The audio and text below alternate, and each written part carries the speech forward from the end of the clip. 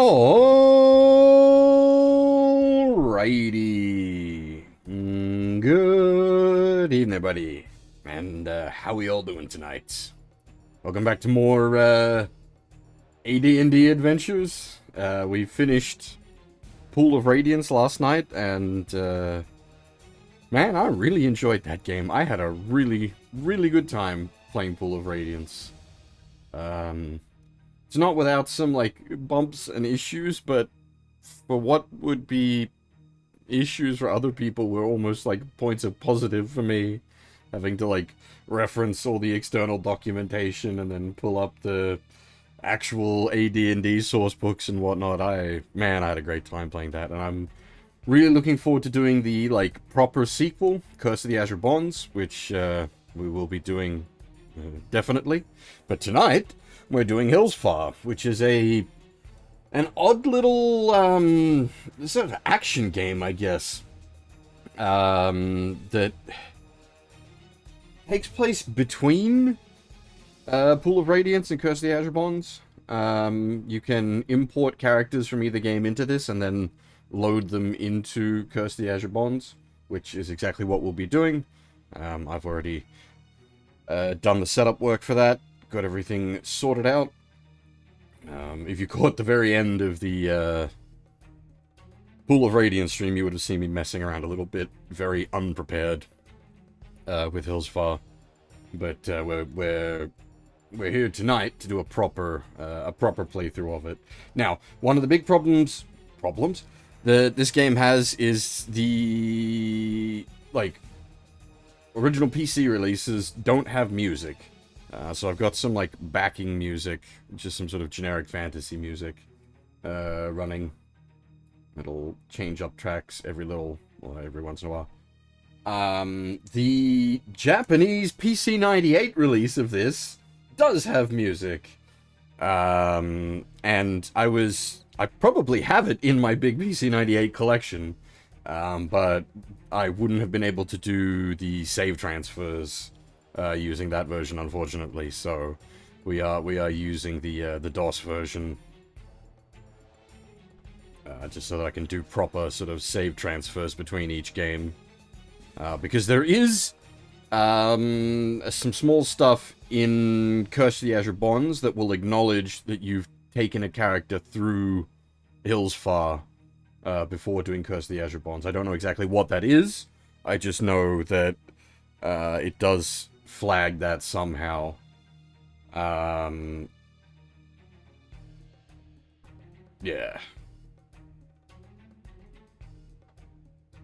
What else did I have to say? I'm not sure. But yeah, hey, Deadtail, hey, Ryu, how's it going? How's it going?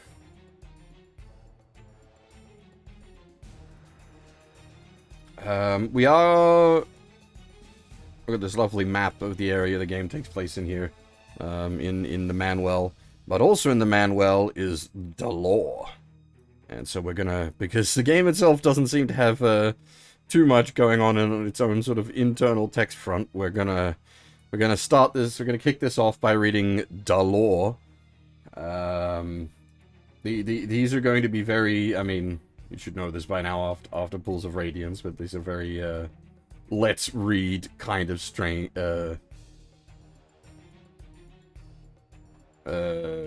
let's read kind of streams. Hey, Manny, how's it going?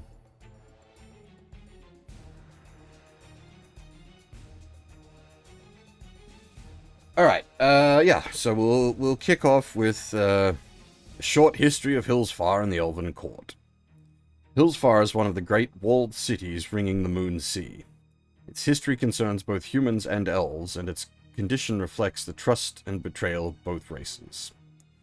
1,357 years ago, humans moving north encountered the Elven Court, a huge outcropping of forest just south of the Moon Sea. These humans sought and received permission to settle the dales around the forest. Thus, the various Dalelands were born. The standing stone was erected to commemorate the occasion. To the south and the east of the Elven Court lay the expansionist human kingdom of Sembia. The Sembians cut at the forest to make planks for their ships. The elves put a stop to this by crushing the Sembians at the Battle of Singing Arrows 473 years ago. After the battle, the Sembians and the elves made an agreement to trade instead of fight. The agreement allowed the humans to push a road from Sembia in the south through the Elven Court to the Moon Sea in the north. The elves retained control of the route of the road and made sure that the road passed directly by the Standing Stone. That way, humans would be reminded of their earlier, less hostile dealings with the elves. At the northern end of the road, the elves built a trading center on the shores of the Moon Sea. Humans and elves traded in the bazaar. Humans and elves learned each other's ways in the taverns and training halls. Humans and elves even shared in their administration of the trading center.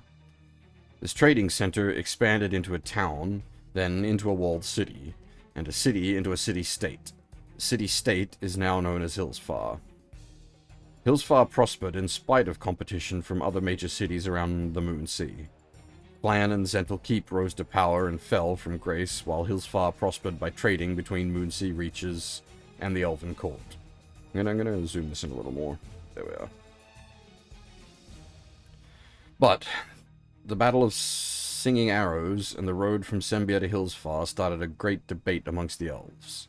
Could elves and humans live side by side, or was human expansion a threat to the lifestyle of the Elven Court? For hundreds of years, the elves secretly debated amongst themselves. Scant years ago, they made their decision. The elves began to retreat. The retreat caught the humans around the Elven Court by surprise. Almost overnight, the inhabitants of the court and the magnificent city of Myth Draenor seemed to disappear. Once the elves decided to leave, they left swiftly. Some elves living in the communities outside the Elven Court left, but others stayed in their new homes. The retreat left a huge area empty. Evil forces quickly took advantage of the power vacuum. The bright elven forest quickly became dark and foreboding. The fabled city of Myth Draenor fell to ruins and was overrun by evil creatures. The road from Sembia to Hillsfar was no longer a safe trek for prosperous merchants, but a dangerous gauntlet for the adventurous traveler. The retreat hit Hillsfar hard. The Council of Hillsfar became corrupt and self-serving. The openness of the city allowed foreign enemies free access into the corridors of power. Then, with the bickering council at its weakest, the government was overthrown by Malthier, a powerful merchant and mage. Hillsfar has changed under Malthier's administration.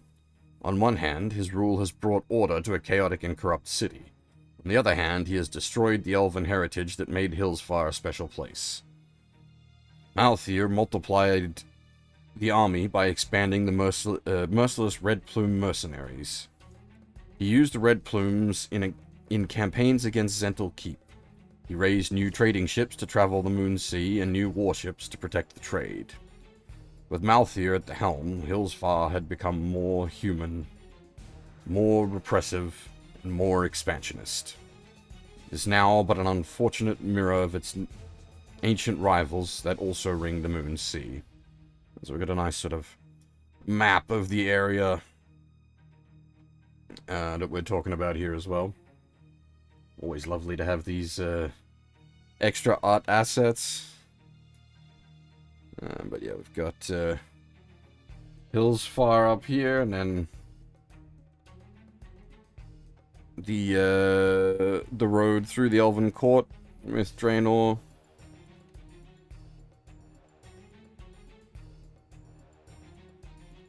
And then, yeah, Flan and Zental Keep, which we're familiar with from Pools of Radiance. This is sort of where the previous game was taking place. After leaving Hillsfar, beware of the curse of the Azure Bonds. Overheard from a caravan guide who was in a tavern just outside of Hillsfar. Hillsfar isn't real civilization, lad. Hormir, that's a real civilized kingdom. It's far to the south and west, but the trip is worth every step. There are two main routes to civilization, the southern route and the western route. Both are perilous. You need powerful friends if you want to make a trip like that. Powerful friends or a knowledgeable guide. On the southern route, the traveler must move through the forests of the Elven Court down the long road to the Standing Stone. The stone was a monument to the cooperation of elves and men. Now it's just a warning that you're too near the ruined remains of Myth Draenor. Once Myth Draenor was a beautiful elven city. Now it is nothing but crumbling ruins that are overrun with unspeakable beasties. We can be thankful that the knights of Myth Draenor guard the remains of the city. Once past the Standing Stone and outside the forests of the Elven Court, things get easier. The tilled fields of Mistdale and the open town of Ashpenford are a welcome relief from the cold and weary road. From Mistdale, the road winds through the hills at Tilver's Gap and onto the gateway of civilization to Tilverton, the northernmost city of the great kingdom of Cormyr. Travelers who do not want to brave the dark forests of the Elven Court can take the west road out of Hillsfar. This leads to the ruined city of Ulash, where the troops of Zental Keep battle Hillsfar's Red Plume mercenaries. The smart traveler will slip around the southern side of Ulash, avoiding both armies. This also avoids the cities of Zental Keep and Teshwave. After slipping south around Ulash, the traveler will gain the road leading southwest from Ulash to Vunla, and then south from Vunla to Shadowdale. Many adventurers make Shadowdale their home, and the town is friendly to those hearty souls who engage in brave deeds. Shadowdale is also the home of the renowned sage Elminster, but don't try to see him. He is a man who will give you nothing but the runaround. Elminster is said to be a member of that mysterious group, the Harpers. Many powerful beings are said to belong to the Harpers. I'm sure I'd like to have a group like that on my side the next time I'm in trouble. Now, it's been a while. My grand Forgotten Realms knowledge is a bit limited these days. Wind me back, 20 years, and I might remember things a bit better. But Elminster, there's a name that rings a bell. Very powerful mage, if I'm not mistaken.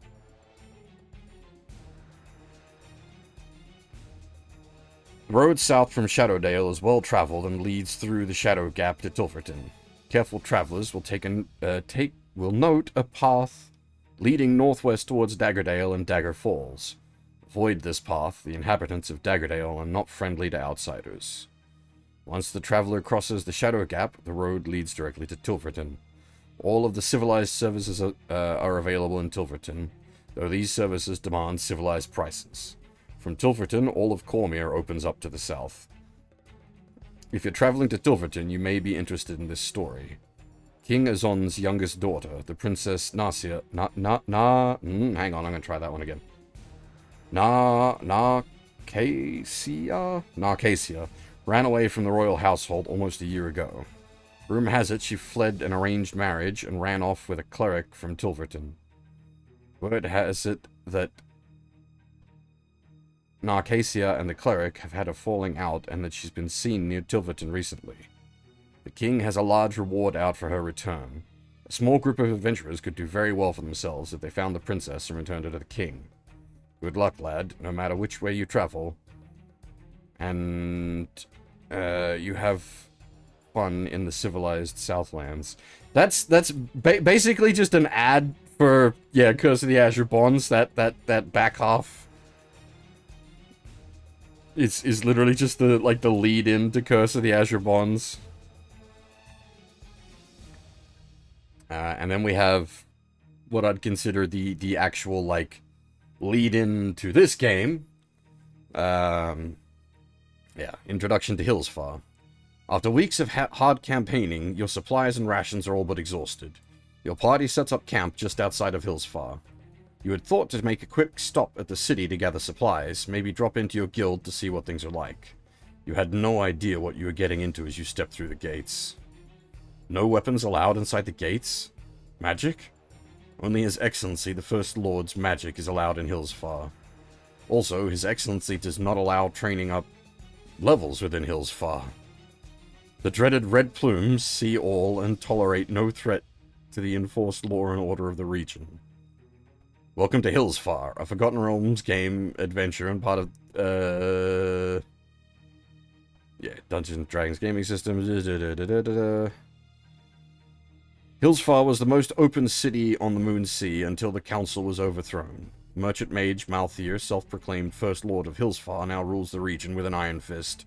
Shrewd, ruthless, and independent, he hasn't made many allies, and Hillsfar struggles to hold its own against the surrounding power lords who eye the wealthy port city with greedy interest. Law and order are maintained by the dreaded Red Plumes, Malthier's mercenary guard, who stalk the city at night and day, watching all. But a city under tight control is a city of opportunity to any worthwhile adventurer. With no weapons and little magic, your wits and agility are your best chance to overcome the puzzles and mysteries surrounding Hillsfar. Your welfare will depend on how well you can figure out mazes, pick a lock, ride a horse, squeeze information from the pub, and overcome the countless obstacles yet to be unearthed. Despite the recent revolution, Hillsfar remains the jewel of the Moon Sea. Wealth and adventure await you in the city's pubs, the guilds for each class, cemetery, the archery range, the sewers, the haunted mansion, the magic user's tower, Malthier's castle, and most of all, the arena. If you're lucky, you'll only be roughed up for crossing a plume. If not, you'll be thrown into the arena, fighting for your life and Malthier's amusement. With staves and poles, you must rely on ingenuity and quick reflexes to get you out of this mess. Have you the right tools to pick that complicated lock? Think you can hold your own in the arena? Glancing up at the scowling red plumes guarding the gate, you certainly hope so. No one ever said that adventuring was easy, and stepping through the gates to enter Hillsfar, you begin to realize why. So hey, Fab, how's it going? And that's about all the fluff we're getting. You'll note that the fluff is a bit, like, weaker compared to the fluff in Pools of Radiance, because this is just sort of not as intense of a game on that sense. But yeah, this is the general map of the area. We're sort of starting the game up here at our camp, and we'll be heading immediately down to Hillsfar. And I've also got the map of Hillsfar itself, and the main game. Alrighty.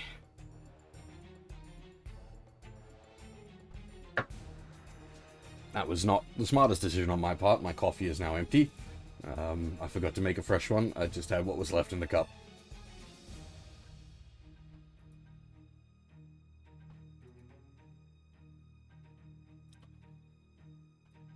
That will need to be resolved in a break. Okay, so my plan is, hopefully, to play this whole game out in a single stream. Because it's not, by all accounts, it's not a very long game. And it's fairly limited content-wise. After about the first hour or two, we'll have seen most of what this game has to offer in its raw gameplay sense. Alright, so we're gonna do a character transfer, Pool of Radiance, and I've got Bear prepared. Now, you'll notice his stat block is a little higher than it used to be. I've been doing some jiggery pokery in the background. This is part of my sort of account keeping before we move over to Curse of the Azure Bonds. I plan to class change Bear into a Paladin. That's not something you can do rules as written, but I have the power. We could not make a Paladin or a Ranger in Pools of Radiance. It was only limited to the very base 4 classes, being Fighter, Magic User, Cleric, and Thief. Curse of the Azure Bonds will give us access to Paladin and Ranger, and I'll be setting up a Paladin and Ranger. But that's not that is irrelevant to today, because you can't actually bring a Paladin or a Ranger into Hillsfar. It can only load in the base 4 classes, and thus we will be loading in. The reason for the stat jiggery pokery is Paladins have a bunch of like high minimum stat requirements, and the later the games go on, the more they sort of are designed around the player characters all having like max stat blocks. But But yeah, so that's who we'll be bringing into Hillsfar. And the other main reason to do this is he's got the most health. Like, he had the highest health pool, which will just make this easier to deal with. And yeah, now you'll get to see what this game has to offer. As I said, there's much more sort of graphically going on as such, but the game itself is much more simplistic in overall execution. But you can see, if we switch back to the Manuel, you can see this is this. This is actually, like, quite a nice in-game rendition of this.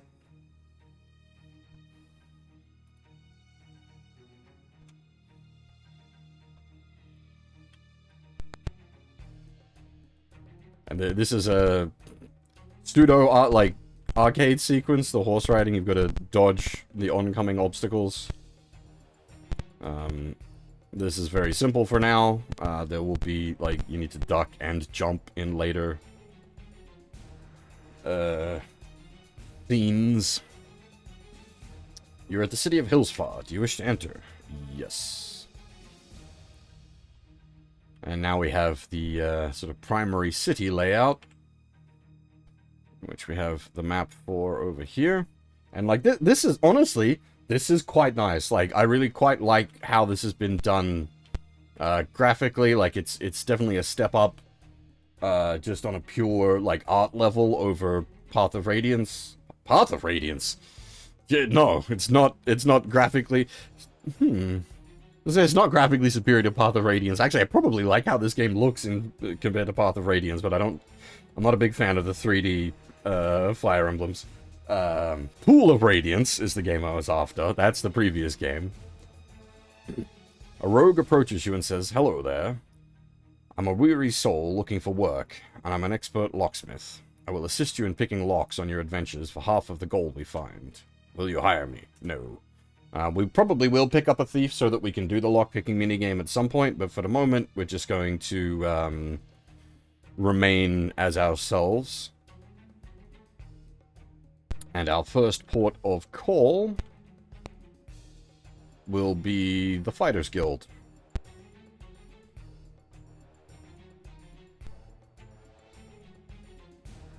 As I said, unlike the actual Gold Box games, we don't have any music for this. Well, the Gold Box games don't have music as well, but the Gold Box Companion allows us to import music.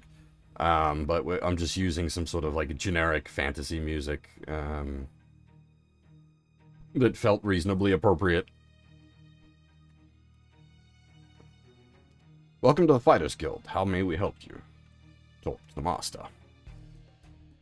Use the translation wheel to decipher the code word. Now this, I have already set up ahead of time. We have a code translator that was in, well, this is something GOG, I assume something GOG built, but we have a code translator that we can use to input the code. This is basically copy protection. Okay, so we've got that Elven rune, we've got this Dwarven rune, and it's ... ATTACK.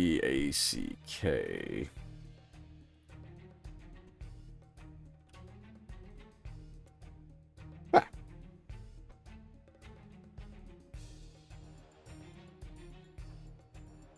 Oops. Dang it. Clicked the wrong thing. Welcome to the Fighters Guild. How may we help you? Greetings. I am Karatakis, the master of the guild. I'm glad you wish to join our guild, but you must first prove yourself worthy of admission. Master the art of archery and return here. Alright, we have our first quest. And thanks to our handy-dandy map, we know that the archery range is down here. Oh. shit. The archery door is locked. It means it's closed at this point. So actually, if we go back to the manual, we do actually have the when things are open list. Archery is 8 a.m. to 3 p.m. God damn it! So you'll see a lot of, like, similar genetic threads throughout a lot of the computer RPGs of the era, Manny. It's just a lot of case of, like, who did it first, but then also, like, don't fix what ain't broke. A good solution is a good solution.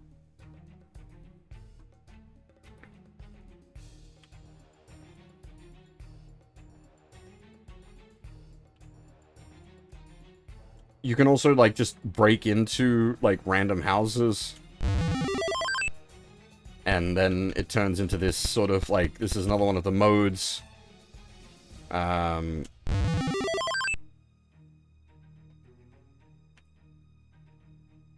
It's a sort of top-down exploration mode.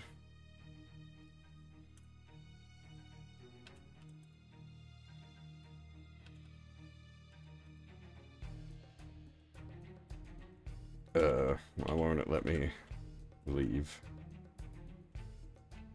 Okay.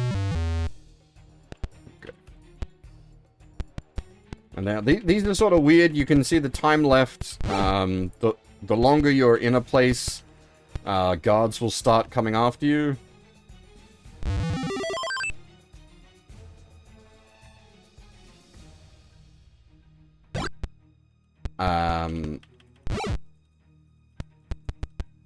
You need to try to find as much treasure as you can before the guards come, and then find the exit to get out.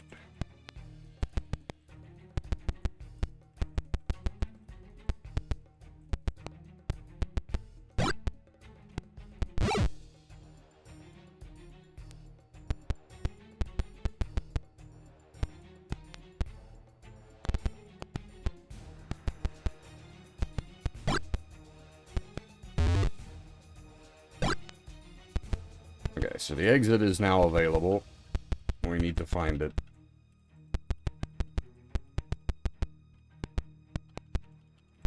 Nice. We actually got a shit ton of gold from looting that poor person's house.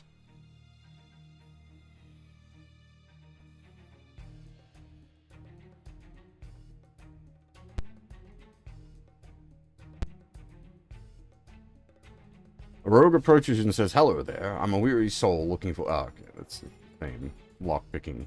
Just a different... It's a lady this time instead of a bloke.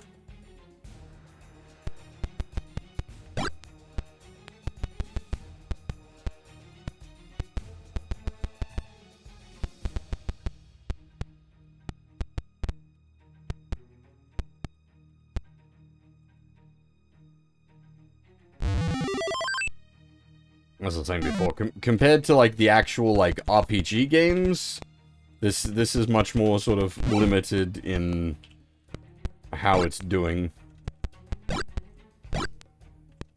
Oh man, we're finding all the things. Potion, rod of blasting. We found a knock ring earlier.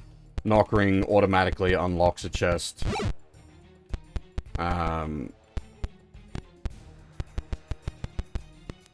Rod of blasting is for the horse minigame, and potions of healing, well, they do what's on the box.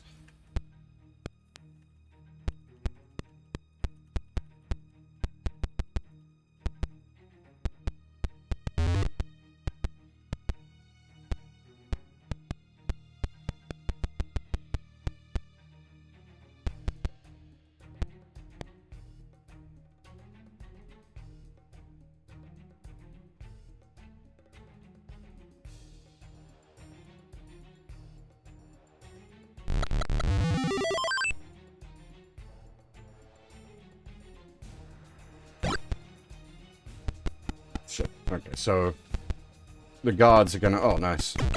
We actually managed to get out. I was gonna say, the guards are gonna make that a little more complicated. They start getting in your way, and then... if a guard touches you once you're out of time... Oh, I have some information that might be useful to you. I'll let you have it for 45 gold. Alright, what do you got? The Red Plume Guards are heavy-handed. Thank you, lady. That was very informative.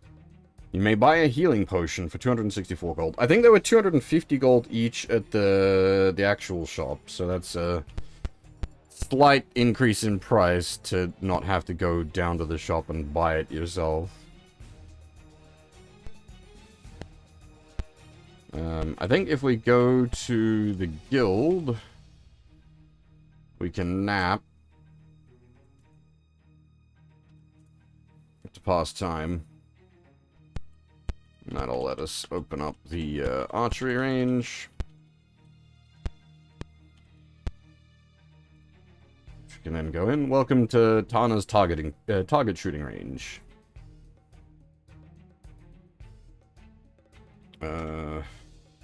Does the high score change each time you come in? Because technically the highest we can get without doing shenanigans is 1,000. Okay, that's... there we go. We can beat that at least. Tana's range fee is now 10 gold pieces. Do you wish to take part in this exciting event? Yes. I will just quickly do a practice session so I get my hand back in for how this controls. You've got to... so the target reticle kind of shifts a bit. You need to start cooking the arrow and then keep the target on the... keep the reticle on the target.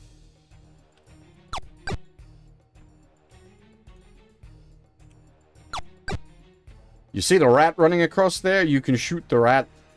There's also a bird that flies by. You can shoot the bird, and that gives you a huge point bonus. It's how you get above the sort of maximum you can score for just shooting the targets.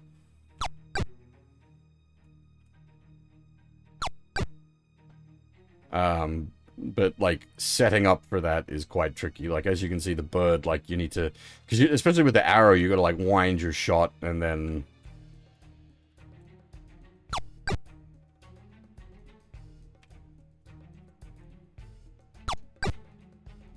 there we go. Oh, that was... right, I forgot that was still a practice. Oh, alright, so let's, I should have attempted to shoot them during the practice rounds just to see if I could get it.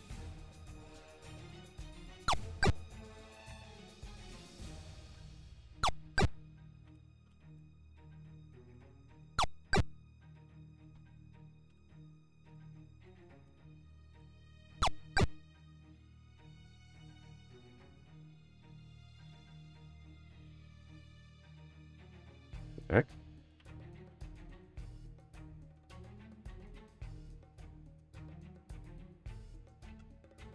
I don't know why it's taking so much longer to cook an arrow now.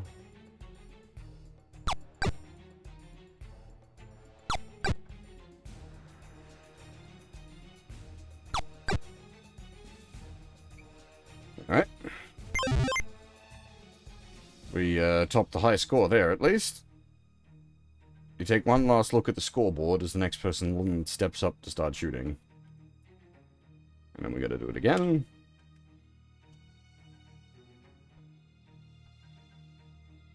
Oh, wow. We ain't even gonna place on that scoreboard. Or did I screw myself by getting...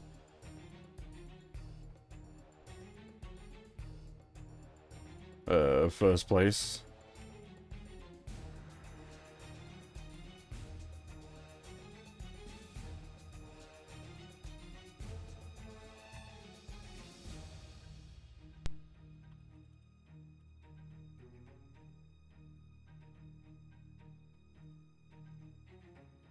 Have the targets changed? No. Oh, okay. The target's now worth 200. I see.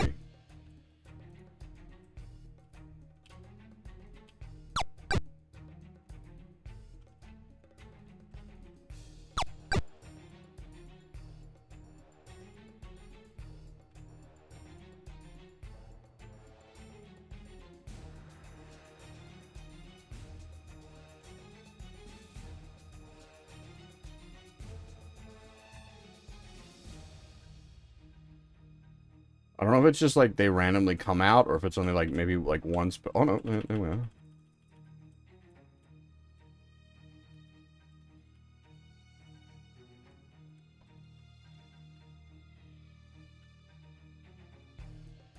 Whoa! Okay.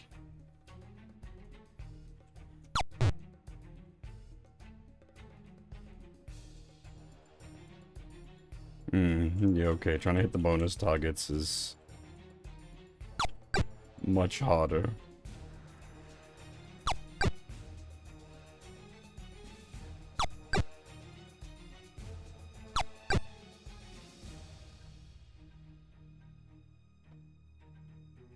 Alright, we'll just go for the actual targets.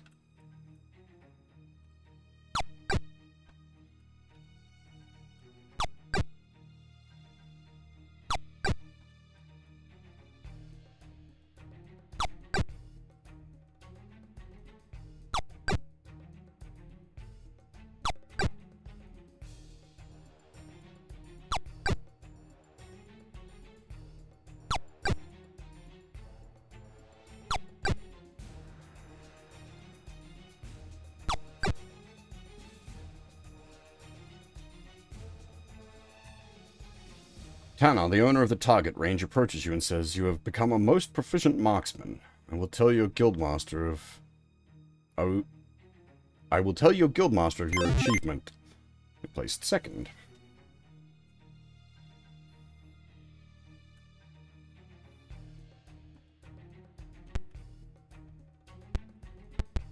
Right, now we have some information for 44 gold. The last lady's information was kind of crap.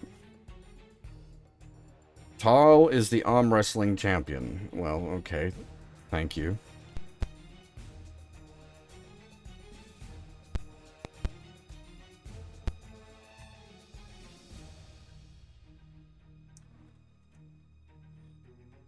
Welcome to the Fighters Guild. How may we help you? So you've mastered marksmanship. This is very good. Now, go improve yourself within the arena and return here. Alright, we shot some stuff. Now to fight some dudes. So this is another different, different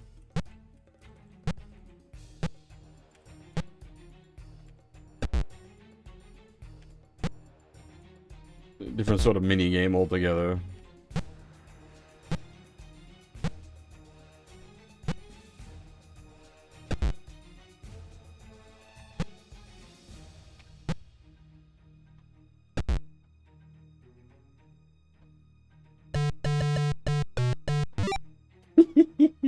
Oh, the little bleeps for this amused me the other day as well.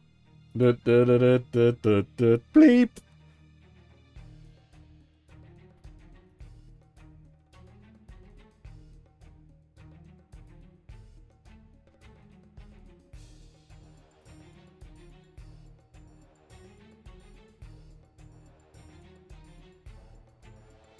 Oh, yes, the Gorn fight.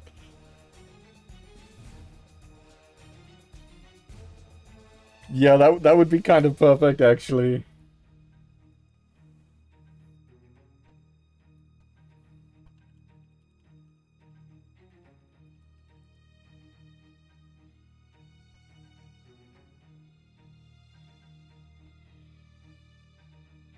I wonder, can I...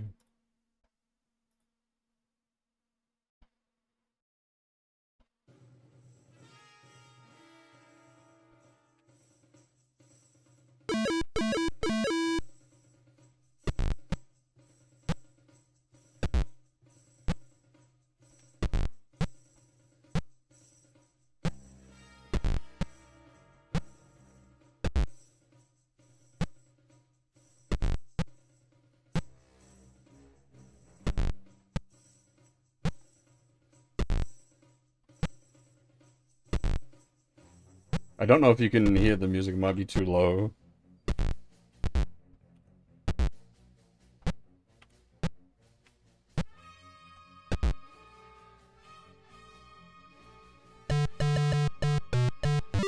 Yeah, damn it. It was the...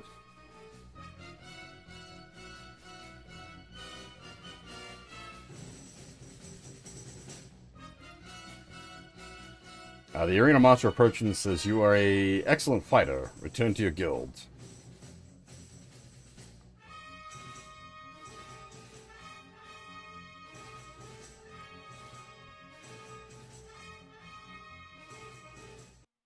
We'll keep that one in the pocket for when we have to do more arena shenanigans.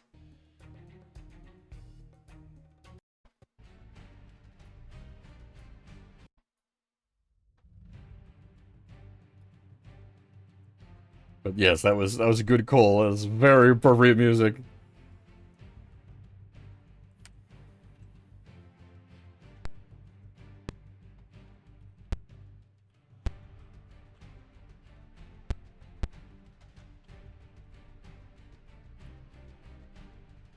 Talk to the guildmaster.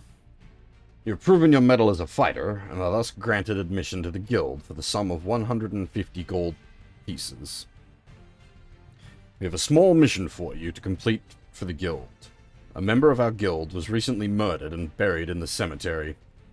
He was carrying valuable guild documents. We wish you to recover these documents for us. If you do, you will be well rewarded. Oops, I didn't mean to hit rest, but yeah, alright, we go into the cemetery, spooky times at night.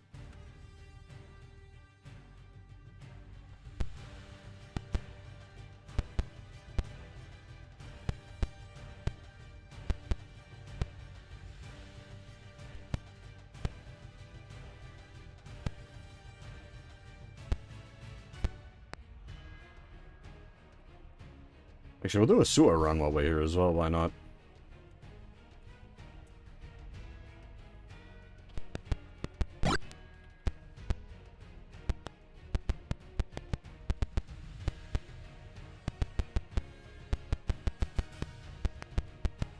More swashbuckling than land-based adventure, but this is a nice track, so we'll roll with it.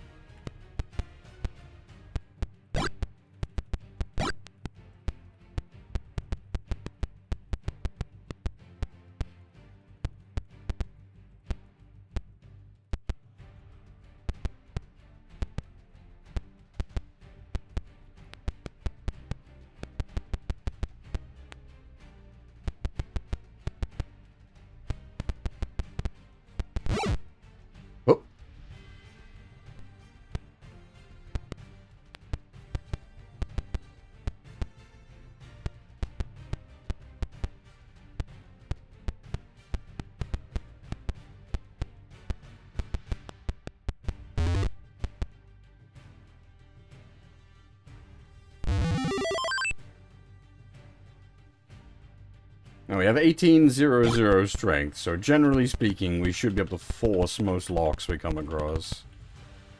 The problem with forcing locks is it can set off traps.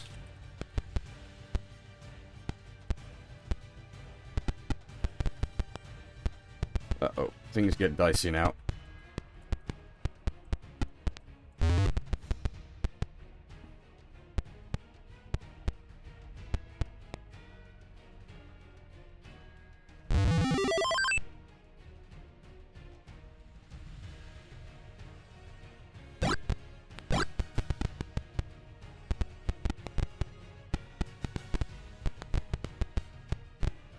Oh, shit.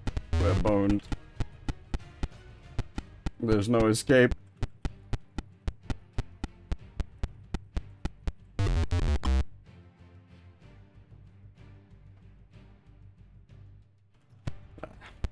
I'm not quite sure, like,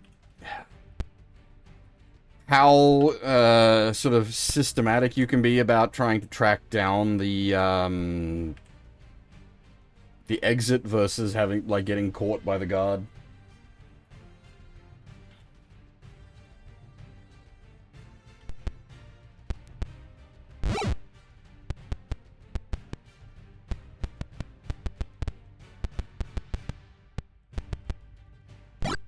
Oh, in the chest you find the items the deceased courier was carrying when he was murdered. The documents are not within, however. Oh, sorry, are not within. However, there is a note that some of the possessions have been removed and are being stored in the jail as evidence for the crime. Oh.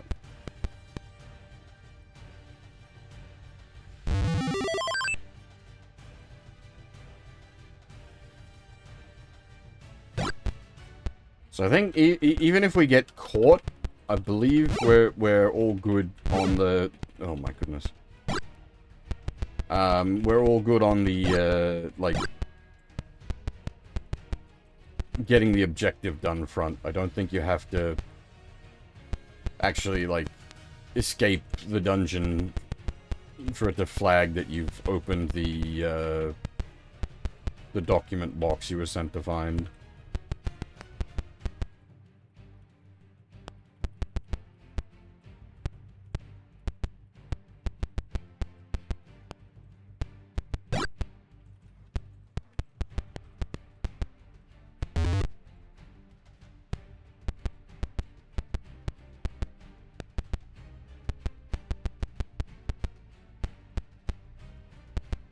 It's funny you mentioned Trek, though, Fab. I was contemplating potentially streaming some of the old Star Trek point-and-click adventure games.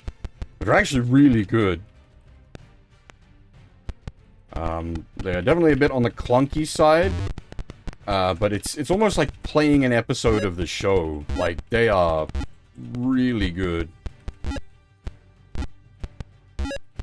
There's multiple. I think there's 2... for the original series, and 1 for next gen.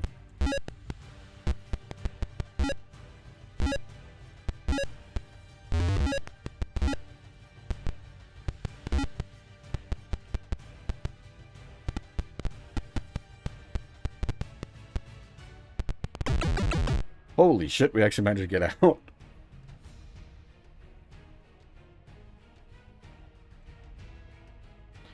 Offers us some useful information for 39 gold. Yeah, why not? What does she got to say? Climb the walls in the pub for a unique experience.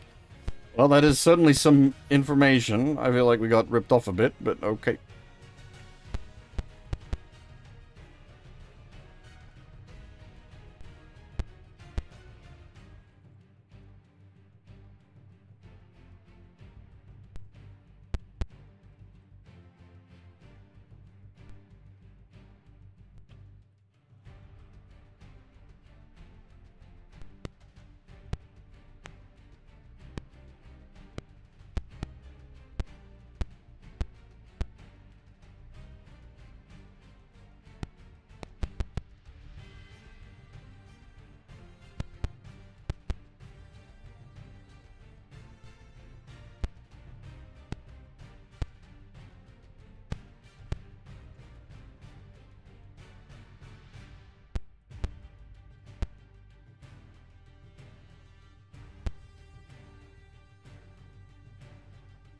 Stop bothering me.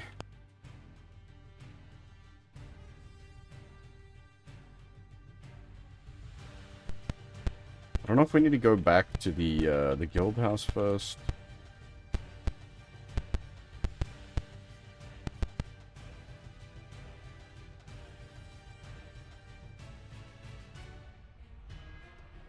Okay, yeah, no, we need to, prison.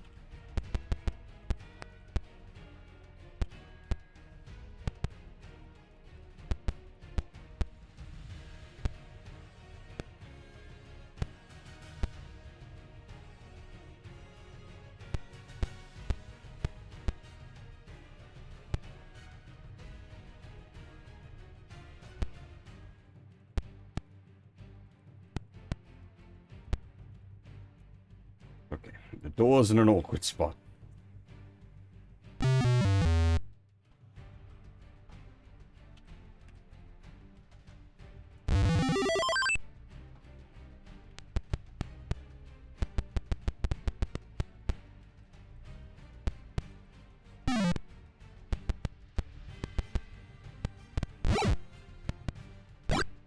Inside the chest, you find the documents you were searching for. There's no evidence that they've been read, as the wax seal has not yet been broken.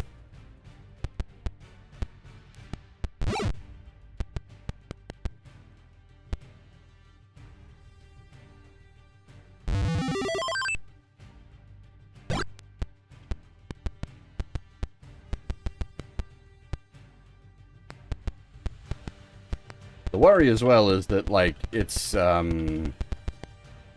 when the exit gets revealed, if the exit is revealed in a spot that I've already been, do I need to then sort of think about, like, traveling backwards, question mark? I'm going to assume so, I just don't understand the meta of the dungeons, as it were.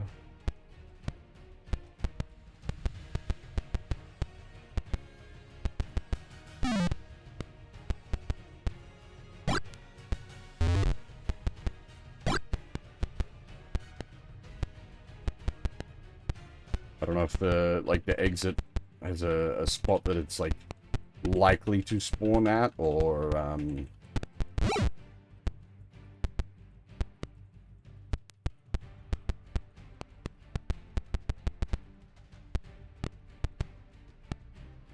Heh! Hey, you mentioned Dungeon Mesh. The creator of Dungeon Mesh, she, like, made it because she liked Baldur's Gate so much, if I recall correctly. It's why there's, they did character art for, well, like, they did, profile picture art for all the characters in Baldur's Gate. If I ever get around to doing a playthrough of Baldur's Gate, I'll use her, art for the,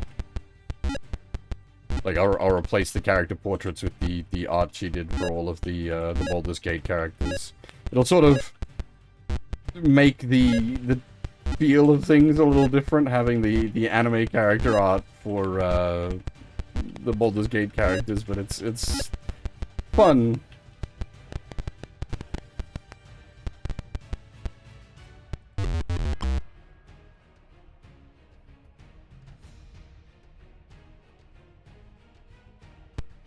It's very much on theme for me, this is true. It's just, I'm normally, like, not a mods type. So, you've recovered the documents. We appreciate your help. Take this pouch of gold and our goodwill with you as you journey throughout the realm.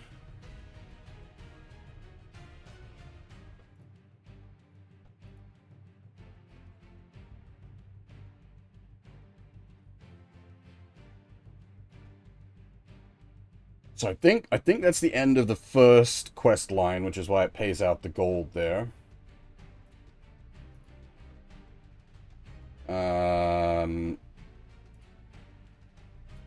So what I'm gonna do at this point is I'm gonna nip back to the main camp and save the game.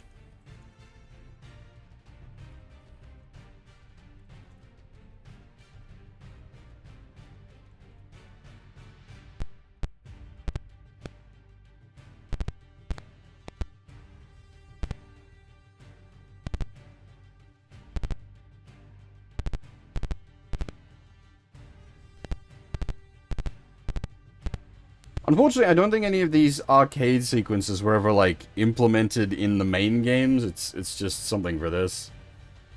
Save the current character.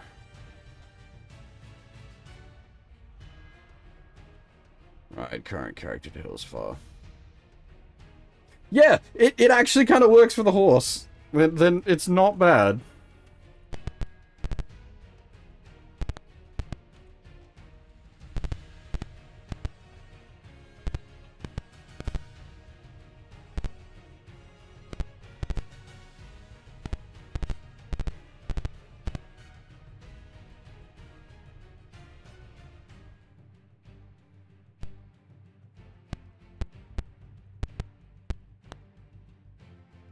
Oh wow, the amount of gold they gave us was... Oh, that's actually cheaper. I will take that, yes.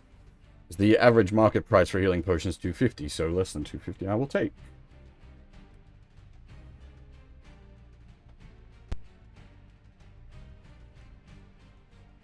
Alright, talk to the guildmaster again. Caractacus says, people are currently gathered outside the castle gates trying to find out information regarding last night's burglary. A reward will probably be offered for the capture of the thief. You should search outside the castle gates for clues.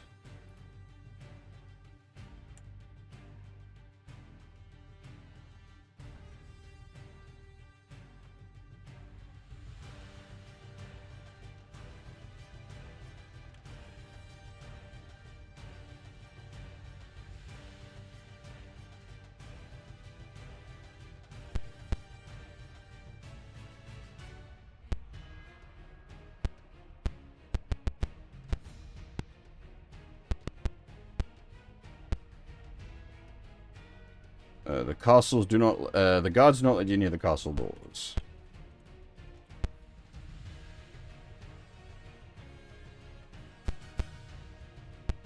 Or if we need to, like, maybe go hit up some taverns and try to extort information out of people that way.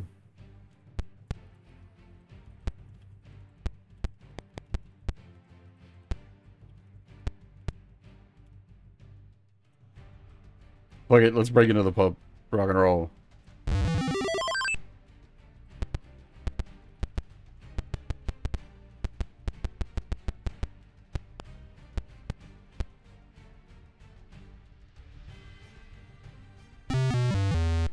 Ow! Nothing in there. With 10 HP worth of... Jesus. Brutal.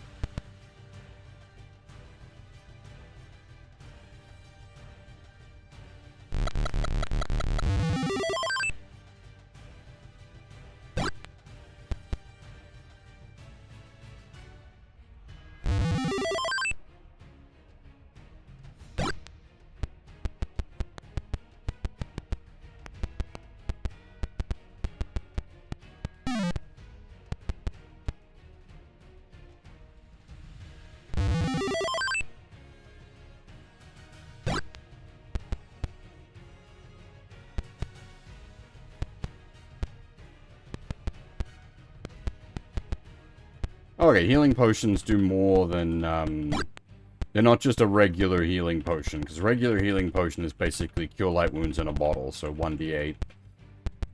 Whereas one of those healing potions healed us with 10, so...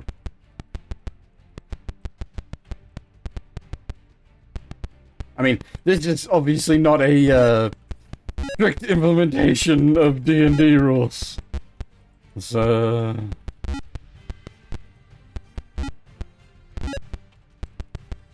Almost like, why does it even bother having the stats and everything?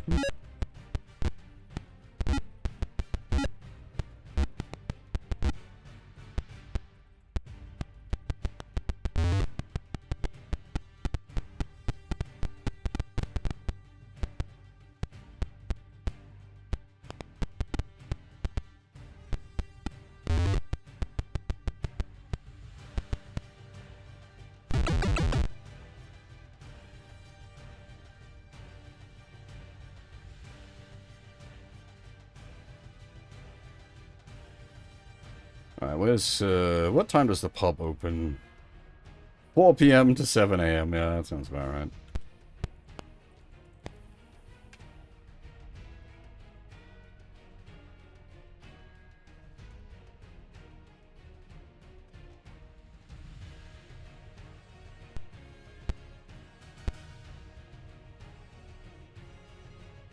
Alright.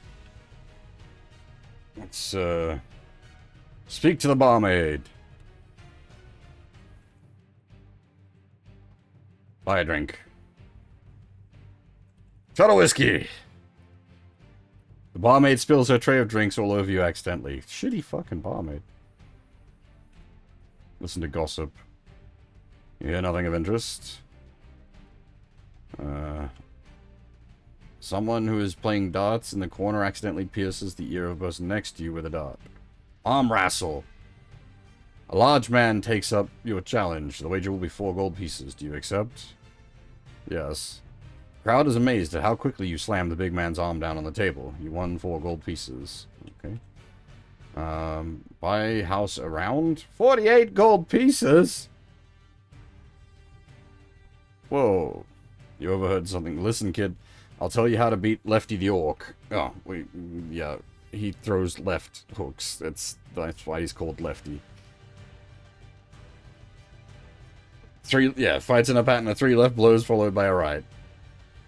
Thank you very much, but that was not the information I needed.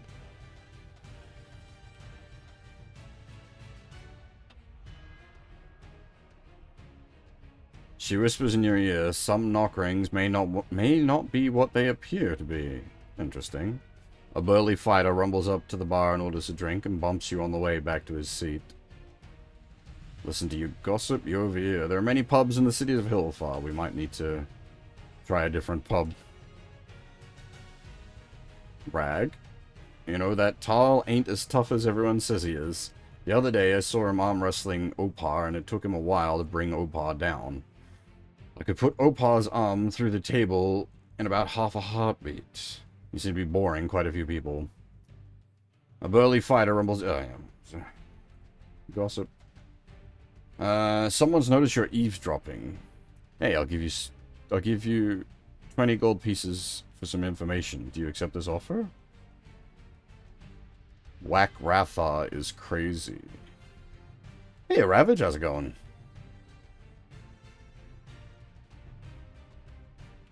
Carve initials. Your mark is now engraved in this pub forever. Buy a meal? Today's special? You can't remember when you've eaten a worse meal. Oof. Some drinks served in the pub are actually elixirs of great power. Sure.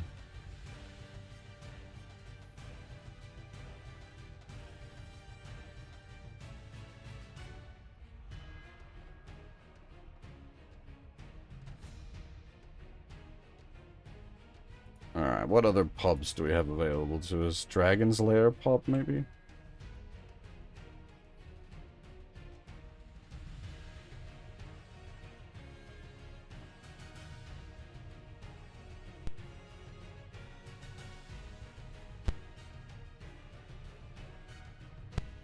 Ha! Some people pay more for that.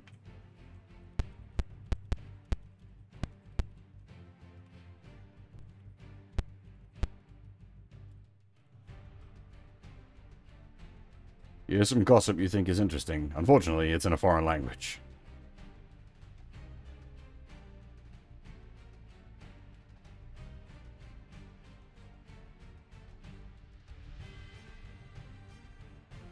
The barkeeper at the pub is really mouthier in disguise.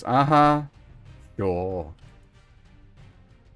Climb the walls in the pub for a unique experience. I mean, if that's an option. Wrestle someone? Looks like you're going to have a bruise where your arm is slammed into the table. You lost 3 gold pieces. Who the fuck is able to out-arm wrestle me? I've got 1800 strength. I've got the highest possible physical strength a human being can have.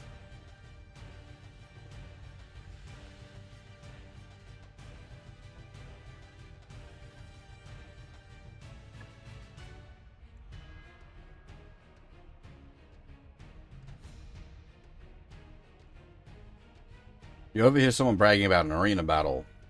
Morin's a tough fighter, but he's not perfect. Before he attacks, the feathers on his helm will move. And whichever end of his staff is higher, that's the end that's going to smash into you. There's a strange pattern, too. He seems to attack with his left for a while, and then his right for a while, and then he'll catch you off guard with a quick low blow between the eggs.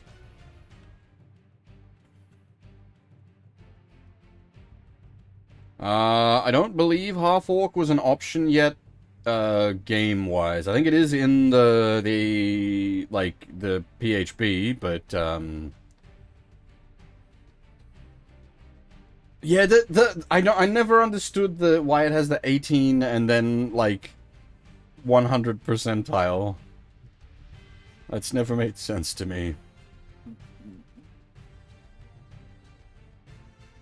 What you can pick up, you may need to search buildings more than once, since some chests may not be discovered the first time. Ugh. Lovely.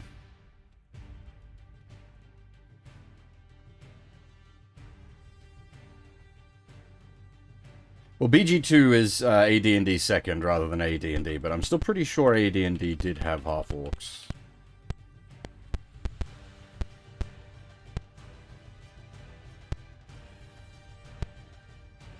We really are on a pub crawl. Here's some gossip. You're over here, Mouth here oversees the arena.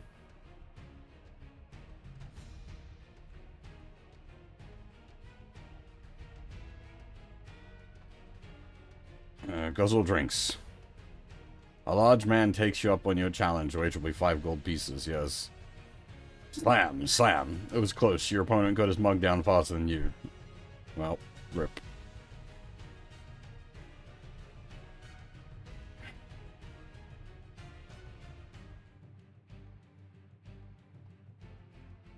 Yeah, but like, what's the thinking behind it? Like, what's it supposed to represent? Like, the minor differences at the absolute highest levels, but like, the only it has like mechanical bracket ranges.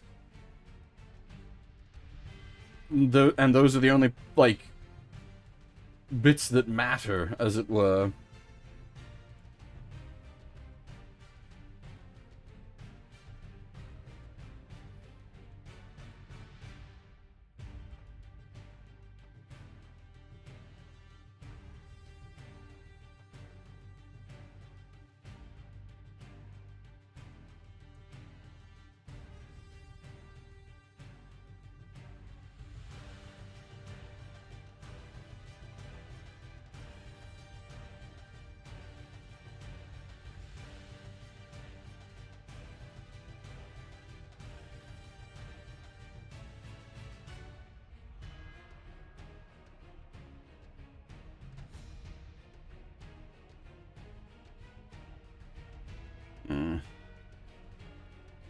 I believe there was a... Yeah. People are currently gathered outside the castle gates trying to find out more information.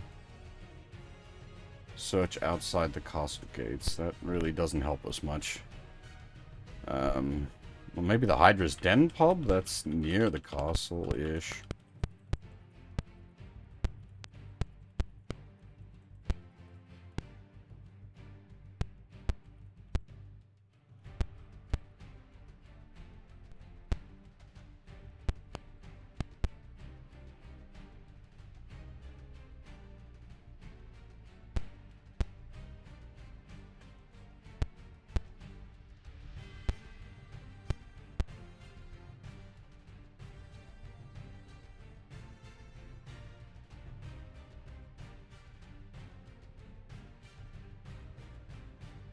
Over here, some thieves hide amongst the shadows. Yes, thank you. That doesn't really help much. Gamble? Thunk, thunk, thunk. She turns to you and says it's all in the wrist. You lost 6 gold pieces. Barmaid. Info. The healing shops are run by a bunch of con artists. They are, aren't they?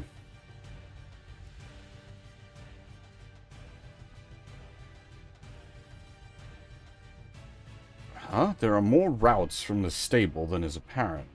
Huh. Odd.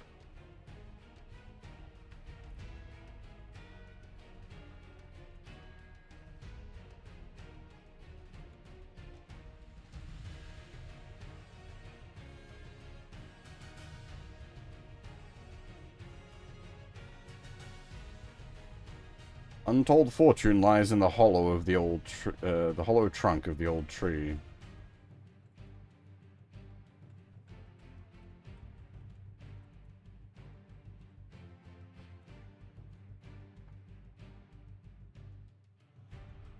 That really doesn't, like, we're not getting much in the way of information here.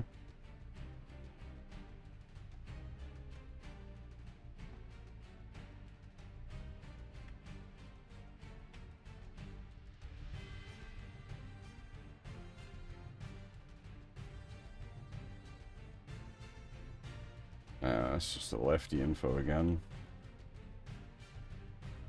Red Minotaur already beat him.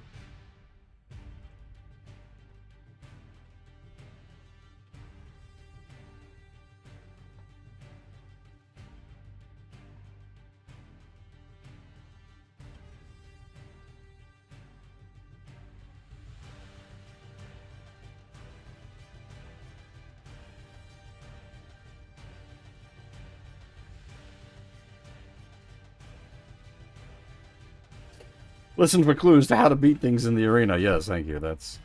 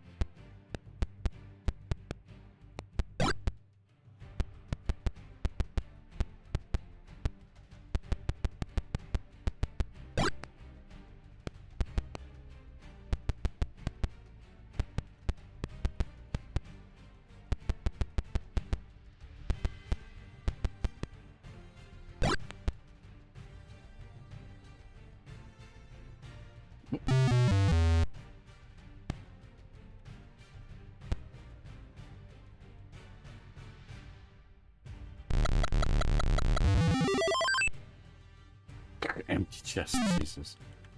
Lovely.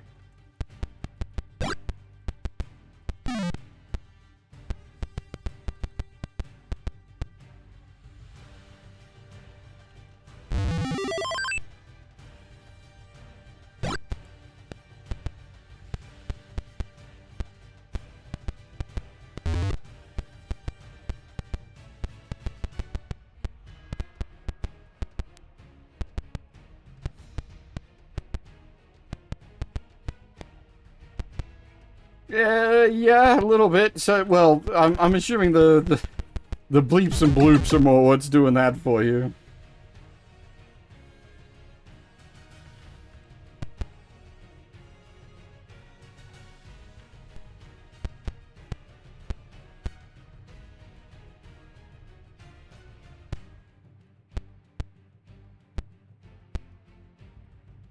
Oh, well, yeah, same graphics.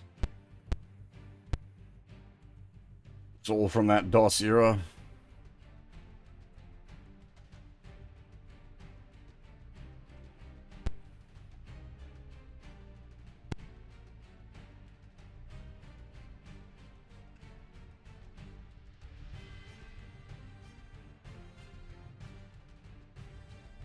Yeah, that's...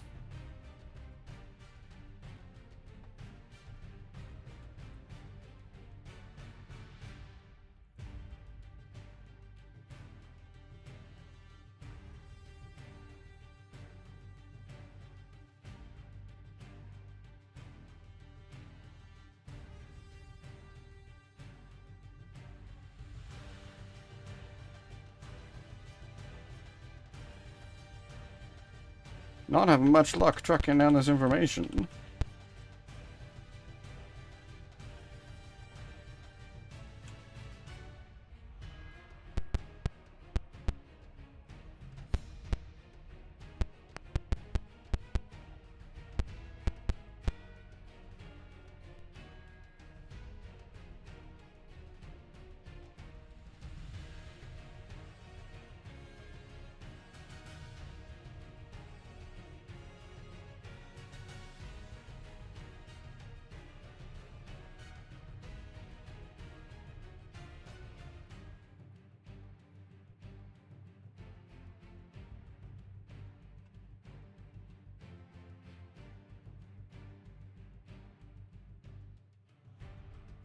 The arena has a secret escape route. Interesting. Buy the house around.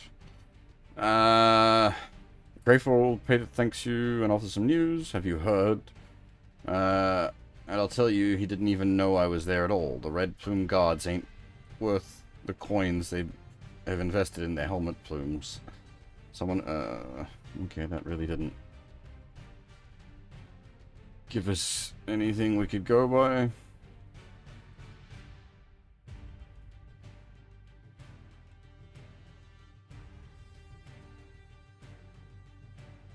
It is weird that it sort of like pseudo progresses in real time.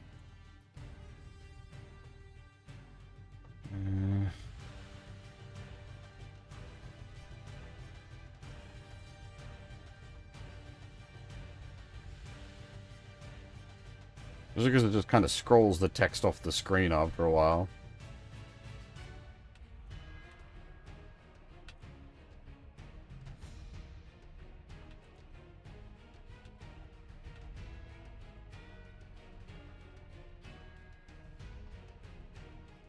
It actually remembers that we carved our initials here previously.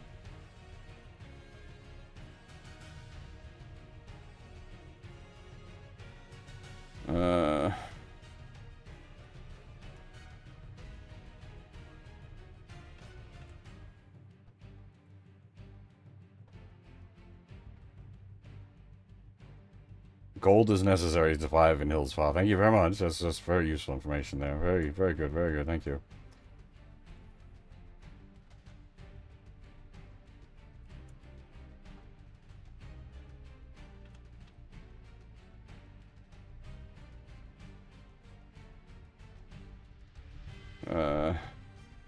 As the dragon flew past, we let him have it with conjured fire and lightning.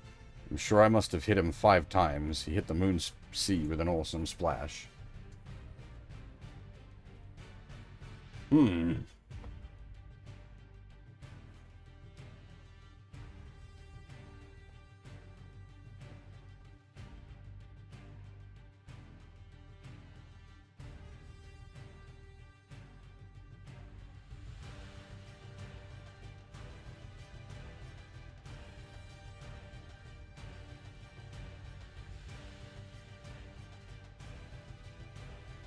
I don't know if I'm just doing this wrong or what.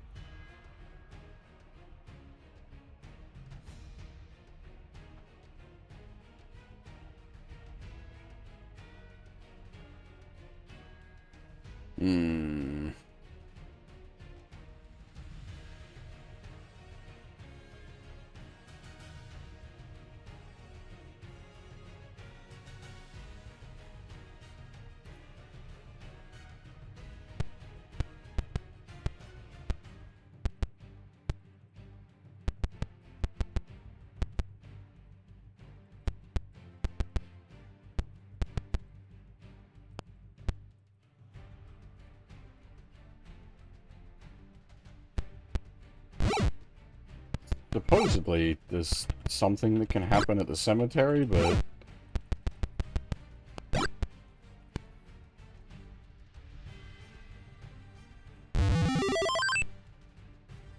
You open the chest and find a smaller locked chest. Lovely.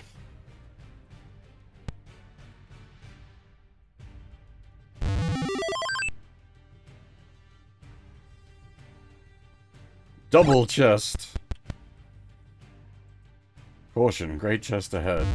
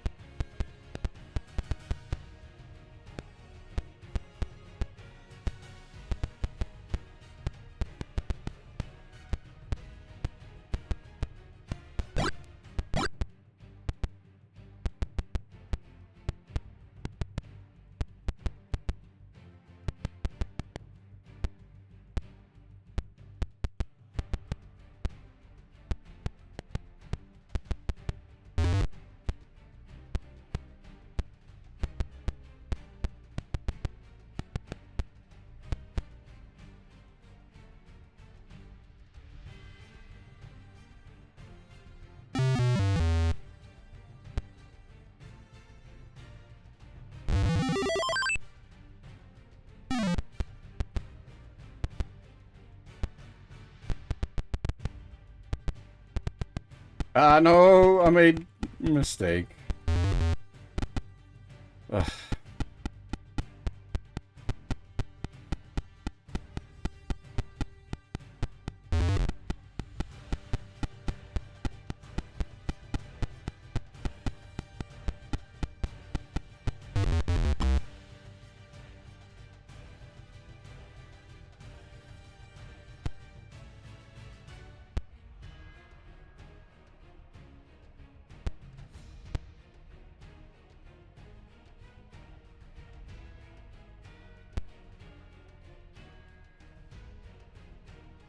Mage approaches you and introduces himself as Whack Rathbar.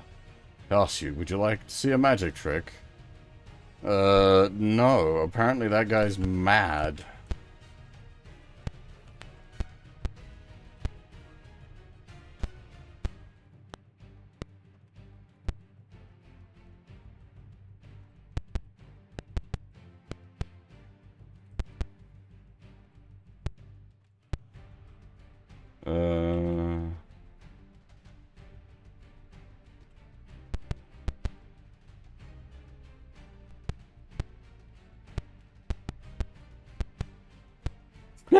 Crazy, crazy good.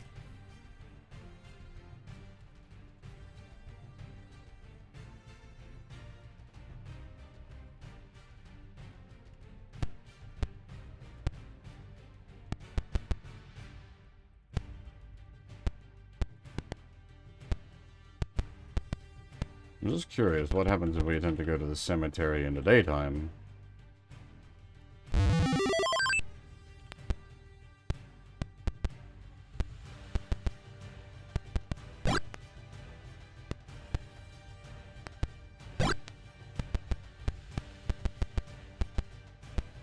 Why is the cemetery locked during the daytime, but open at night? How strange.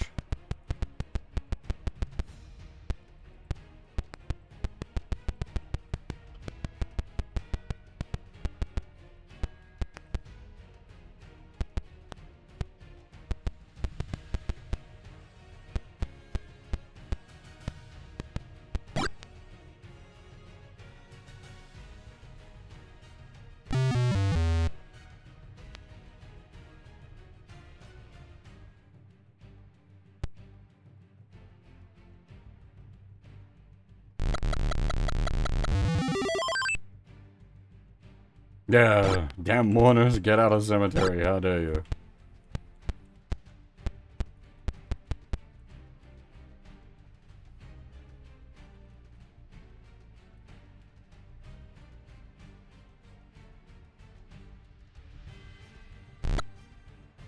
The knock ring has failed? What the fuck is this chest? I can't force it, it eats knock rings? 22 gold pieces! For all that fuss.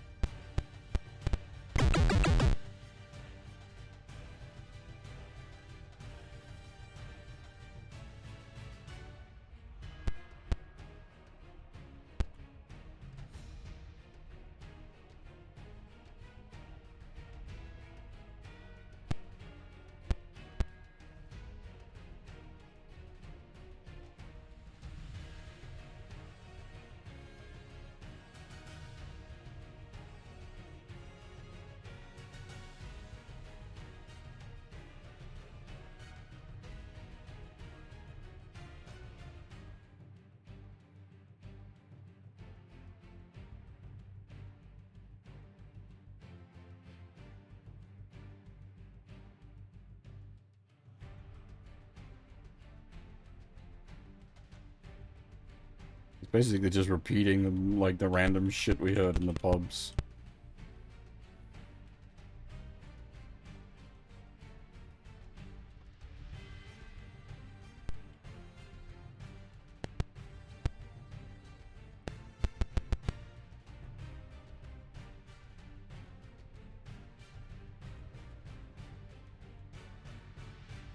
Read a book. Here's an interesting one. A story about several travelers on their way to a meeting with destiny. The first chapter draws you into the story. The shop owner rushes over and plucks the book from your hand, proclaiming this is a business, not a library.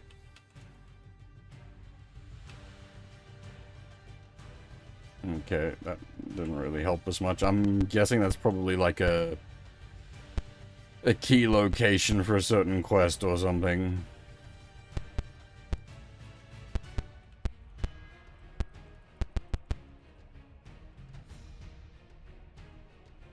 Raid the pub, let's go!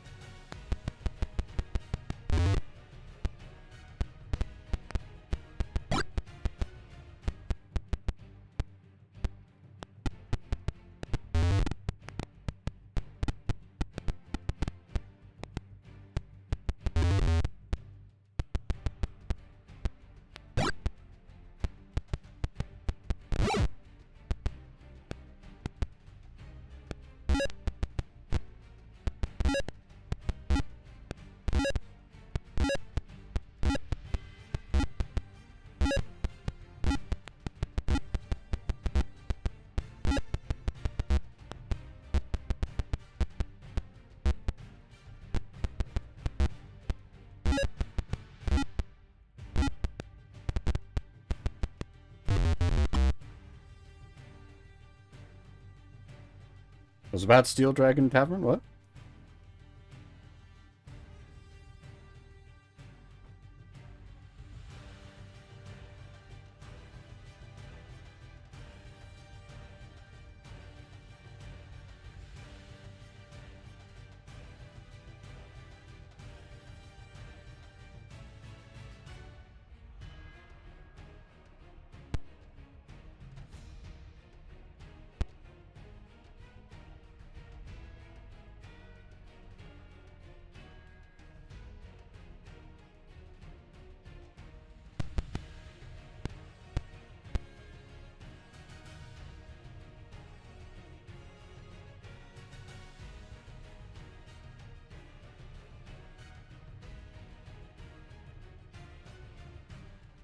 Castle holds many secret tunnels to underground fortune. Hmm.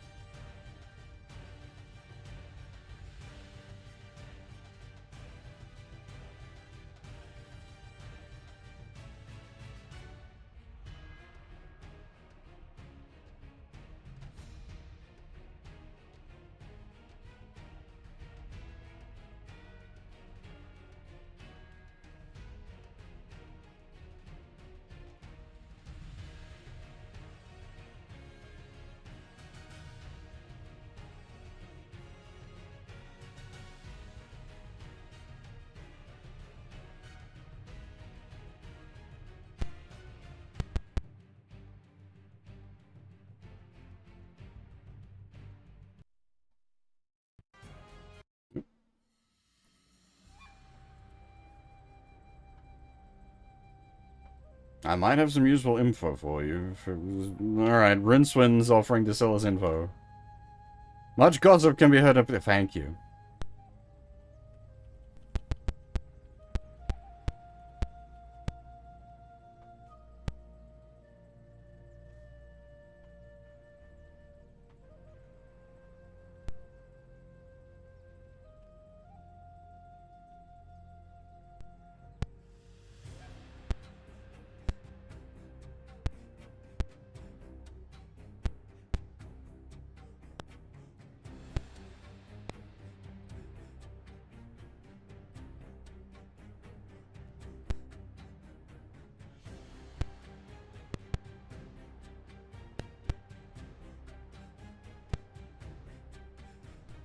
Funny suitcase go burr.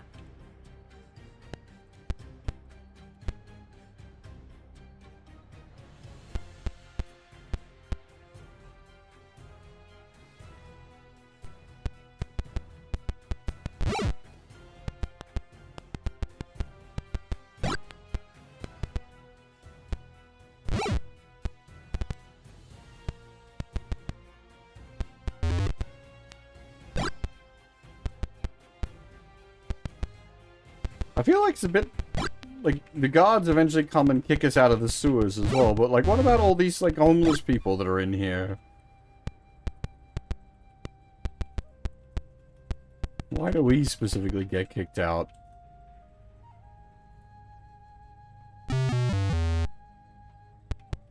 There is a Famicom version of this.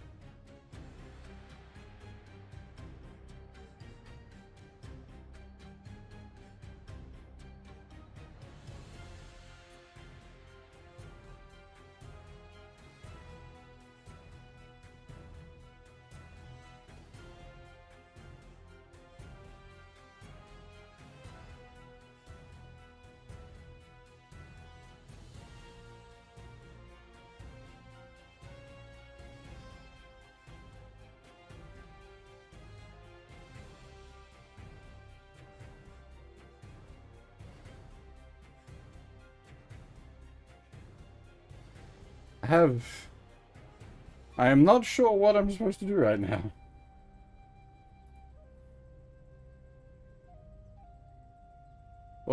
Try not to get your skull rattled too badly, Fab.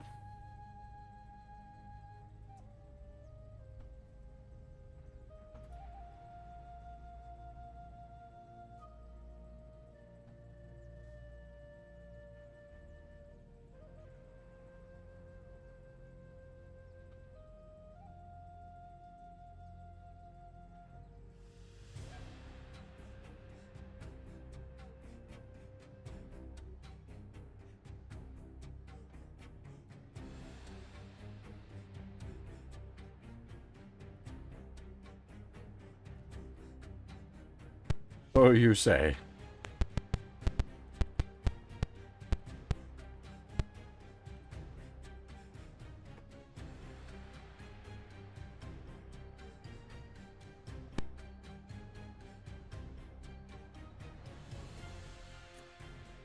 Oh!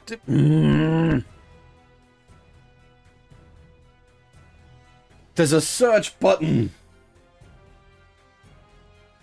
Ah!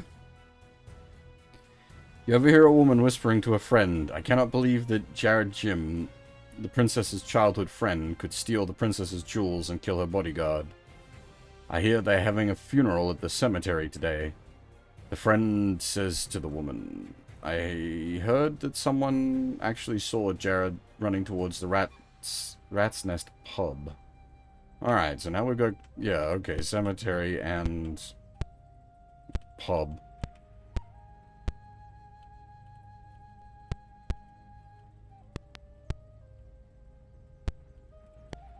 Ah!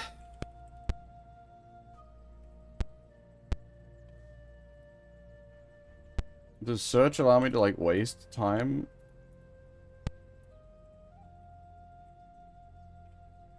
Just burn a bit of time, so I'm gonna go raid the sewers.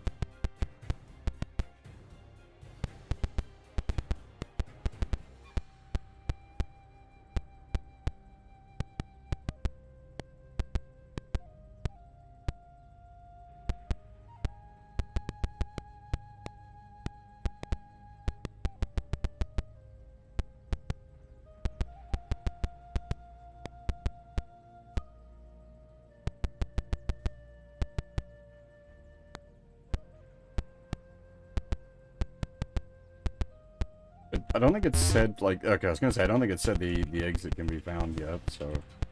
I think we've, like, basically seen the whole place. There we go.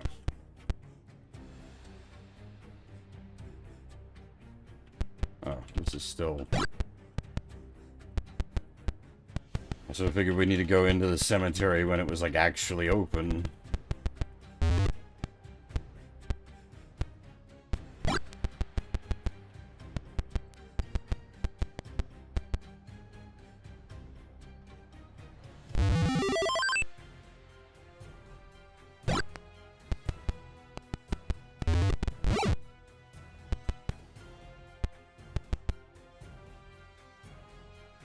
Oh, in the shadows, you see a beautiful young woman crying.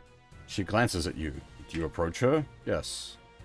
She says to you, I know of your deeds and bravery, and wonder if you would be willing to help me.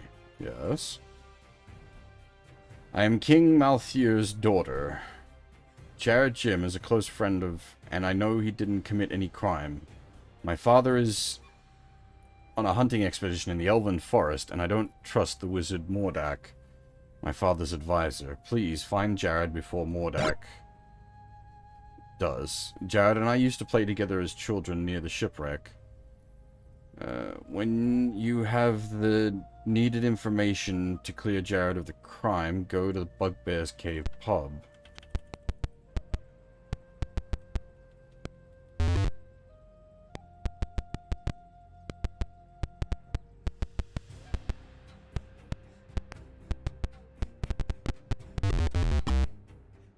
Oh, they sent us to the arena.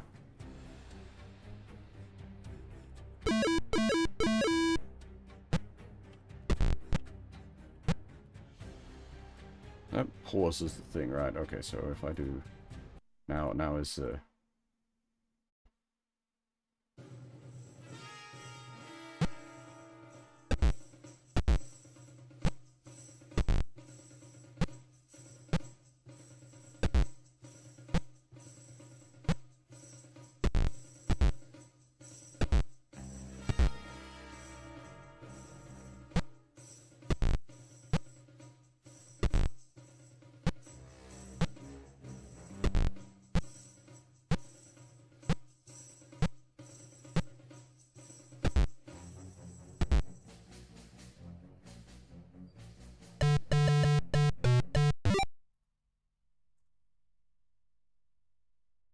We got punched a bit, but we're alive.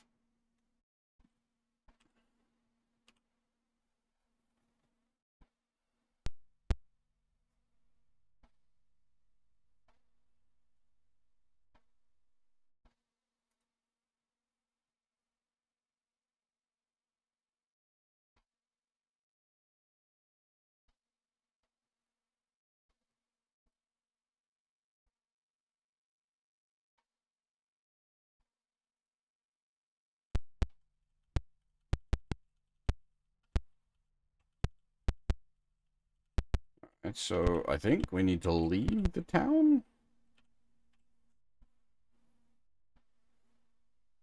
Can we? Ah, we can pick different. I didn't realize we could pick different directions. Ah.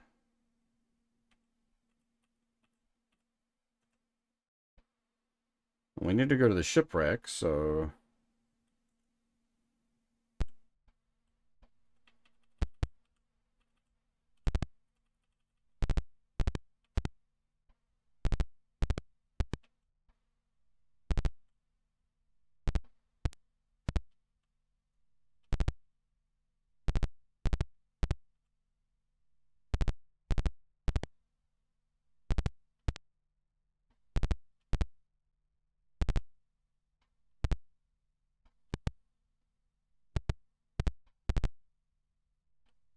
Whoa.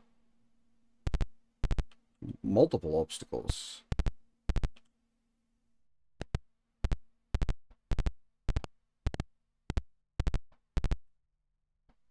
You're currently at the shipwreck. Do you wish to enter? Yes.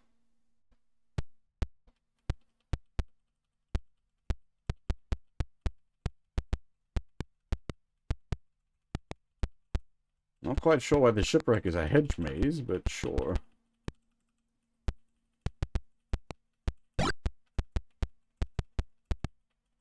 I'm going to assume we're trying to find a chest that has the information we need in it.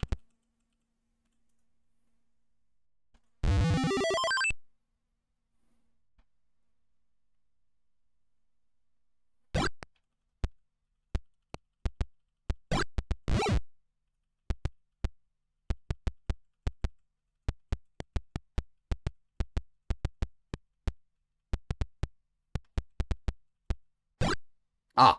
You find an old letter addressed to Jared, which is on Hydra's Den stationery?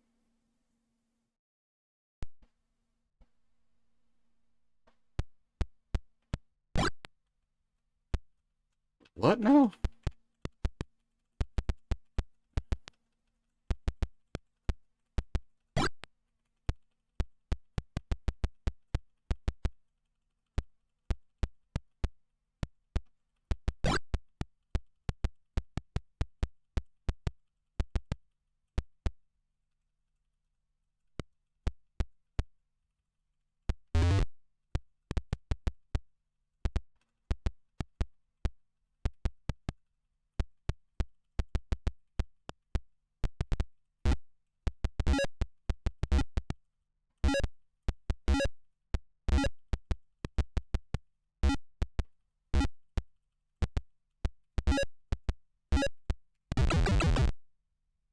Every tavern has its own mails? Well, it'd be more custom, custom stationery rather than a mail service. But, Hydra's... Oh, there is a Hydra's Den pub. Okay. I'm assuming we need to just follow that then.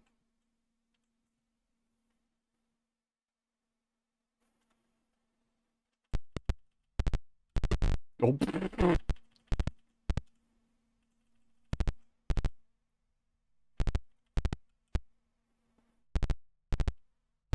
Oh, god damn it.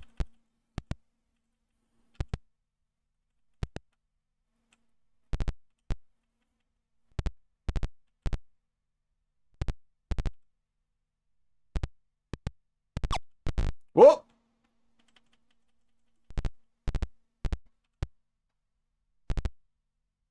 The,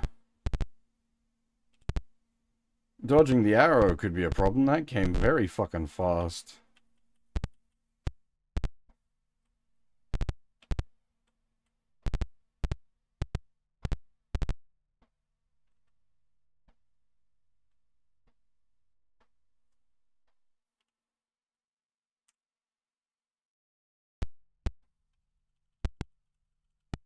Oh, wait, what's the time? 11 a.m. Pub's not gonna be open. Go to sleep.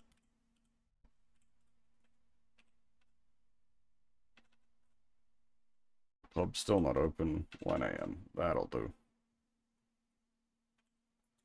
I just noticed the music stopped. Or more, the music didn't stop. I forgot to turn it back on.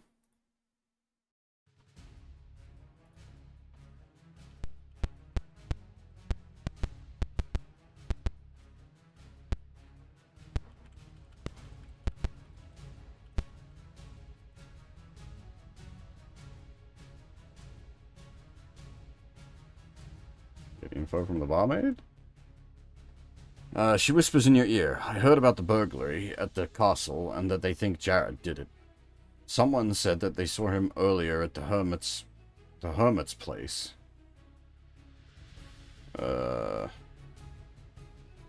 Is that a place in town, or is that on the overmap?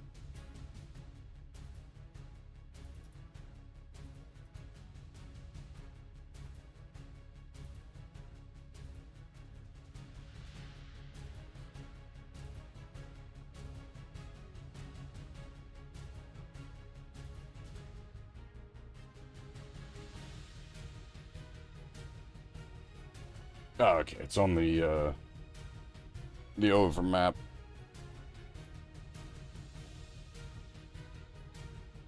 Yeah, there. So we need to... Trading post and then hermit's place.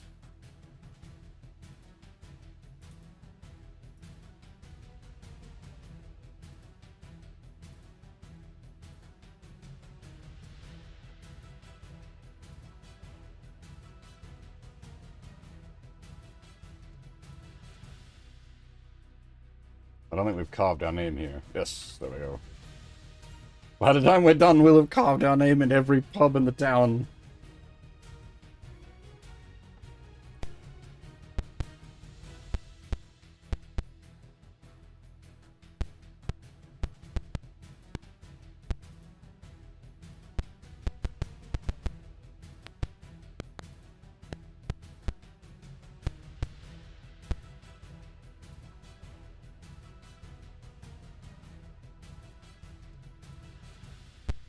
That's the kind of thing that's like a decently amusing trophy though. Like that I don't mind so much.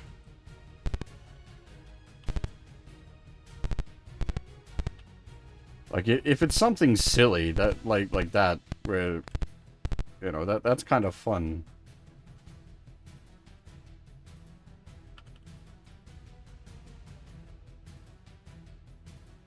I assume we can't actually change our destination from the camp. It's only to Hillsfar. Yeah.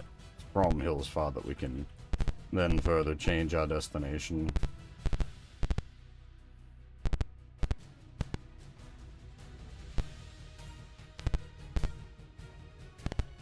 That's a grinder of a game. Theoretically, I quite like Kakarot, but in practice, it's a bit too grindy. And grindy in a wonky way with, like, having to collect all the...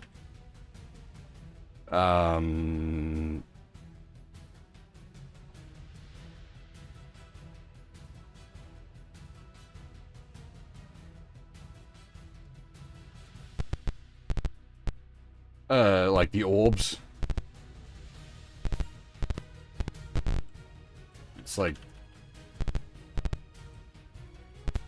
I'm not really about this life.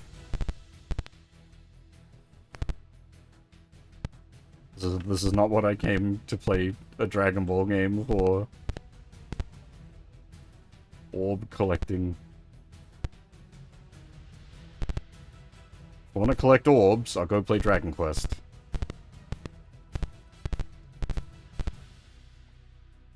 What is in the trading post?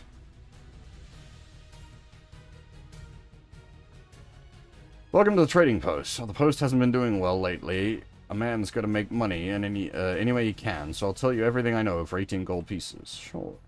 Okay. We're not gonna get anything apart from more just rumors here.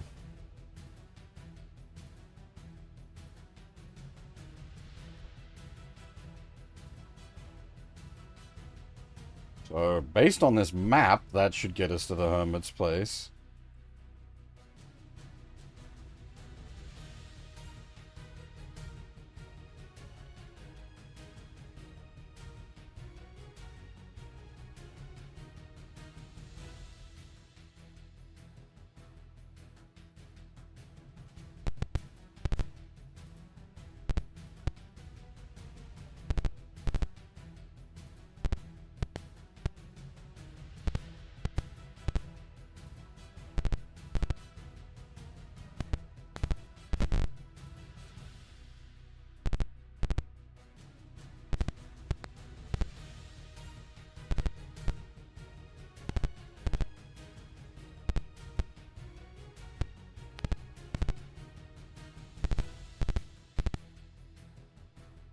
Oh shit.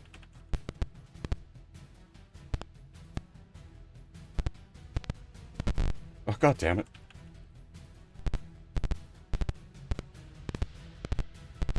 Why press buttons so hard? You're at the Hermit's place. Do you enter? Yes. Oh boy. Okay, it's a scooch. Kind of hoping it'd be like a talk scenario rather than a loot and scoot.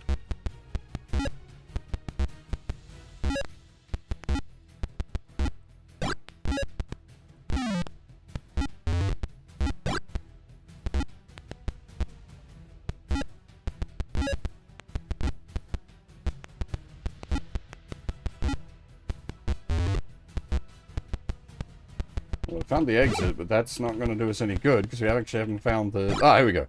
An old man walks out of the shadows and says, King Malthier's daughter told me to tell you that Jared is hiding in the haunted mansion. Oh.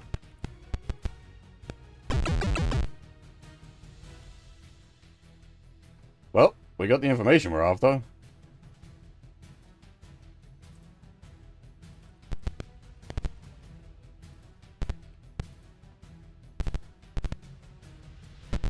Oh. I wonder if our horse... Oh, really? I was gonna say, I wonder if our horse has its own separate HP pool, or if it's just... we're just taking HP damage.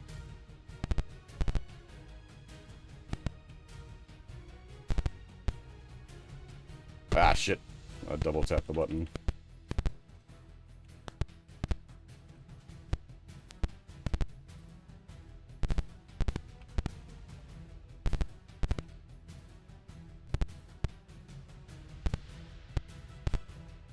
These roads are really in quite a bad state.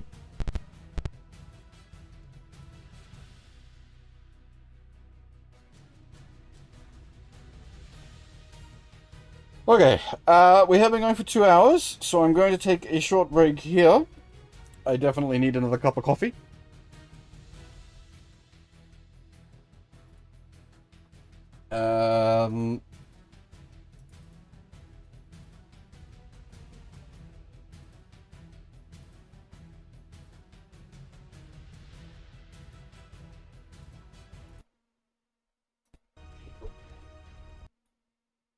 Oh. Clicking on all the wrong things. There we go. Alright, yeah, I'll take a short break here, and then we'll come back and continue adventuring. We go to Haunted Mansion, which I think is in the city. Yeah. Alright.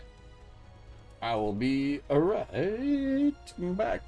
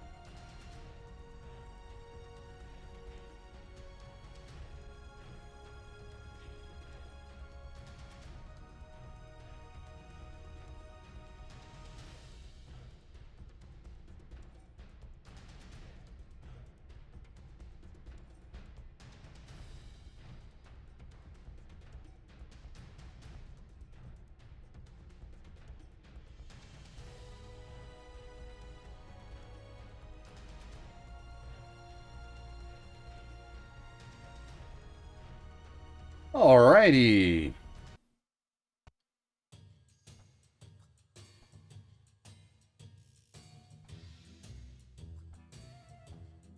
I'm back.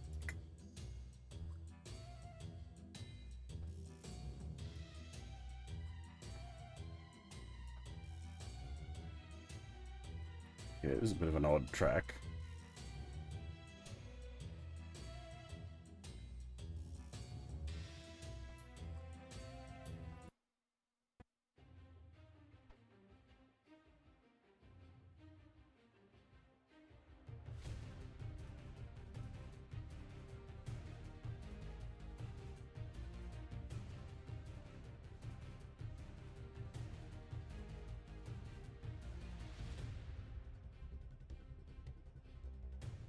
What happens if we take one of the other sort of more circuitous routes back?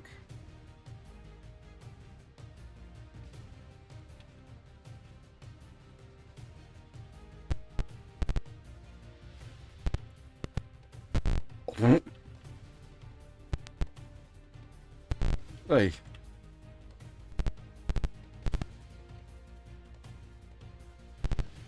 This is what I get for not having taken a sip of my coffee. Can't video game.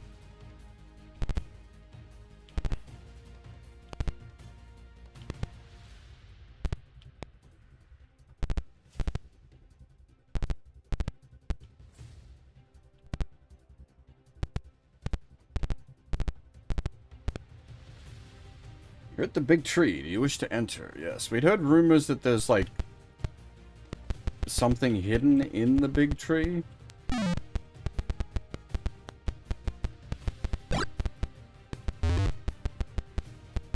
Oh man, the timer just fucking goes though, doesn't it? Holy shit.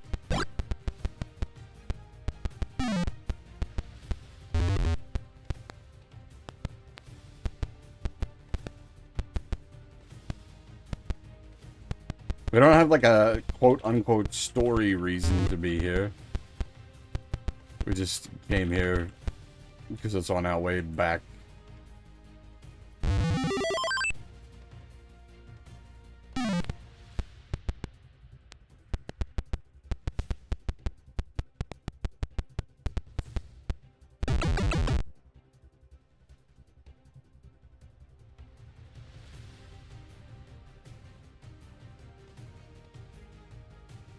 Oh, you can't actually, like,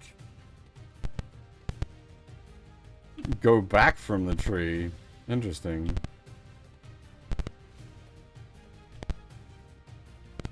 I wonder if a bunch of stuff we won't end up really, like, interacting with, because there's 4 different main quest chains, one for each of the,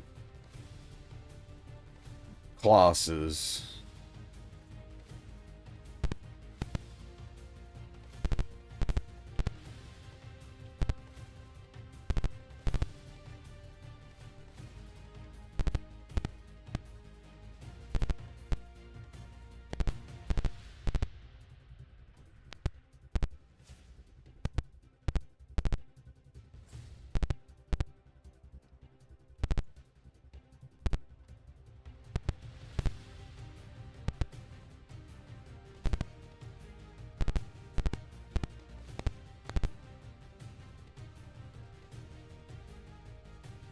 Alright, so we need to go to the Haunted Mansion?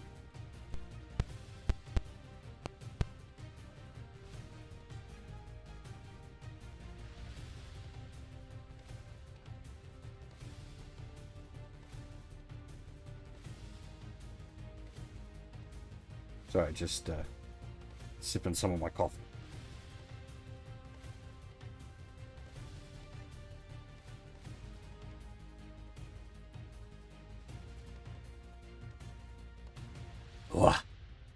Hot, hot, hot, hot, hot, hot.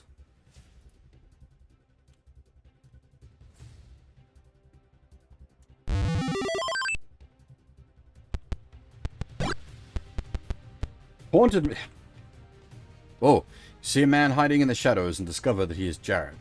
Jared says, I saw Mordax steal the jewels from the princess's room. so I ran to tell the princess, but I accidentally knocked her bodyguard down. His head hit an ornamental vase and he died. Mordak must have known that I saw him steal the jewels, as he and several guards are chasing after me. He was shouting that I had killed the princess's bodyguard and had stolen the princess's jewels. I panicked and ran. I need to discover where Mordak has hidden the jewels so that when King Malthea returns, I can prove that Mordak has the jewels and clear my name.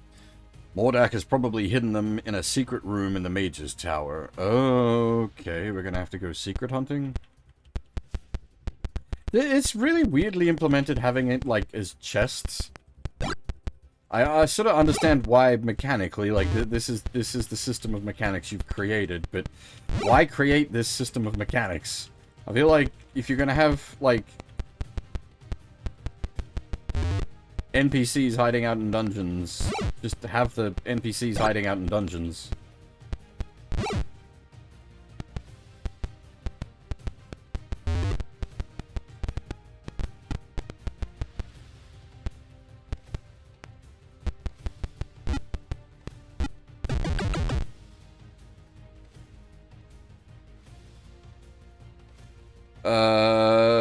Mage's Tower is just down here, isn't it?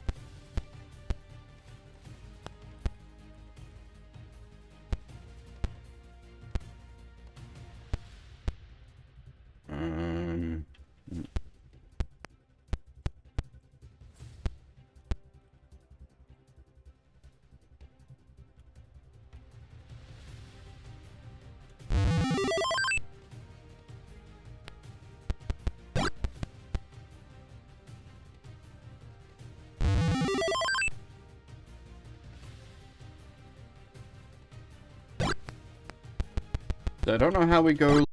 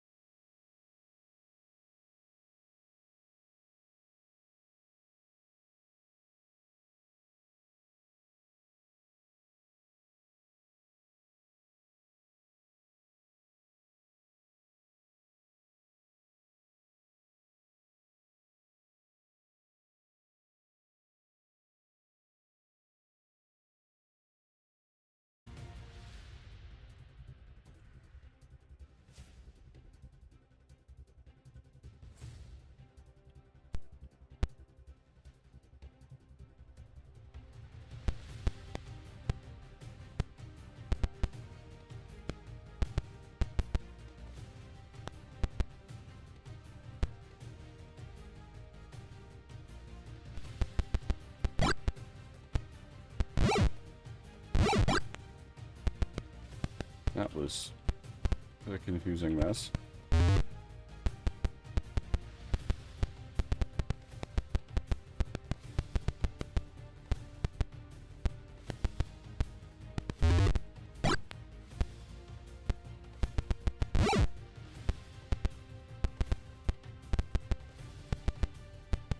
Ah, nuts. Wait, you stumbled upon a secret door?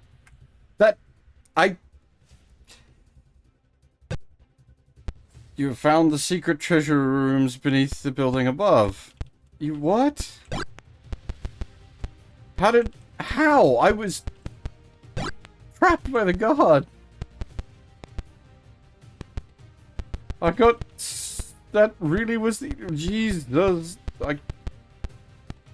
pure luck. Pure luck.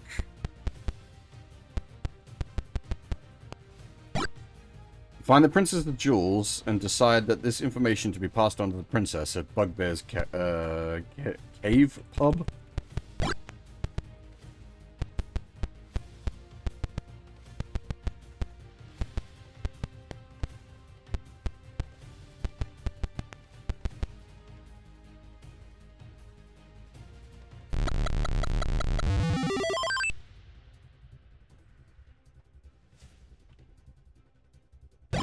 Since we seem to be on a free loot-a-thon here, I'm just gonna loot everything we can.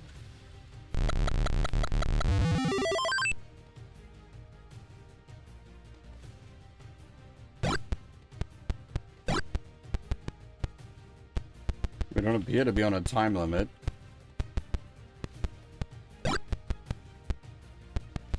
And there's the exit, yeah, so we just...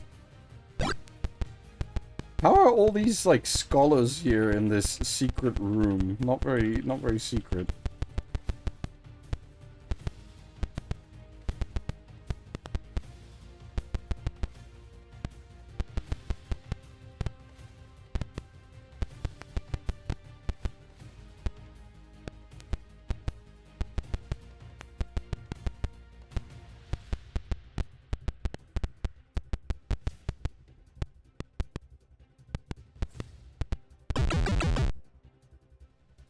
$671 gold's not a bad return.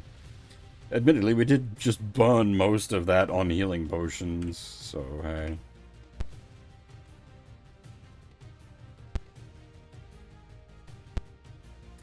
Bugbear's is right here, isn't it? But it's middle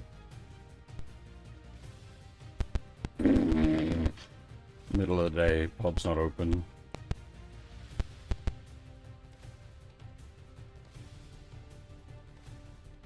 Pub's still not open. 2 a.m. Pub is open.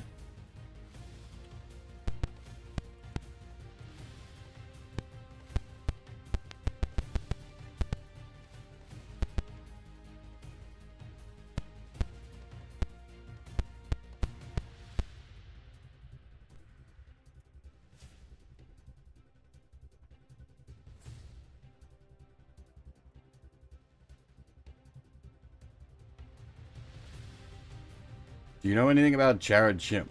Yes. You tell the barmaid everything you know. The barmaid says that she will pass the information on to the princess, and that you should stay out of town for a while and wait at the trading post. Okay.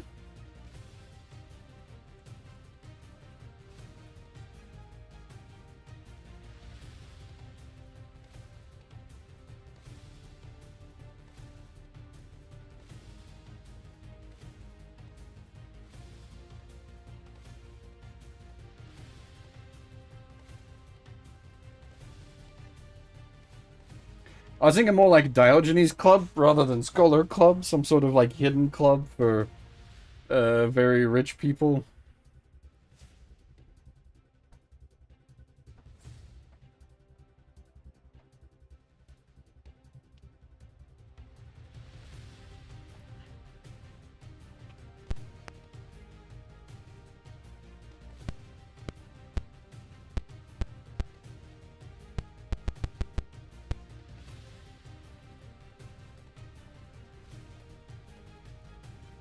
Just gonna go back to the camp and save the game.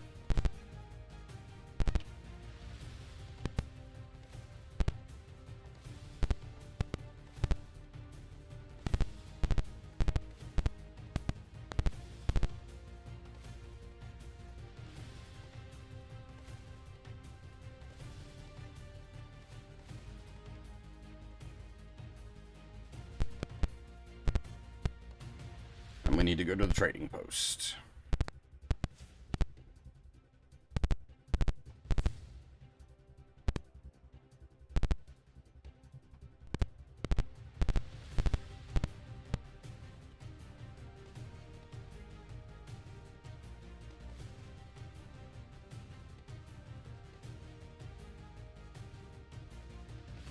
Where would that even send us?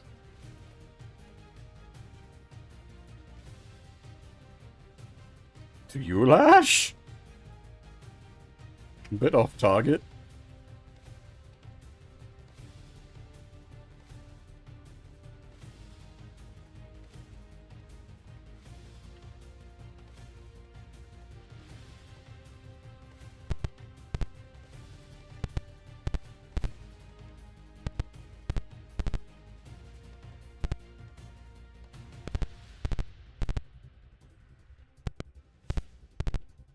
It's still wild to me that this game is by Westwood. They'd go on to make Dune, Command and Conquer, the Blade Runner adventure game, if people are familiar with that one. Actually, surprisingly good game as well.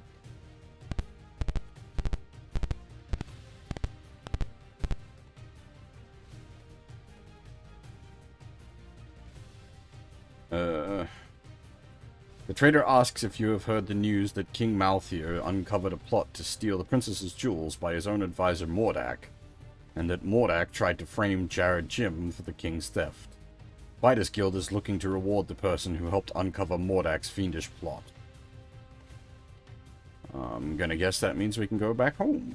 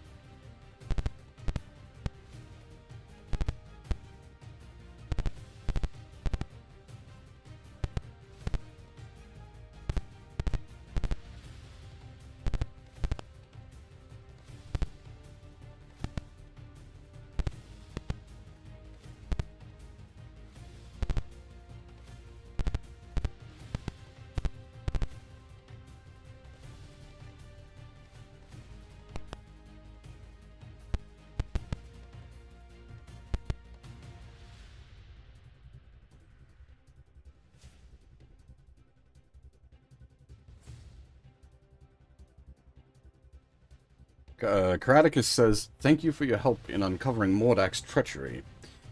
You will always be welcome anywhere in this kingdom, and here is a reward of 10,000 gold for the brave deed you performed."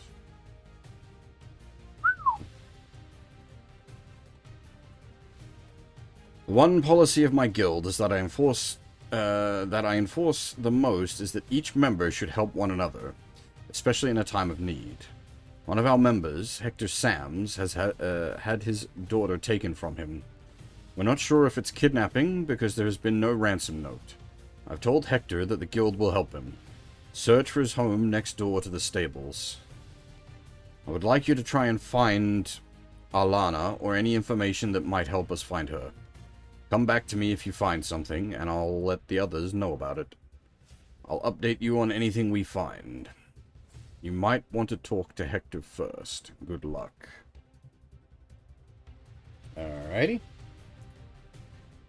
Missing daughter.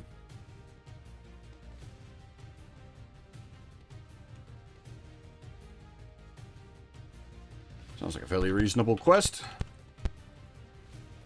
Missing persons is always a good old intriguing quest.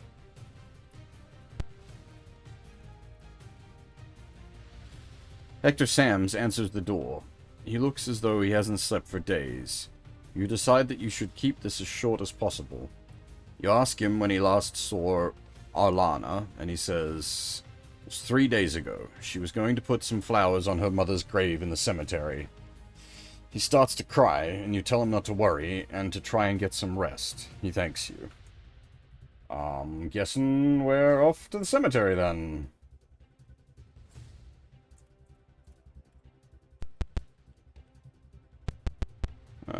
Since it's daytime, we might also stop in at the healer's place, grab some more healing potions, especially since we got a freaking mountain of gold now. Thankfully, encumbrance is not a thing in this.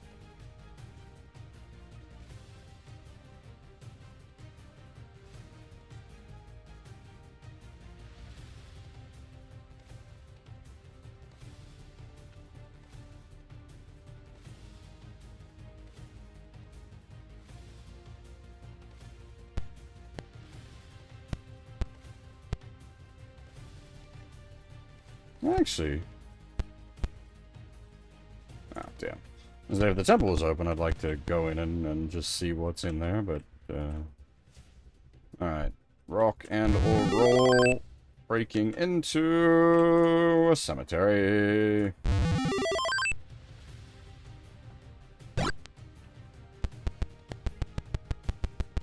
Not the first time we've broken into this cemetery.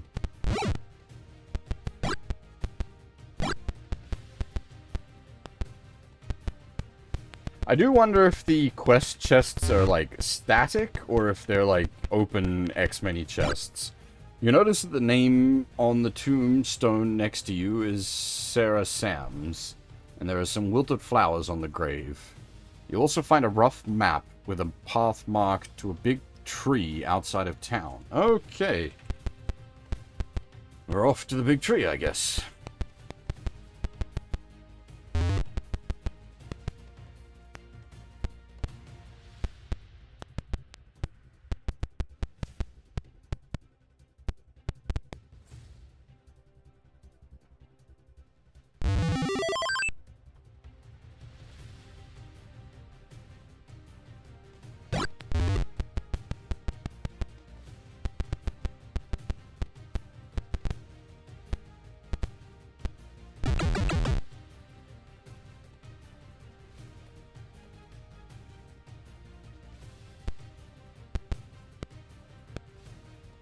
The only problem with the quest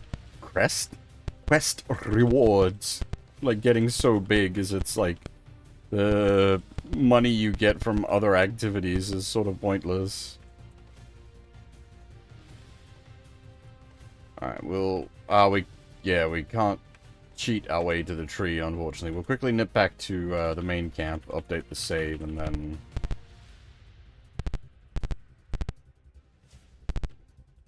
then go to the big tree. Hopefully we weren't supposed to report that to the guild first.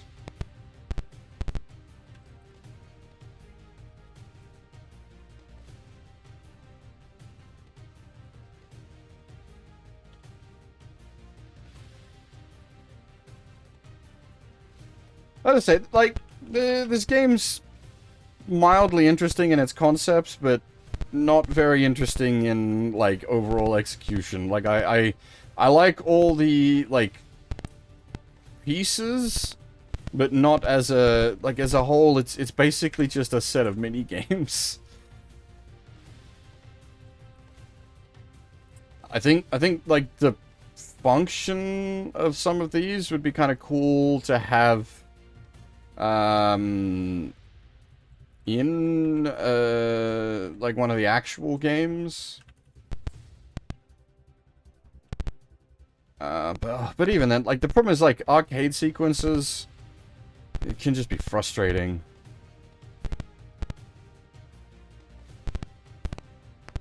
And this whole game is arcade sequences, I guess.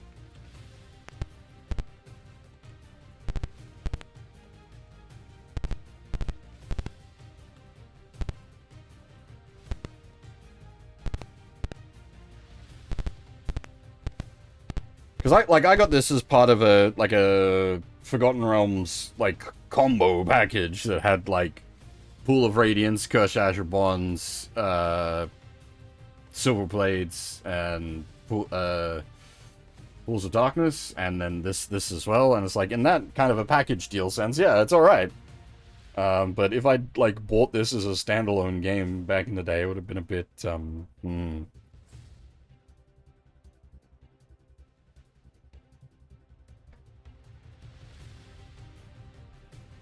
You're at the hut. Oh, I've gone the wrong way somewhere.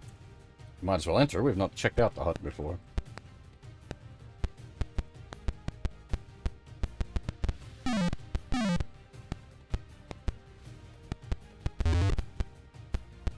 Like, it's a Westwood game, but it feels like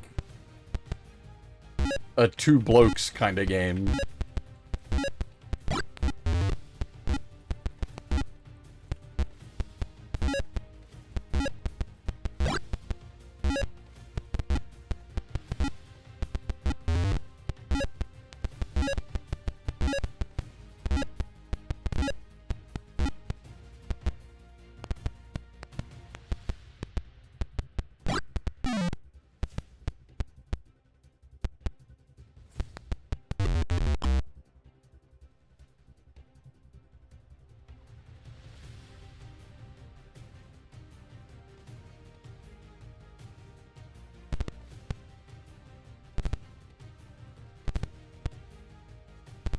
Because, like, the graphical tiles for the different, like, dungeon areas are a bit, like, you've got these different areas, so they all just kind of use that hedge maze tile set. It doesn't really help to differentiate them much.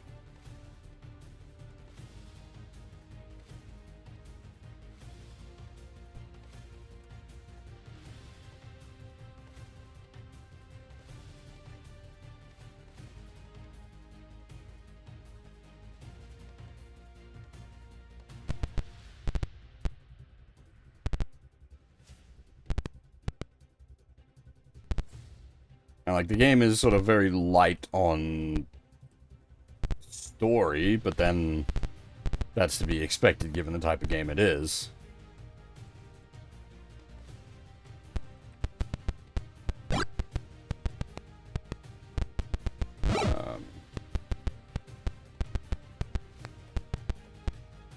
Oh, you find a body stuffed into the chest. Jesus. You recognize him as Charlie, a guild member. And he's barely alive. He whispers to you, I was almost had him. I was close. Almost had him. Used sling. Try Tana. And then he dies, apparently from the wound on the side of his head. Oh great, we're tracking down some sort of master sling user. Which means we need to go do more archery minigame. That could get a bit spooky. What? Hit the wrong button.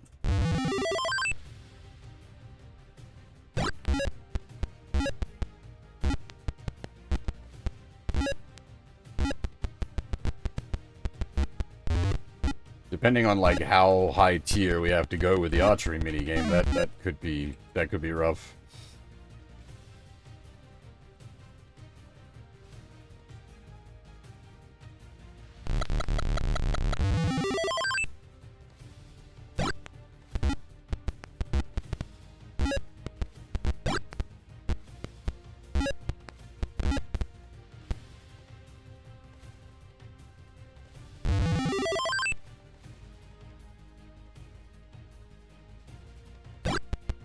But yeah, it's just like the game feels like it's disparate elements of a bigger game. They haven't really like they've made a bunch of mechanics and haven't really like pulled it into a cohesive game.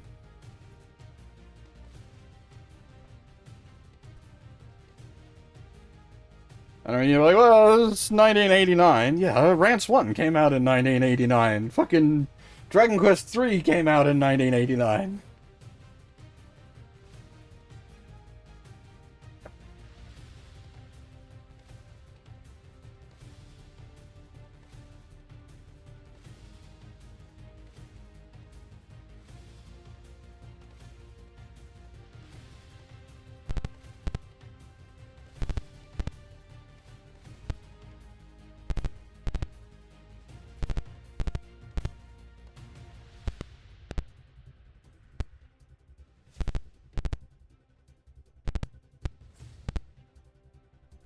Oh, I should probably look up or attempt to research like what the retail price on this was. If it was like significantly cheaper than a big box. Well, it was a big box release as well. But if it was significantly cheaper than say a gold box game, then it can be forgiven for being budget.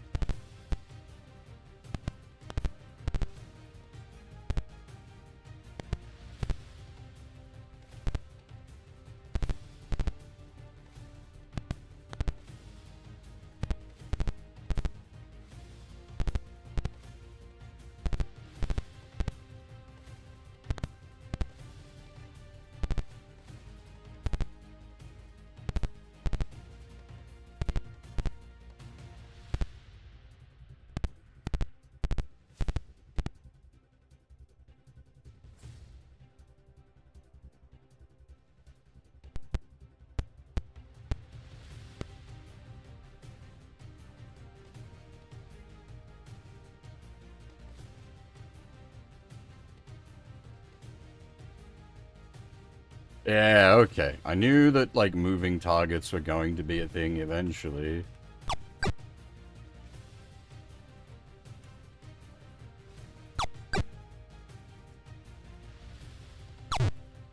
Oh, really? That missed? Get out of here.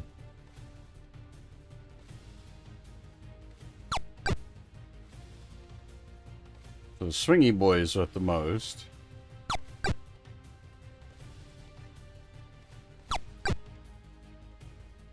Oh, no? What? Oh, it might actually matter where you hit it. Interesting.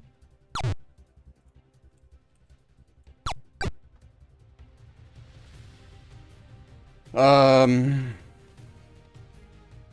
on, I want to practice more. I'm gonna try the dagger. I think because the dagger is meant to. How did what? What?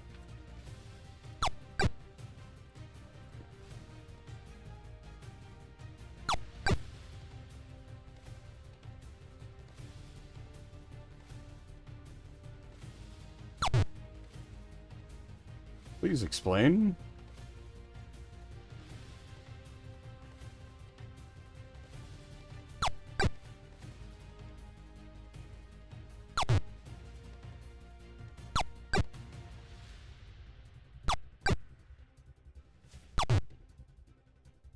So probably much easier to hit like the bird or the rat with the dagger.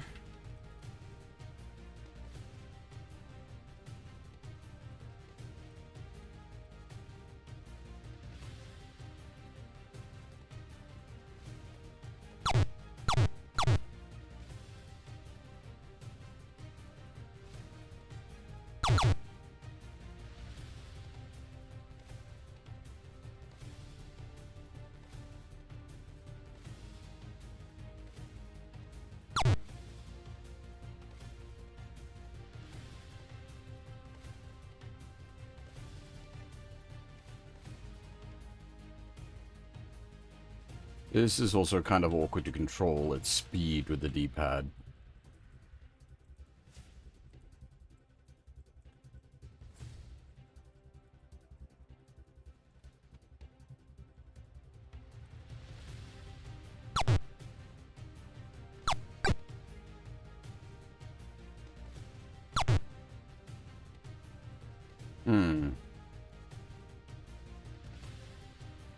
If we stick to the arrows and...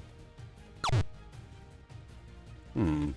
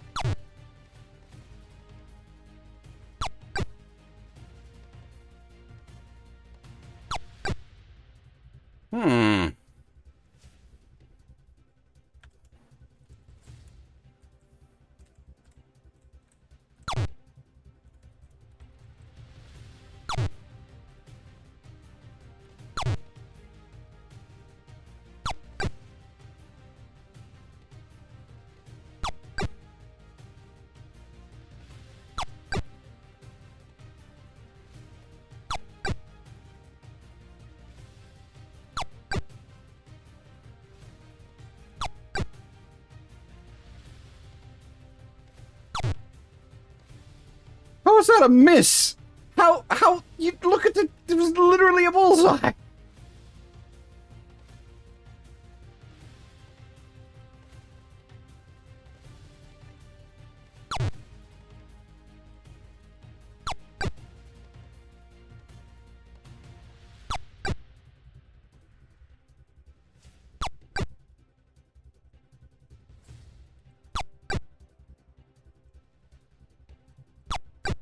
It seems like you want to catch it on the swing?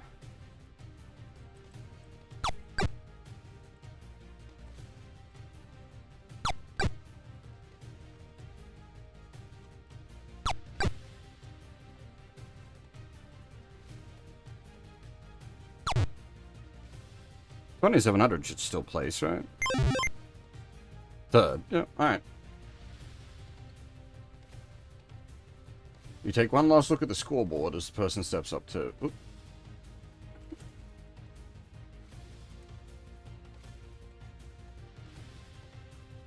Whew.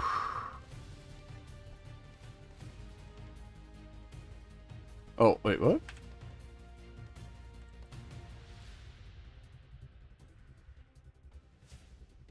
Huh. Did it not advance? I don't know.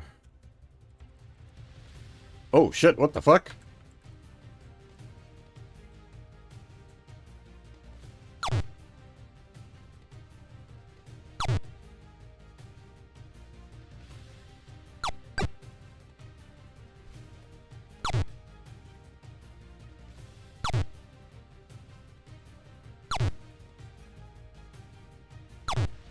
I don't understand on this one.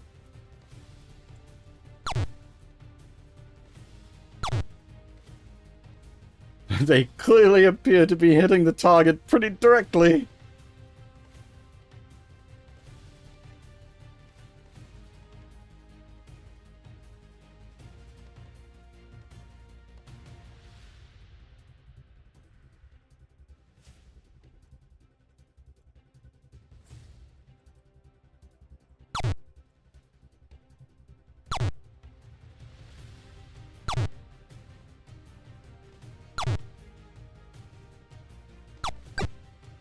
Oh, does it have to be as it's like bang on the center? Oh, that's... The bow's probably no good for this one then.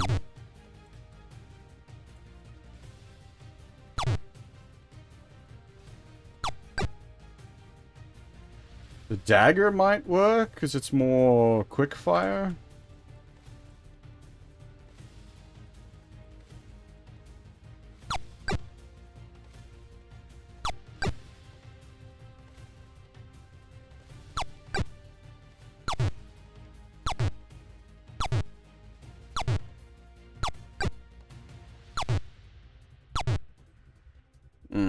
I think that's the right idea, though. I just need to get the timing right.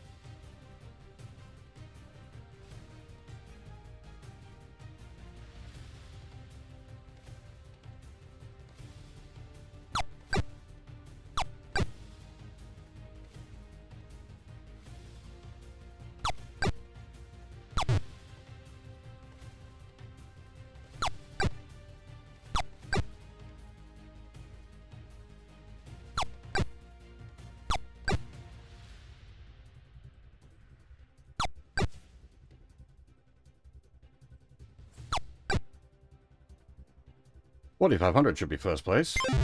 Yep.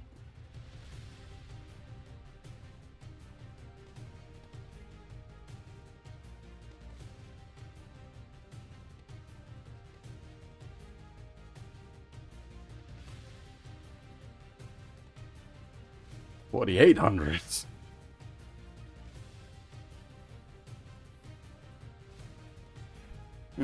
Give me a second.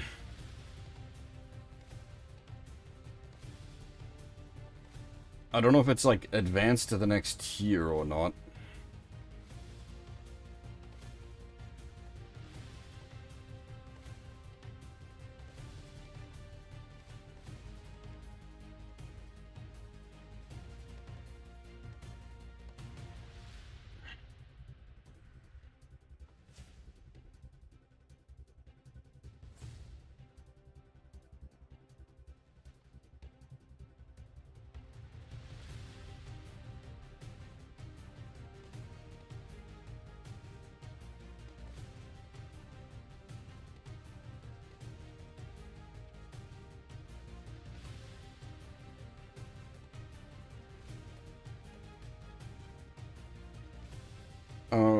Okay, it is different.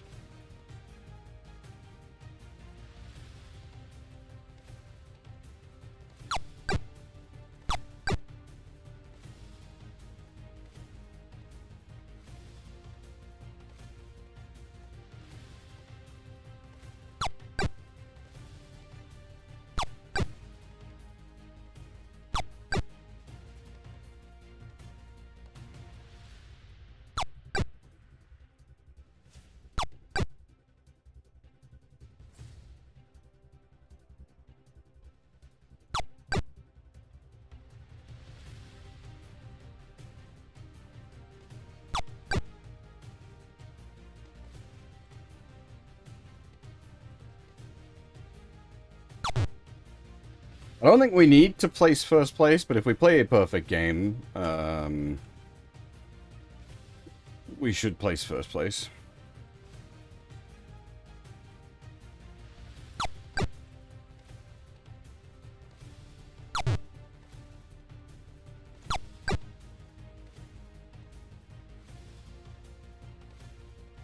Oh.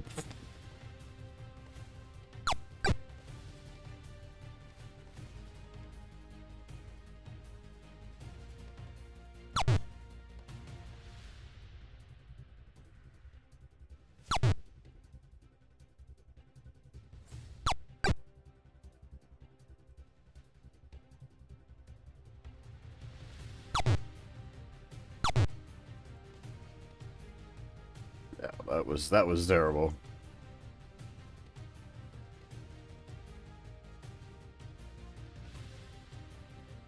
I do wonder if we need to, like, beat our own high score. That could be a problem.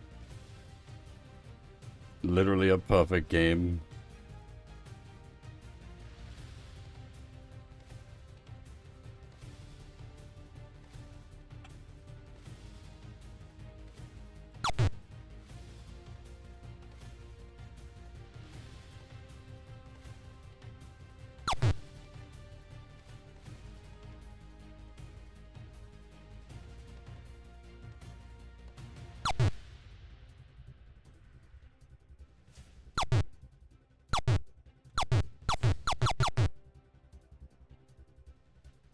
I just completely lost the timing now.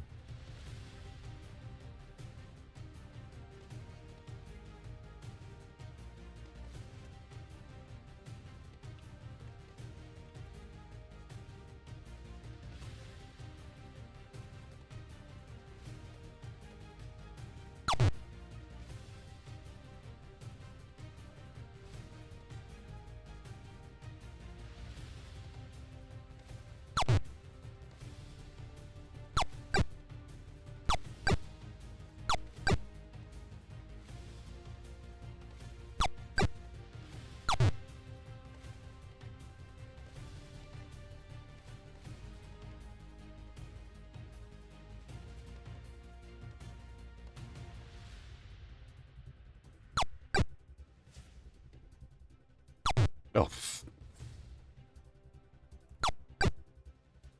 3K might put us on the board?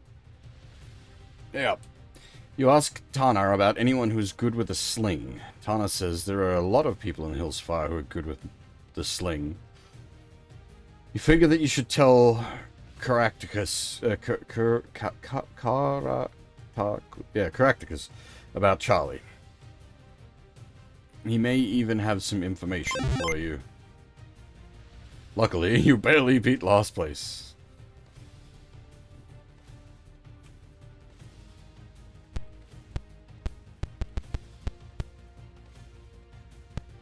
I scored too well earlier is the problem. As you tell Caractacus about Charlie, and he looks upset and shakes his head. After a moment, he says, since there was no ransom for Alana, maybe she was taken to get even for something Hector may have done. I asked him, but no one came to mind, except for Smasher, the Minotaur who fights in the arena. Hector recently beat him in a match, but Smasher has been beaten before, and never got angry about it. Oh, whoops, I didn't mean to sleep. I'm gonna guess we need to go to the arena then. I'm gonna guess Smasher was not the first Minotaur.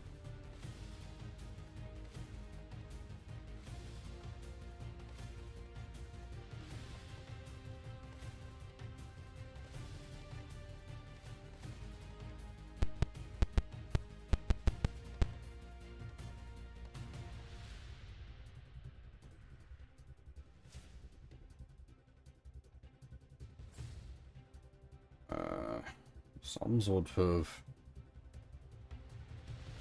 goblinoid creature? Question mark?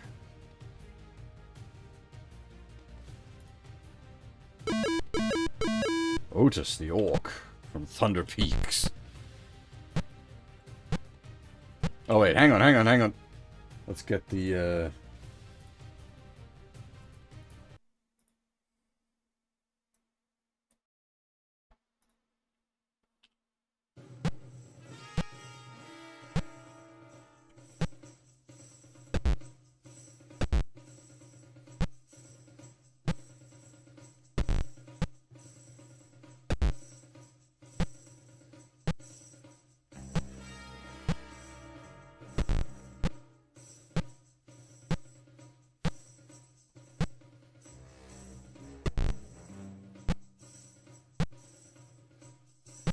Hey, Sion, how's it going? This is a action game. Takes place between Pool of Radiance and Curse of the Azure Bonds. Ah, here we go. Minotaurus.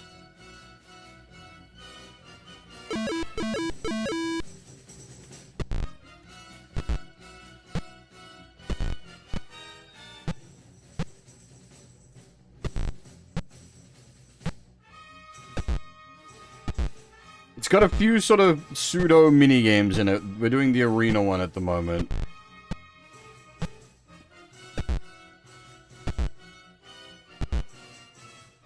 Clunk.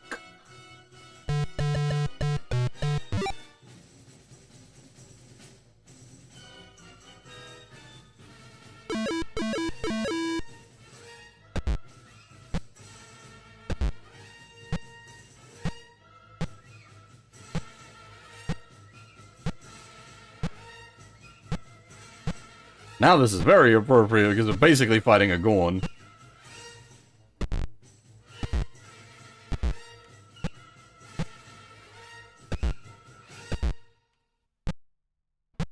Ah, dang it, the music ran out. Hang on. It's only a short loop, unfortunately.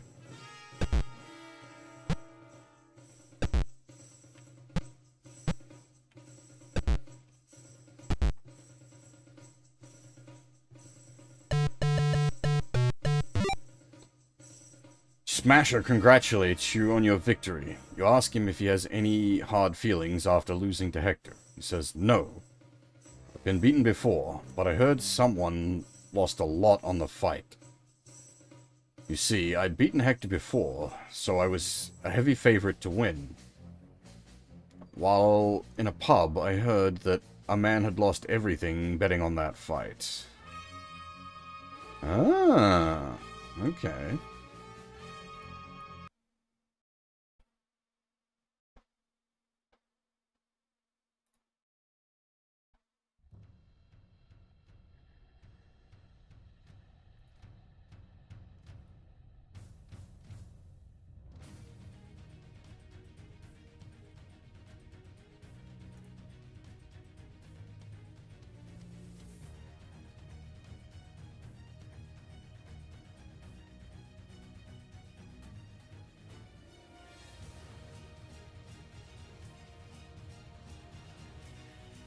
Okay, we're gonna need to take a bit of a nap until the pubs open up and we can go information diving. 7 p.m. I think pubs open at 7 p.m. Might have been 8 p.m. Let's go find out.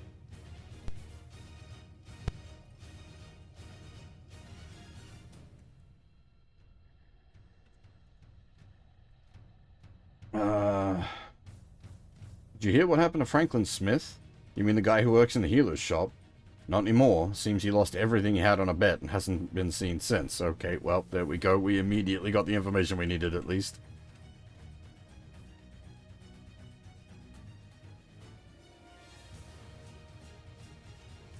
That does mean we need to sleep until daytime. What's the opening hours for the healer's shop? 8 a.m. to 3 p.m. Yeah.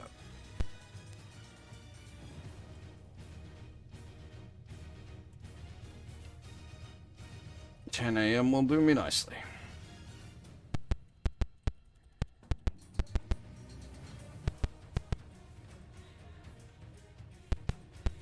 The game doesn't have music, so I'm just using some external music.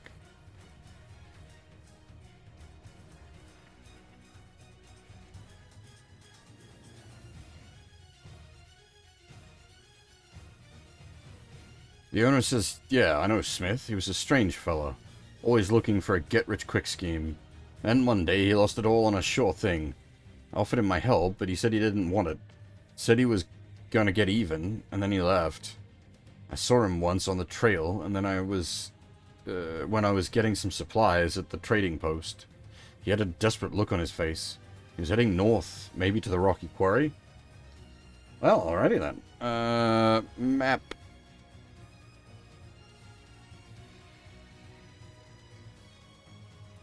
Up there somewhere.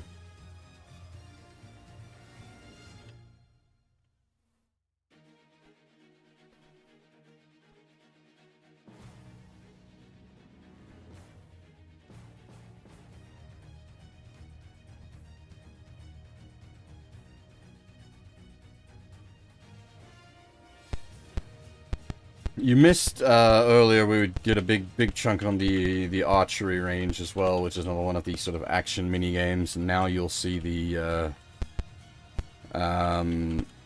horse mini game. Actually, while we're here, we'll go save and then we'll head out.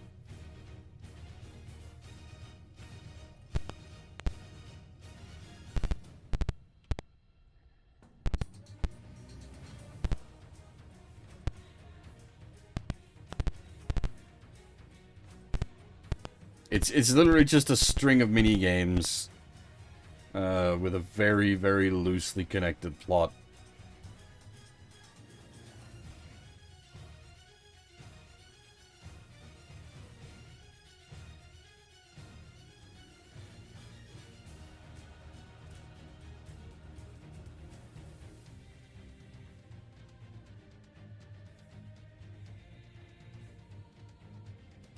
We were able, like, the character we're playing as was Bear at the end of Pool of Radiance, so, like, you can literally import your character from Pool of Radiance, and then when you clear this game, you can save your character and export them to Curse of Azure Bonds. So, like, this isn't just some random game, it is literally, like, an interquel. Like, Hillsfar itself was a location, like, up here is Flan. Hillsfar is where we're at. Flan was where the previous game took place. Does this have the overview map? Yeah. So, Flan, Zental Keep, and this sort of upper region here is where Pool of Radiance took place. And Hillsfar obviously takes place at Hillsfar. And as far as I'm aware, Curse of the Azure Bonds kind of takes place across most of this area, but I don't know specifics on that.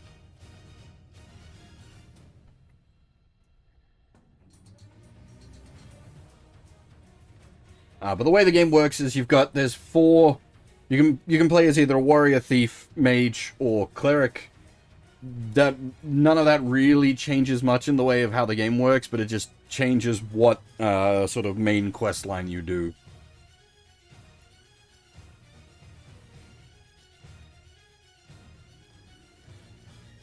But it's a pretty loosey-goosey game as far as things go. It's not very heavy on matters.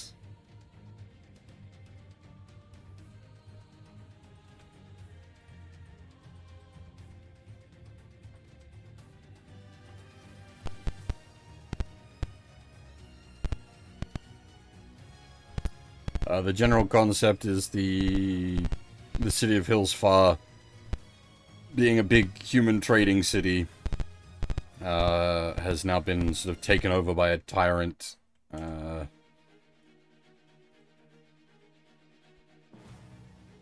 And he's put the city under a bit of a tyrannical rule. It's no...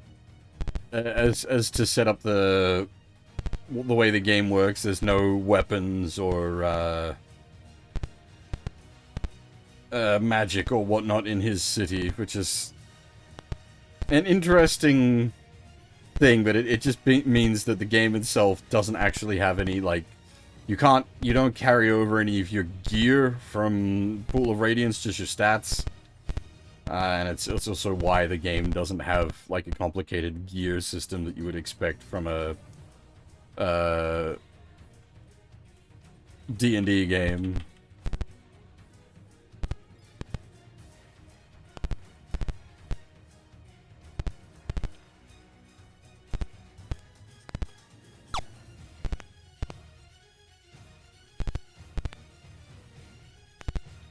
Everyone here has been watching Isekai Red, but it's like the plot of, I think it was like episode maybe 3 and 4 in that.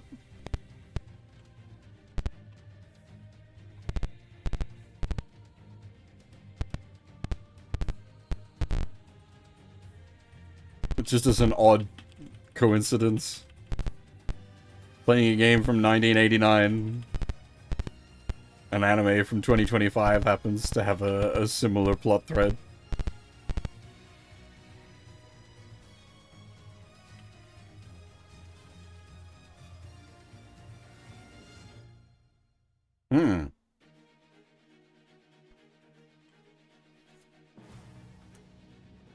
Oh, that's not what I meant to do. How do you find the hidden trail then? Interesting. Cool.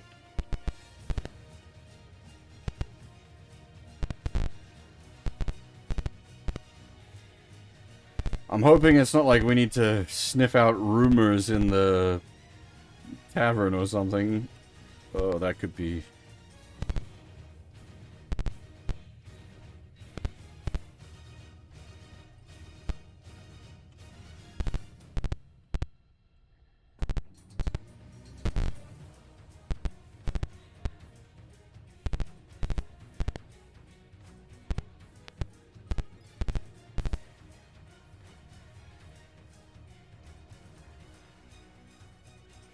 Oh, that doesn't help.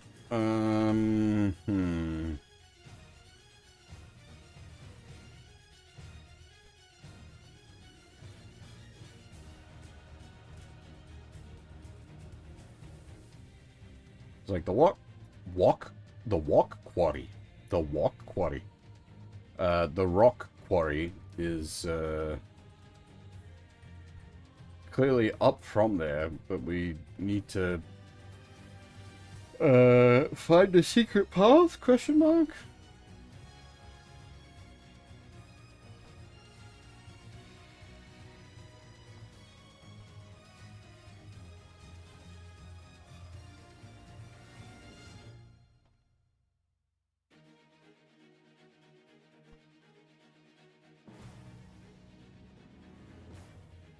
How do I...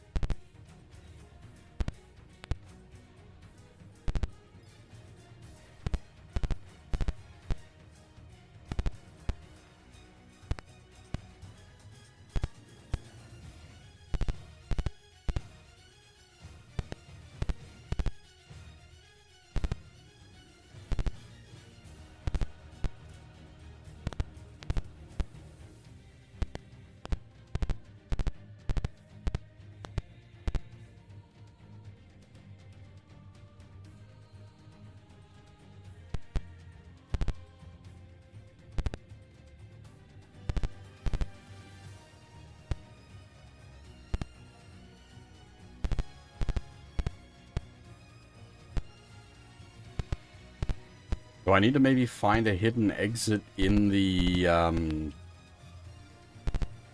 dungeon map?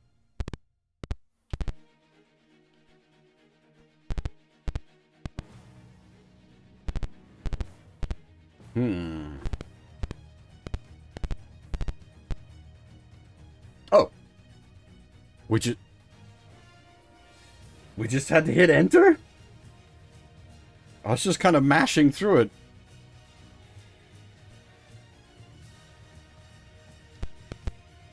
Okay. This game's a bit...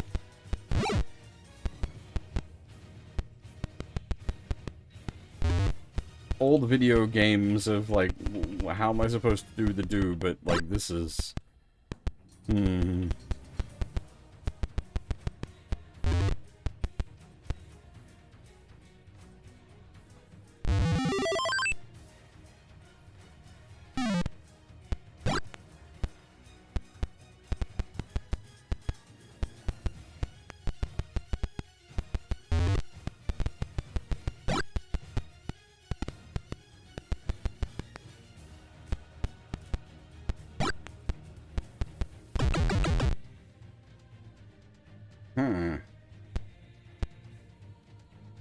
I don't know if I need to find, like, a certain amount of chests, or what. I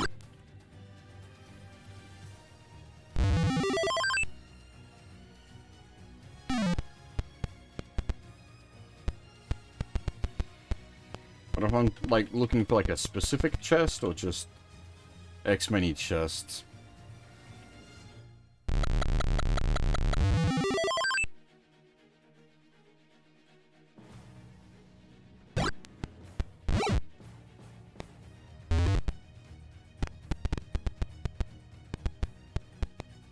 The gods have already come? Goddamn.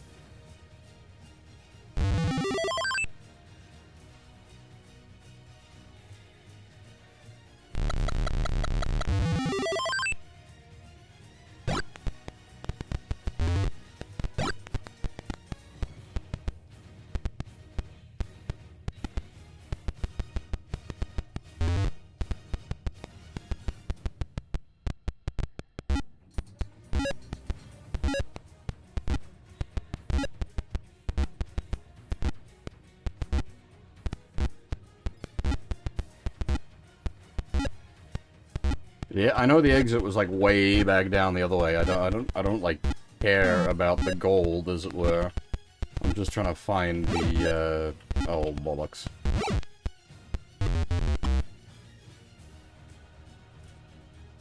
I'm just trying to find whatever I need to like advance the plot.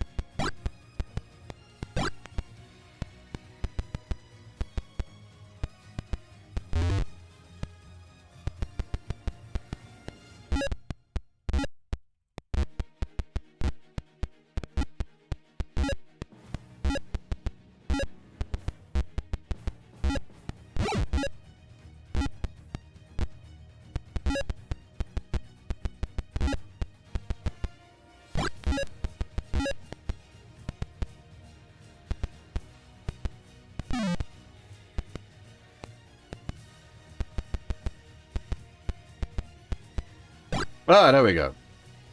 You find a little girl's bonnet. You realize that the smith must have her. Oh, you realize that Smith must have her.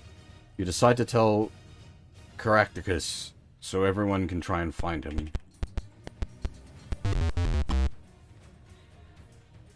Alright. We got what we came for. We got the information. That's the important bit. Oh, I see. I went dyslexic on that. It's not, you haven't found a hidden trail. It's, you have found a hidden trail. I'm fucking retarded. Don't mind me.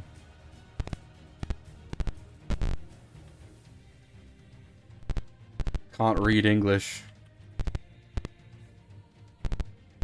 Maybe I should have played the Japanese version of the game then. Just bung it through the machine translator. OCR. The Japanese version of this game has in-game music and such. But the problem being it's a PC98 game, so I wouldn't be able to load the character saves from our DOS version. So I couldn't,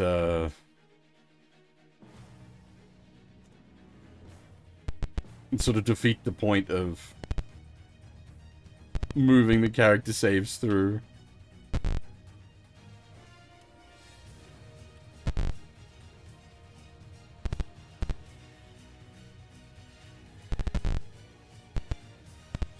Because the thing is, I'm almost certain I'll have that in my, like, my giant archive of PC98 games.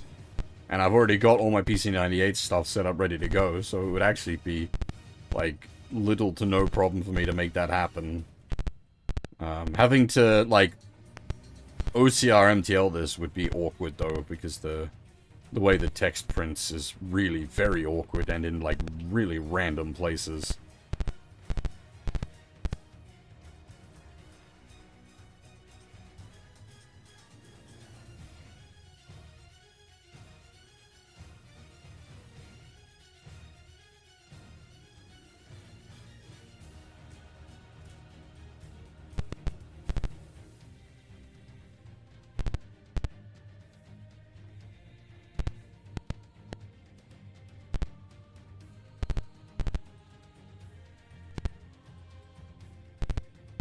So the OCR would probably work pretty okay, given the...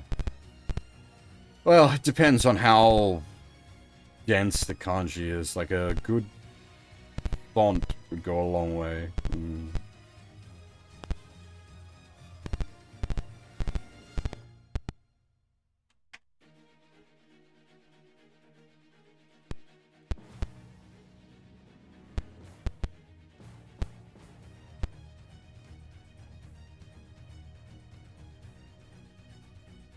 I've heard about Smith, but it doesn't make sense. There must be some way he intends to make money out of this. More than he could make off of a ransom. If we know how, then we could probably find him. Well, good work so far, but keep looking and let me know of any, if you find anything.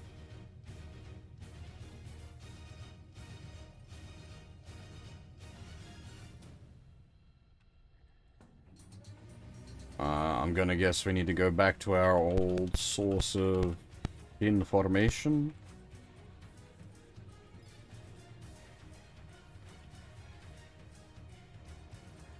Malthier is starting to send some of his red plumes to patrol the area around town. I heard there's a slave ring in the area for young ladies. Oh. Sorry, I heard there's a slave ring in the area looking for young, healthy people to sell into other lands. Oh, okay.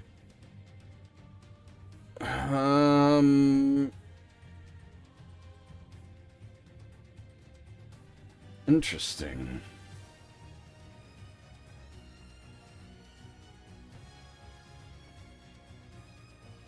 Yeah, okay.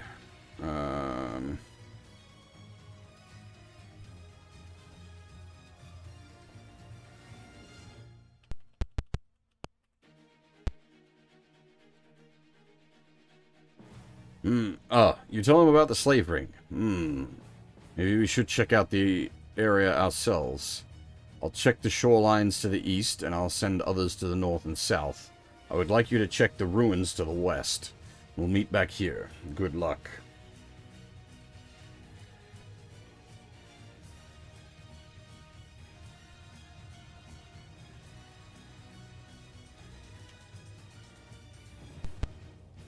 Was it 8 a.m.? Yeah, I think the healing shop is open. We might just nip down there and buy some healing. Just to be safe.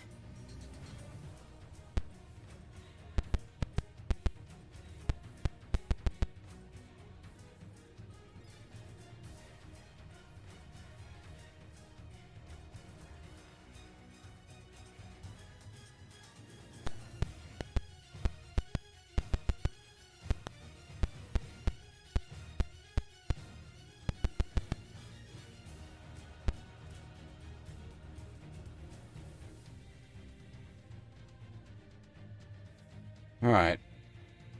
So what... You found a hidden trail. What is this hidden trail?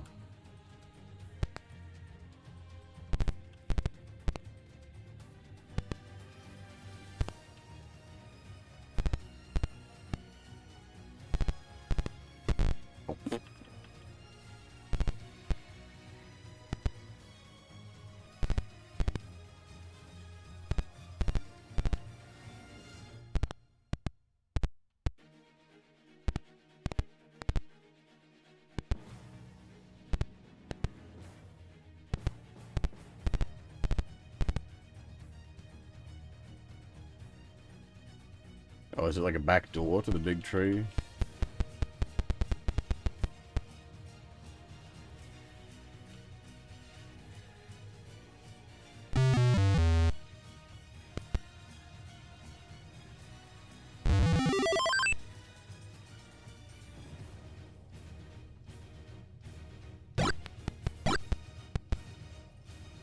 Honestly, the money in the chest really doesn't matter shit. The healing potions and rings is what we want.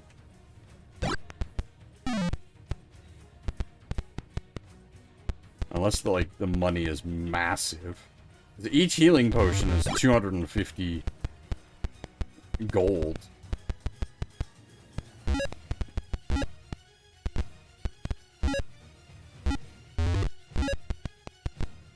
And like with how likely it is for the gods to just get you without getting out, they don't take your potions or rings, so it's just much safer.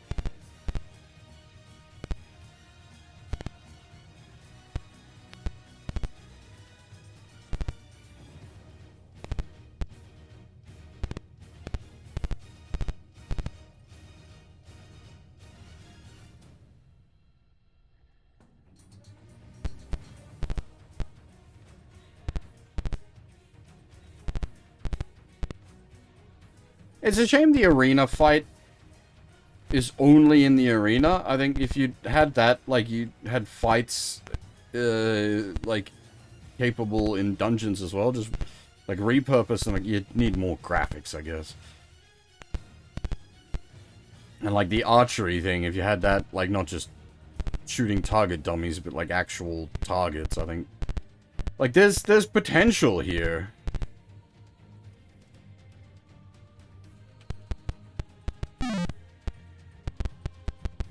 You need to take your, like, these mechanics you've built and, like, make an actual game around them rather than a weird string of mostly unrelated... Whoa! You see some movement in one of the bushes nearby. You investigate as quietly as possible. You find a man sleeping and nearby a little girl tied up, struggling with her bonds. You easily tie up the man, and after helping the girl, she tells you that her name is Alana. And she wants her daddy. You decide to take them both to Caractacus.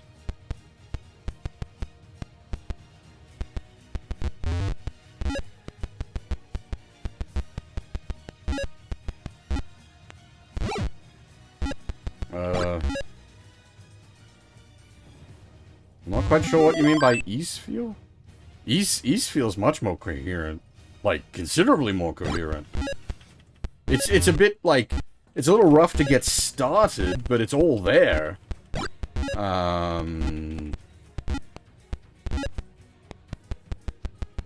Whereas this... Like, this is pretty straightforward to get started. It's just that there's nothing there.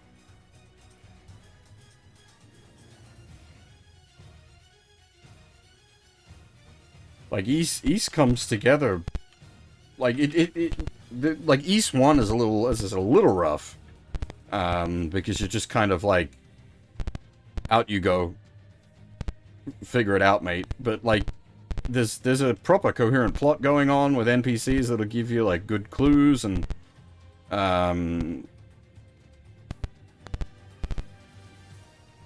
Yeah, it all comes together well in, like, East 1 and 2 and East... I've only played 1, 2, and 3, but...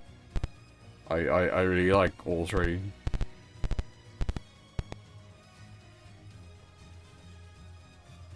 Need to play more East. I was trying to get some stuff together to do East 4, but it's... ended up not coming together as hoped.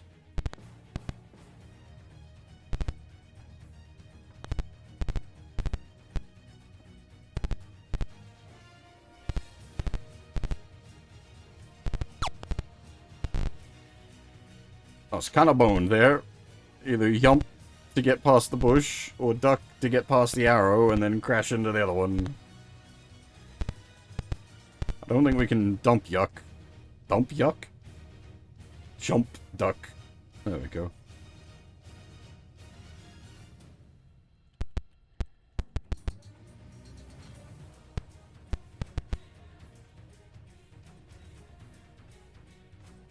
You see a lot of cuts and bruises on Caractacus. He explains that he had a struggle with a few men. By the time it was over, they confessed that they worked for the slavers. They had a ship hidden in a secret cove, and then asks, "How did you fare?" You pull Alana from behind you and tell him what happened. Caractacus has one of the men take Alana home, and another takes Smith to the guards.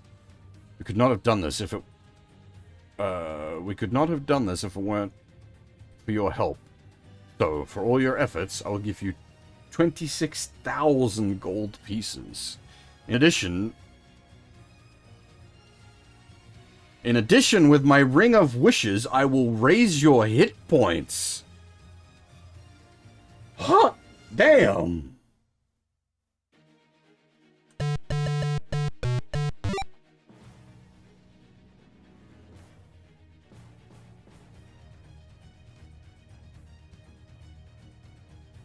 The Master whispers, "Know ye that those of the Silver Moon and the Silver Harp, the Harpers, will give ye assistance in future journeys outside the realms of Hillsfar. You're famous now. You should look for further adventures in the city of Tilverton, in SSI's Curse of the Azure Bonds computer game." Ah, yes, I know. We fully intend to go on to it. You don't have to literally fucking name drop it. God damn it. Advertisement, advertisement, advertisement.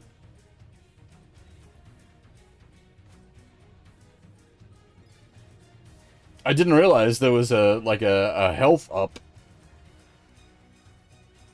I wonder how much health up it gave us. Got 94, I think, before.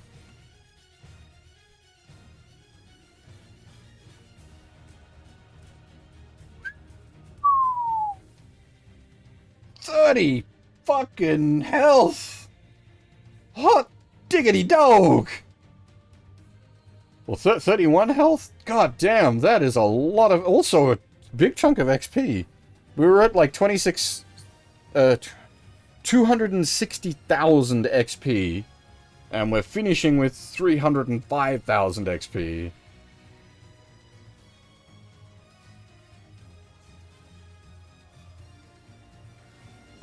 But there's gonna be some jiggery pokery going on,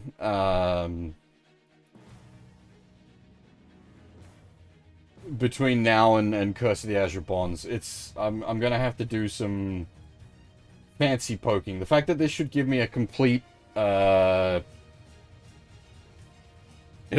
save means I can now, do the poking and testing I want, but, I've mentioned it before, I think, but because Curse of the Azure Bonds adds Paladin and Ranger, I will be turning one of our pure fighters into a Paladin, which will be Bear, and our other pure fighter, Nova, will be becoming a Ranger. to take advantage of the new available classes. But doing that, like, I'll be transferring the characters over and then doing jiggery pokery magic to make it happen. It's a little complicated.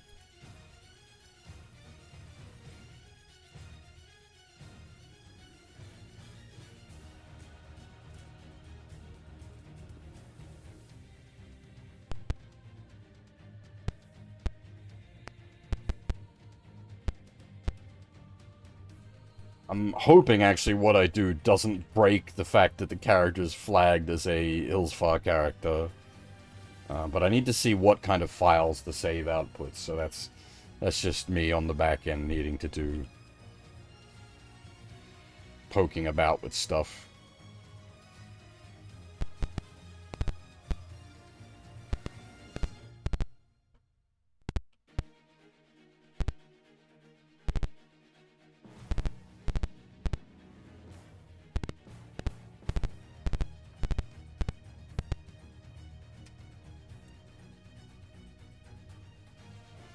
Alright.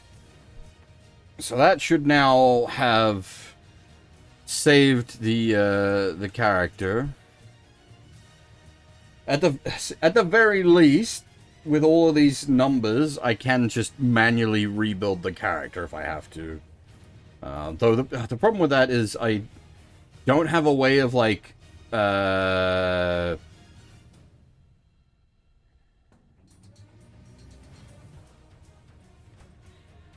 what's the word I'm looking for?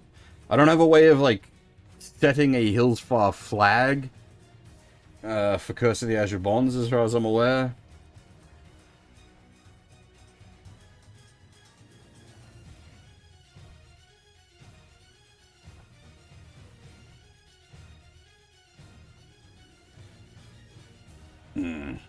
Anyway.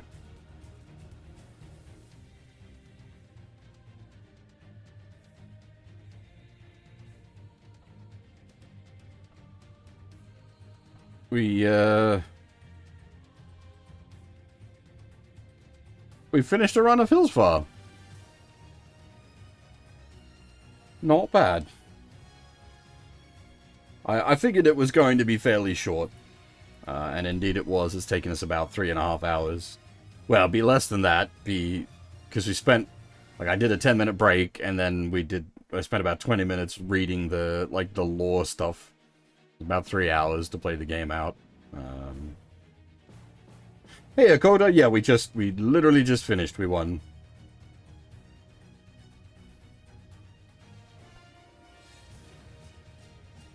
This isn't meant to be like a full, like, it's a short action game rather than a full-on RPG. It takes place between Pools of Radiance and Curse the Azure Bonds, which those are both like the full RPGs. How'd your stream go yesterday, Kota? I was lurking here and there.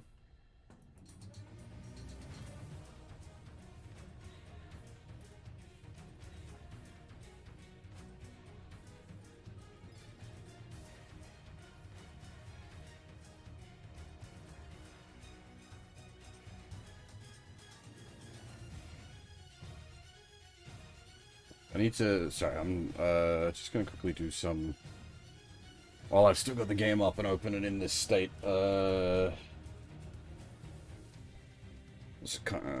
that's the one that's... Okay, so I created a .hill file.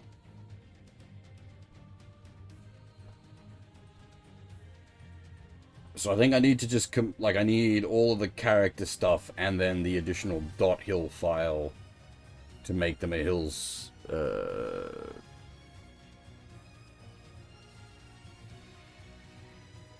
Hillsfar character. I'm gonna back that up in there.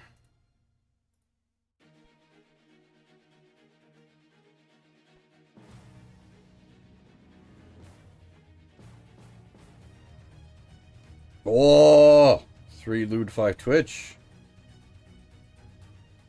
Next you'll be saying there was hand-holding.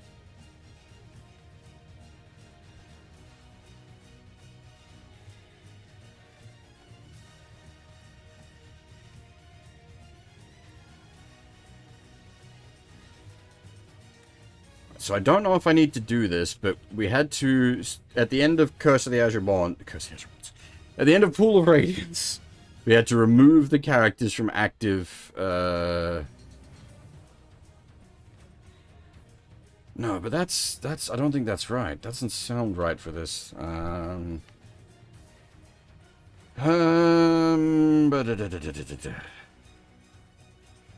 Kota's playing Artonelico 2 with the Project Metaphalica patch.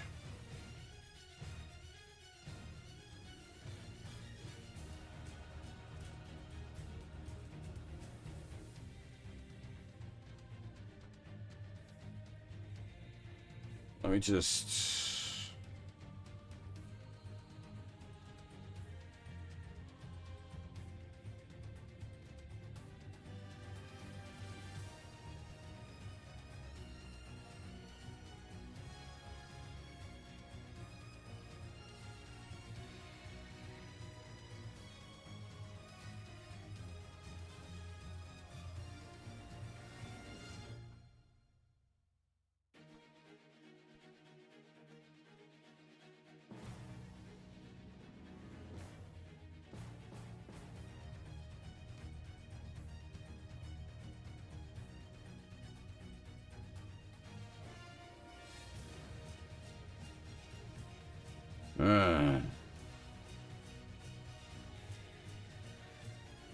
Yeah, the patch is absolutely the way to play that game.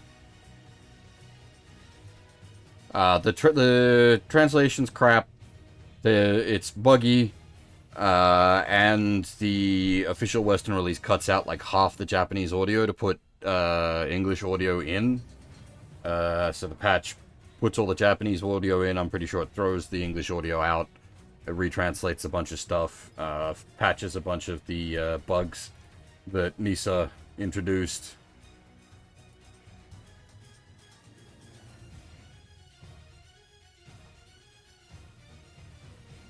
Yep.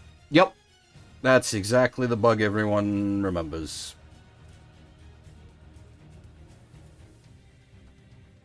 You have to Raplakia that boss. Or otherwise the game just crashes.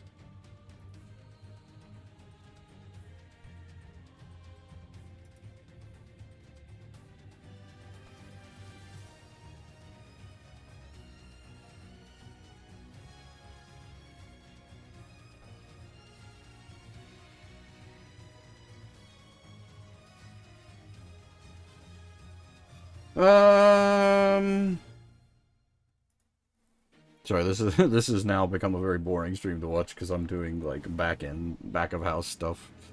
So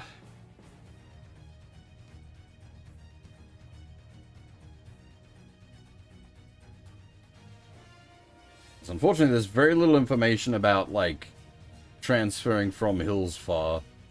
Most of the stuff is all just about like doing the regular transfers from the main games.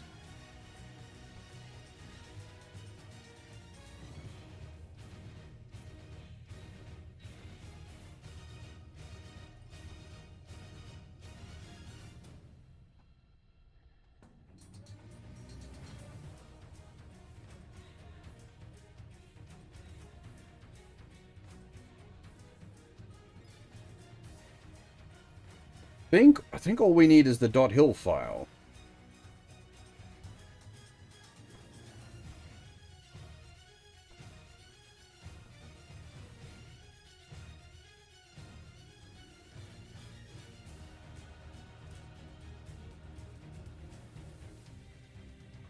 Okay.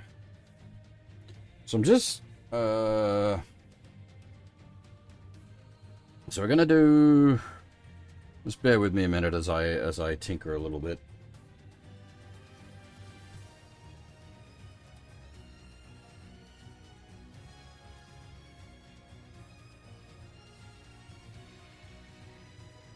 So we need to grab all of this from Hillsfar. Put over to Azure Bonds.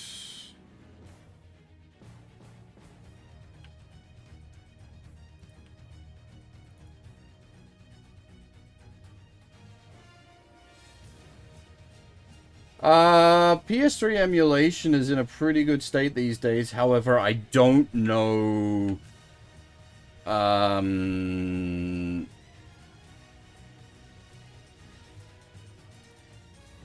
don't know if anything in particular has been done for AT3 as far as like emulation support goes.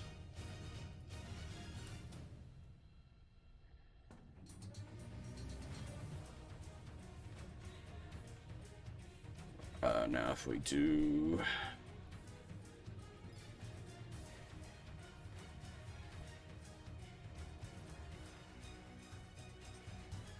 Yeah, unfortunately there isn't a fan patch for AT3. It's a bit of a mess, to say the least. You were there when we played through it, Kota. AT3 is...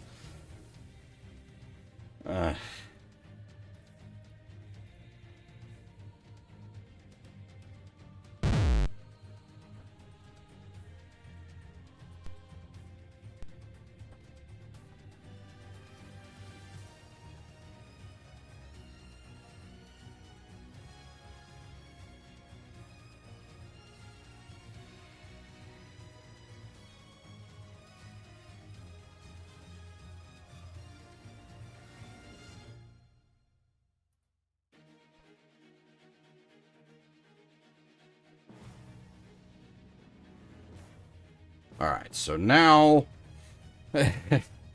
now we see if we're able to do the beginnings of the magic. Can we add Hillsfar character? God damn it. Why does it not? Alright. Is it at least detecting the curse character? One. Okay, that's interesting. There should be more than one there. I've done something wrong, I think.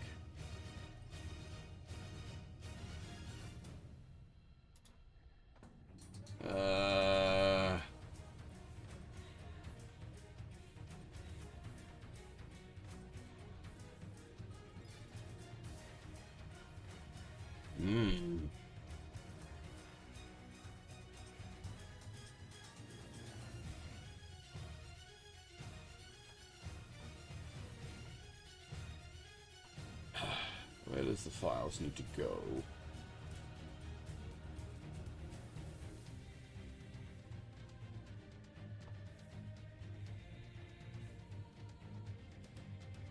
Oh, okay. Yep. I see.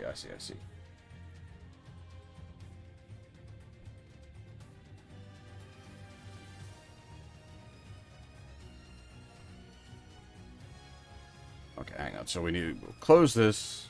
I'll clean this up.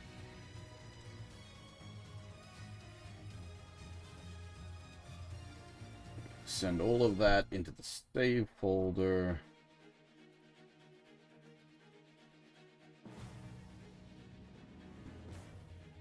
I'm basically, once again, I'm passing time in hopes that Half shows up so she doesn't break her streak. I'm doing back of house stuff that I would normally do off stream. I'm trying to do the character save transfer to the next game. Because it's old DOS games. It's transferring files around in wonky ways.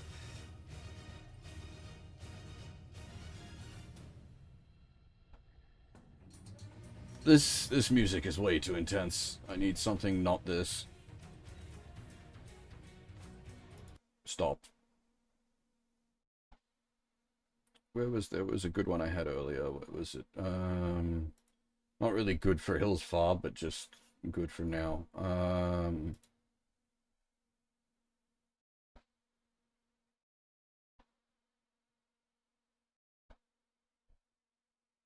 Yeah, that one. That'll do. Actually.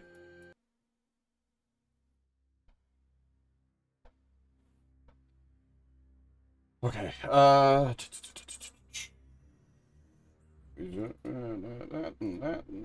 Ding, ding, ding. Okay, clear saves. Correct. Yes. Start.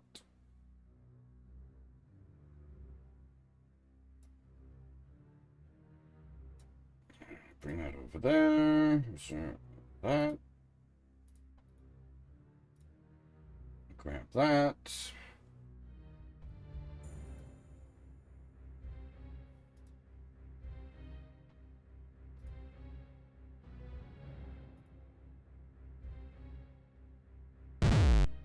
Thunk. Oh, yeah, we can bring up the manual for this game, so we've got sort of relevant art at least going on the documentation screen.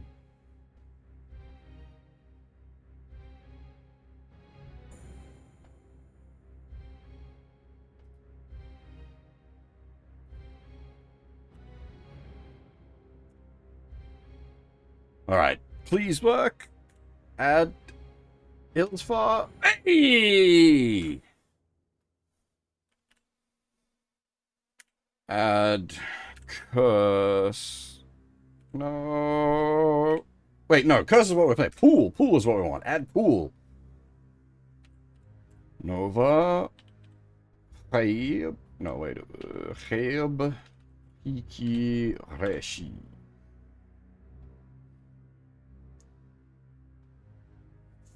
Cool. Alright, now, I still have... What? Oh... Yes, okay, so the 125 HP is a result of the character having done the Hillsfar adventure, the game we just played. You get a... We got plus 31 HP. We were at 94 when we started Hillsfar with... We only ran Bear through Hillsfar. He was at 94 HP. The, like, you win was, the Guildmaster uses his Ring of Minor Wishes to give you a HP increase. That basically was the prize for clearing Hillsfar. So, now, what I'm interested in here is... Yeah, so that's forcibly leveled Bear up to 9. There was a warning about this. It says your character will... Like, if you import a Hillsfar character, they will be leveled up to their maximum level available for their HP. Yes, their maximum level available for their XP. He was a level 8 fighter at the end of Pool of Radiance. He's now got enough XP to be a level 9 fighter, but the problem is you actually lose the whatever level up HP you get going from Hillsfar to Curse. So technically we still come out way on top by having plus 31 HP, but we're missing, say, 7 HP. That's the approximate average. You should get between 5 and 14 HP. Is there a level cap in AD&D? Technically no, but there are level caps in the video games. So actually, we've got the manual. We can go look that shit up. Look at that. We got the fucking documentation.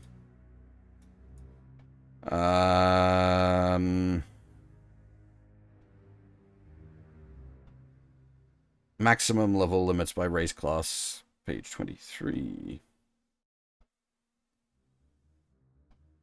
I have accidentally come prepared.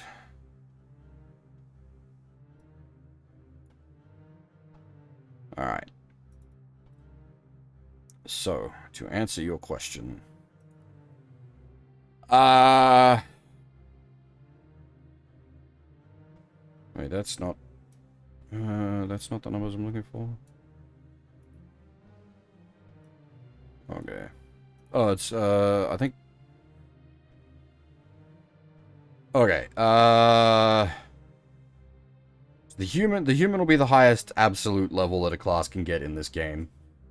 So clerics in Curse of the Azure Bonds can get to level 10, fighters can get to level 12, paladins can get to 11, rangers 11, magic users 11, and thieves 12. Then there's the racial restrictions on level caps, but I'm just kind of ignoring that. I've got a program that'll allow me to get past the racial level caps on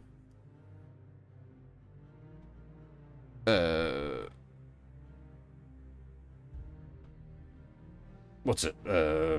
Class.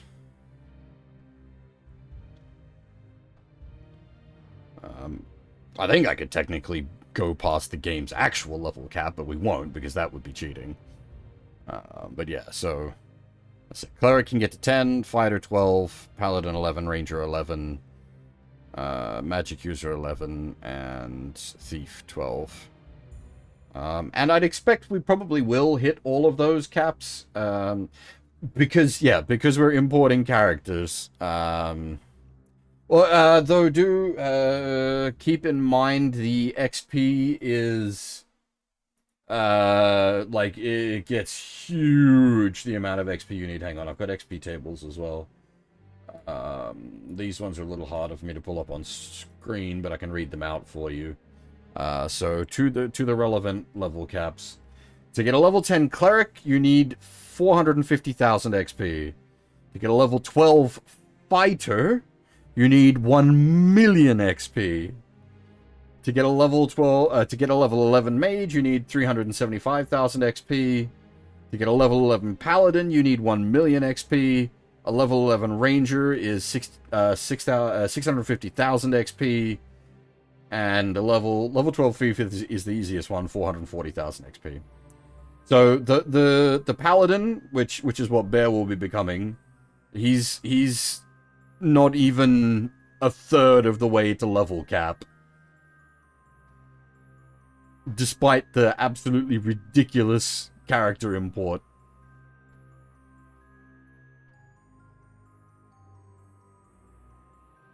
But yeah, it's so the actual AD&D itself doesn't have a level cap, but it does have after certain levels. I think it just flatline growth. It's like 250,000 XP every level or something like that.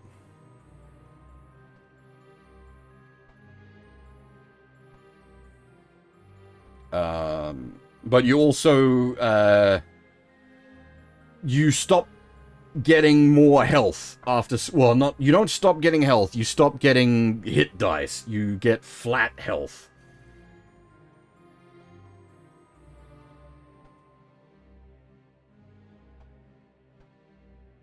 Yes, absolutely, Sion, and that is exactly the case in this as well. Certain, like, high tier enemies do give decent XP, but nothing pays out XP like the quests do. Hey, Half, welcome. We were able to delay long enough. Nice. We finished running Bear through Hillsfar. It's only just, but we completed the warrior quest chain in Hillsfar, and the prize quote unquote for winning that is the guild master uses his ring of minor wishes to increase your HP. So Bear went from 94 HP to 125 HP. Basically plus 31 HP on Bear, which is why his HP is so ridiculous compared to everybody else. And as I've been saying a few times, I'm going to be doing some. Well, he already was. That was the case before anyway. But he's going to be, through magic shenanigans, he's going to become a paladin. Nova's going to become a ranger. And I think everyone else is basically staying as is. I don't really have a reason to change them. Fighter Thief on Fab is good. I need a Thief, and Fighter Thief works well for that. Cleric Fighter on Half also works good. We need Clerics, and Cleric Fighter fills that role well. Cleric Magic User on Wiki, also good. That's just going to stay. Torashi as a flat magic user might be the only, might be the other thing I consider turning into a multi-class. That could get very complicated. No, wait, because she couldn't multi-class, but she could hard shift into dual class because she's a human. Hmm. I need to work out how the dual class mechanics works for human, because she'd be coming in with 265,000 XP. I don't know if you can then immediately clock that onto your dual class, because her mage level 6 only requires 40,000 XP. So she could technically pour 220,000 XP into a dual class, which means I could immediately do the level 6, which was the max that a magic user could get in Pool of Radiance. The rest of the characters don't auto level up in the transfer. It's only the characters that are counted as Hillsfar characters, which Bear is the only Hillsfar character. As I said, Bear gets complicated because he needs to class change. Yeah, but that's what I'm saying, Ravage. She's coming into Curse of the Azure Bonds with 265,000 XP. Any other class will get to level 6 with way less than that. That's what I need to look up. I don't know how it works. I don't know if you're just permanently locked off from being able to be a magic user or what. That's the bit I don't know. I don't know because I know how it works for how do you call them, like the well, I guess the AD&D calls them demi-humans, but you're elves and half elves and dwarfs and whatnot. Well, BG1 is AD&D second, so that's different.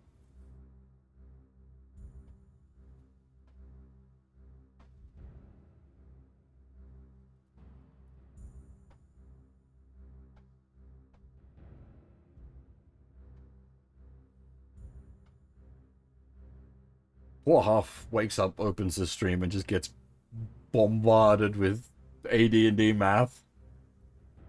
Brain hasn't even booted yet.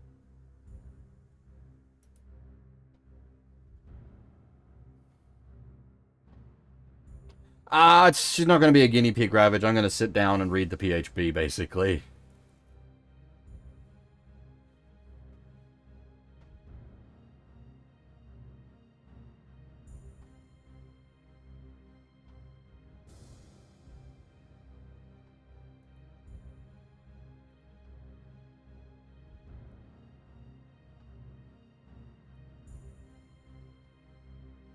Oof.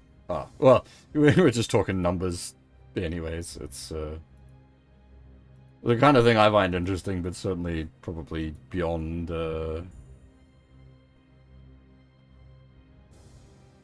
beyond what everyone needs to know. I'm just discussing how we're going to handle character transferring into Curse of Azure Bonds.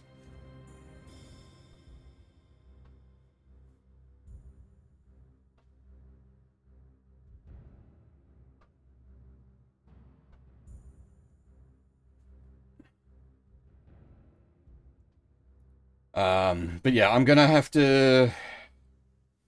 There's bits I don't know is the problem. So I don't know, for example...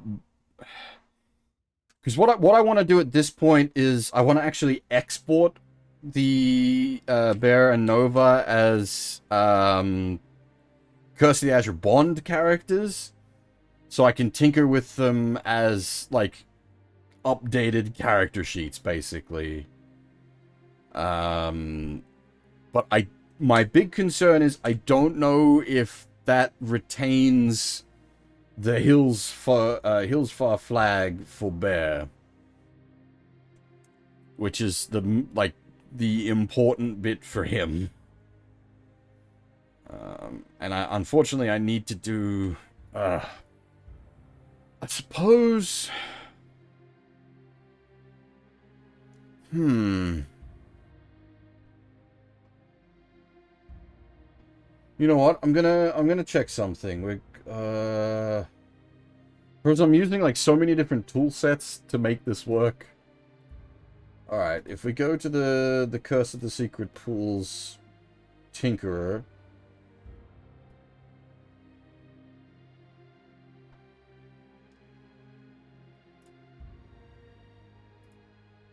And we go into Azure Bonds. Where I forgot the party saved. No, okay. This plays with save files, not okay, yeah, this tinkers in different ways.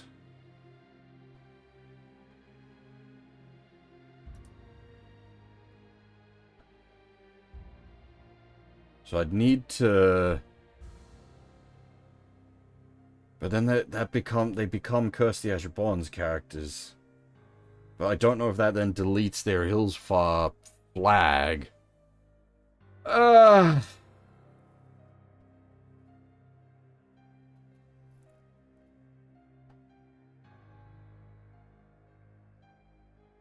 No one really has details on, like, how the Hillsfar flag is handled. The game recognizes that a character has been imported from Hillsfar, but I don't know if you save that character and then export them as a Curse of Azure Bonds character if it retains the flag. Because what I want to do is save them as Curse of Azure Bonds characters and tinker with them with an external tool to do my class changing. Because I don't think... Well, actually, hang on.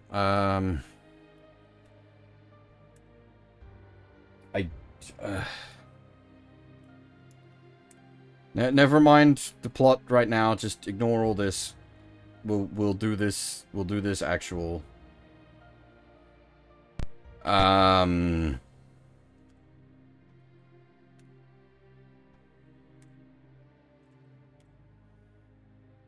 then I can plug this in via that.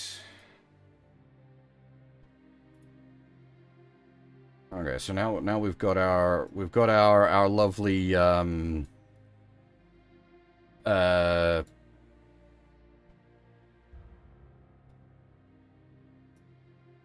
gold box companion back and operating, which means I can actually turn off the external music. Since the music's now coming through gold box companion. So then through gold box companion, I can go to the character editor. But the problem is in this character editor, I don't think I can monkey with... I can monkey with classes, but it doesn't monkey with the classes properly. Whereas the save editor that I was looking at, I can monkey with... oh,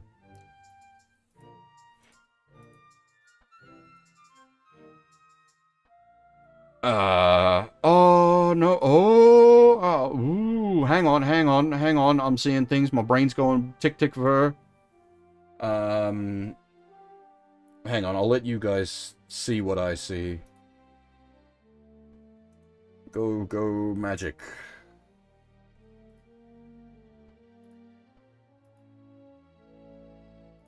Okay, so, this is what I'm currently monkeying around with, which is the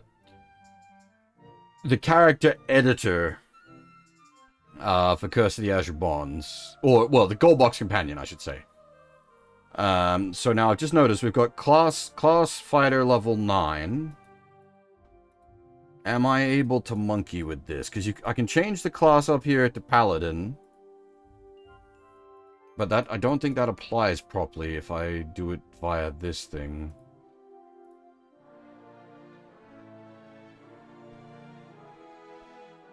Ah, class Paladin level 0. Okay. But then, can I use this to fix his level? He should be a level 8 Paladin.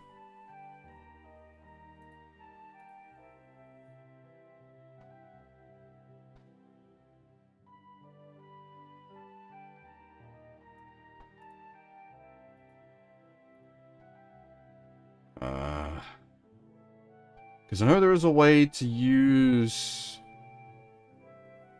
Hang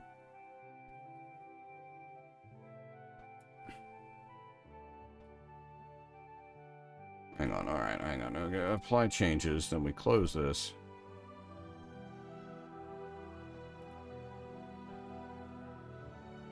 Oh, you... Aha! You guys aren't even seeing half of what I'm seeing. There we go.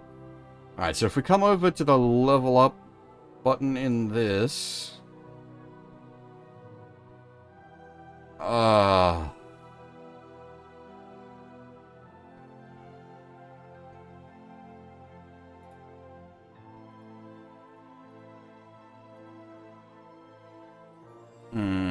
yeah, that's not... Oh, damn it. It was so close. It's not going to do what I wanted to do.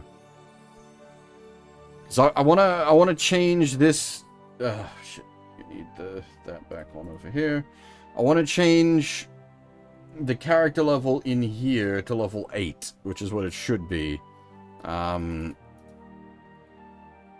he's already got all his... Like, I don't want to monkey with the health math.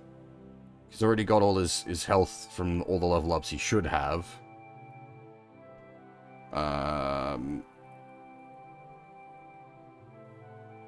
And now I know a way I can monkey with this with a further external tool. But as I said, it requires me to output the characters as...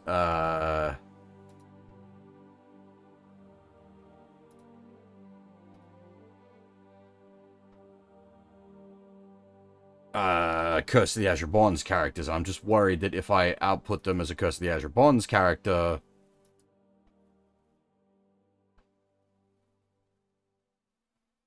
it's going to break the Hillsfar flag, and I want the Hillsfar flag because it gives us unique events in Curse of the Azure Bonds. I'm just going in circles at this point, aren't I? I need a way to monkey with this from here.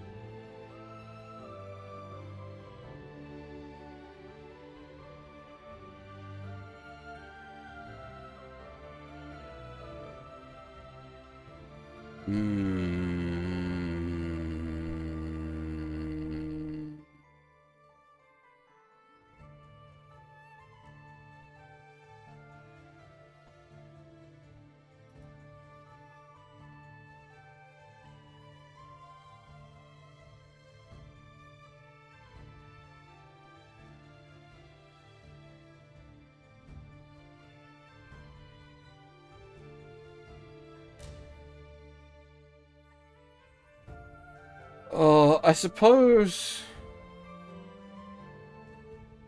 I do have a way to do it, and I just hard reset the HP math, now that I think about it. So, he's got 125 HP. So if we do the forced level up, and we just undo the HP changes.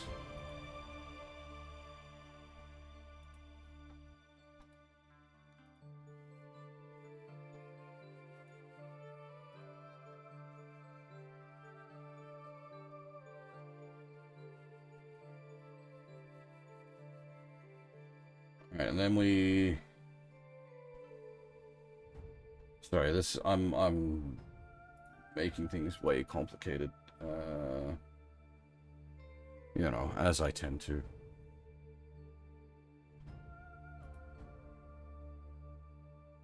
Alright, now Bear's level 8 Paladin, this is correct. But he should not have 237 HP. Holy Christ.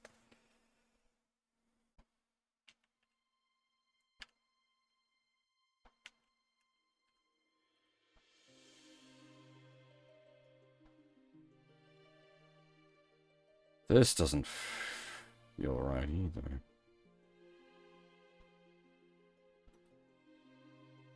Ah, shit. Alright, now, okay. Alright, boys, now things get complicated.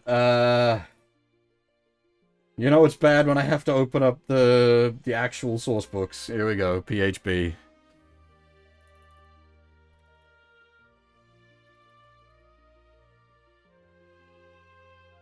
Now we have to manually do the math. Because I think it's maybe given him...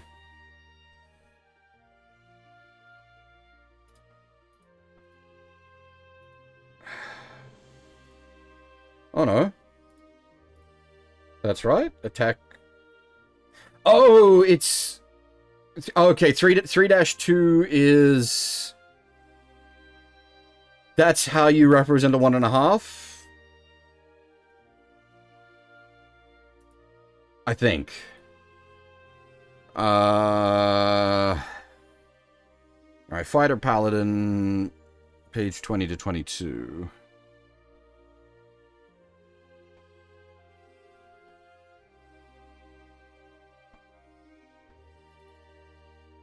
It's not just math, Kota, it's AD&D math, which is really, like, can do your head in.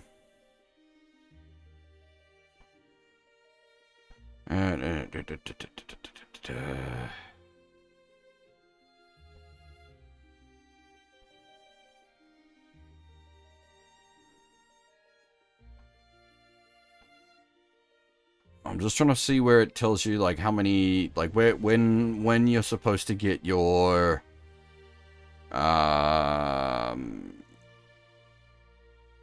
extra attacks per round. Because it gives us hit die, but...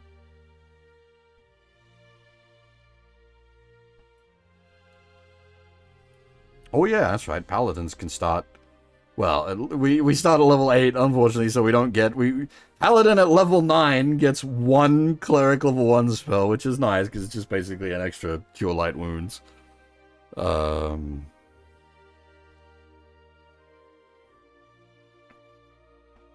Actually, we're not far off hitting level 9, Jesus Christ.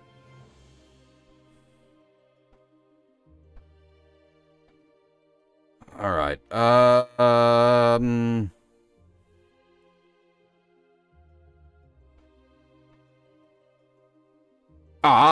yeah, this is what I'm after.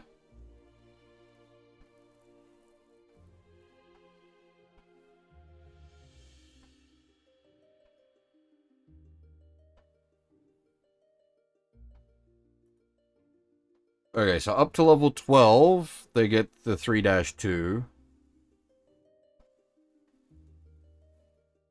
13 and up is when they get the 2-1. So, okay, so what that means is 1-1 means you get 1 attack per round. 3-2 means you get 1 attack on round 1 and 2 attacks on round 2, and that alternates. So, so odd rounds, 1 attack, even rounds, 2 attacks. And then the 2-1 is 2 attacks every round.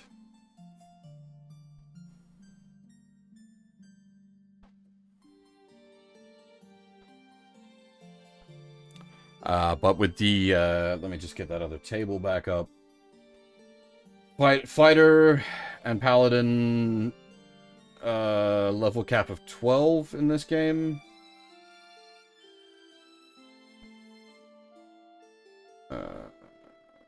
I don't even have the Paladin stats.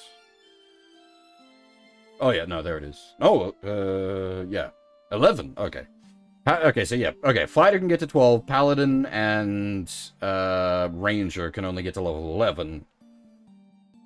But that doesn't matter anyway, because you need level 13 on either Fighter or Paladin to get their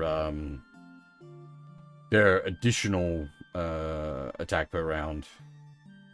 So that's fine. The math on that is fine. Basically, that's a whole lot of...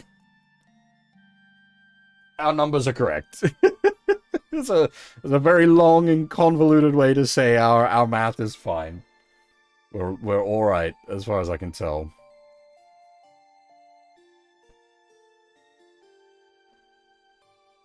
Oh boy, this is... Okay, and now... Now I need to do some more monkeying in that I want to convert Nova into a ranger. And so we're basically going to have to do the same thing where I, like, manually level him up to 263,000 worth of ranger, which is, let me just check. Level 9 ranger out the gate. Yep. Okay, cool. Whoosh. The reason they're sitting immediately on level ups, like even the rest of the characters, without having done a Hillsfar run for them, is the quest XP for defeating Tyranthraxus at the end of Pool of Radiance was 45,000. So we got 45,000 XP for defeating Tyranthraxus, and we also got a fair bit of XP for slaughtering all the giants on our way up through Tyranthraxus's castle. So the characters ended up with, like, basically everyone was at max level for Pool of Radiance. So they're coming into Curse of the Azure Bonds with level ups ready to go.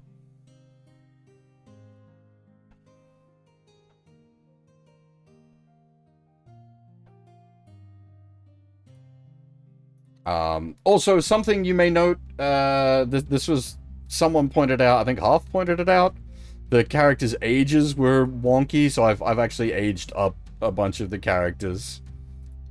So they're not, like, stupidly young.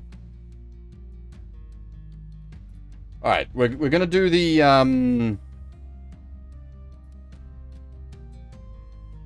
we're gonna convert Nova into a ranger at this point, which should be fine. Yeah, well, okay, so Fab is a young boy, but Fab is dwarf. 60 is young for a dwarf.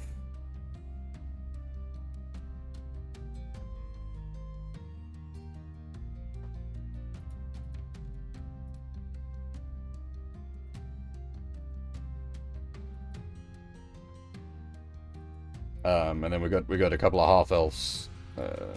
3 humans, a half-elf, and a dwarf. Sorry, 3 humans, 2 half-elves, and a dwarf.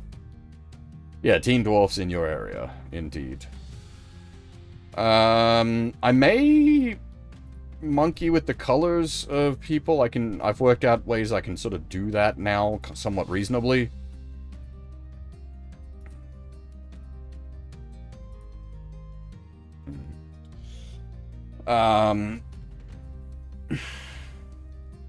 But then maybe not, because I'm kind of used to everyone looking how they look. Alright, now I will need to... How does it work? Because Ranger at level 1 gets, 2d8 plus 4 for 18 con. HP.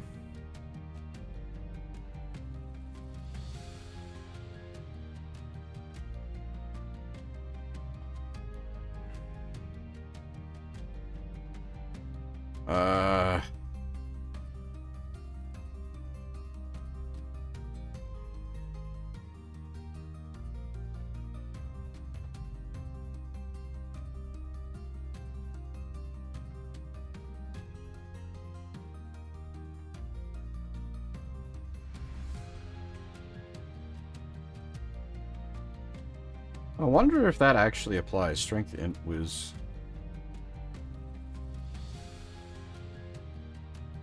we are going to take the con damage. We are at like he did start with 18 con, but he died once, and when you die, you permanently lose a constitution. So that con damage is staying. That's a battle scar, basically.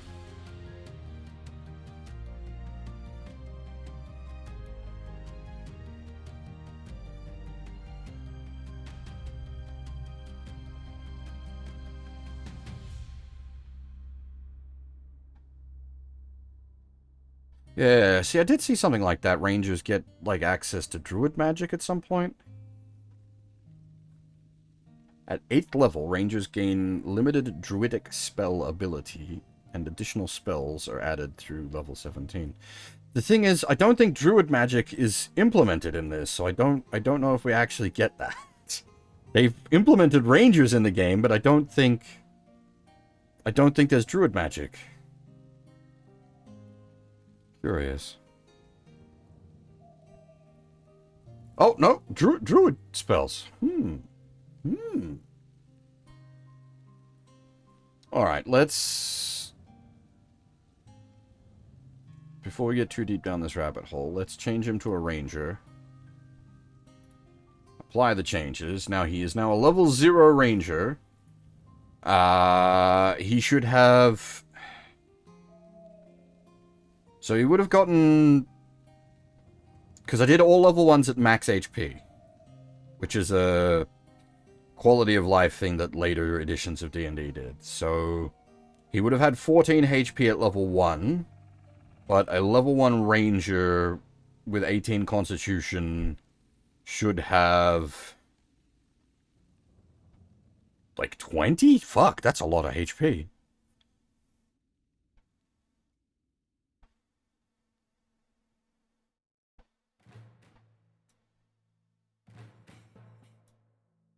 Two D8 is 16. 8, 8, 16, and then the plus 4 from the con bonus is 20. Yeah, he should have had 20 HP at level 1. So he is currently missing 6 HP. So he should be 90. Now, this is going to get monkeyed with again. As we go in here and now give him his ranger levels, he needs to then be readjusted back to 90 HP.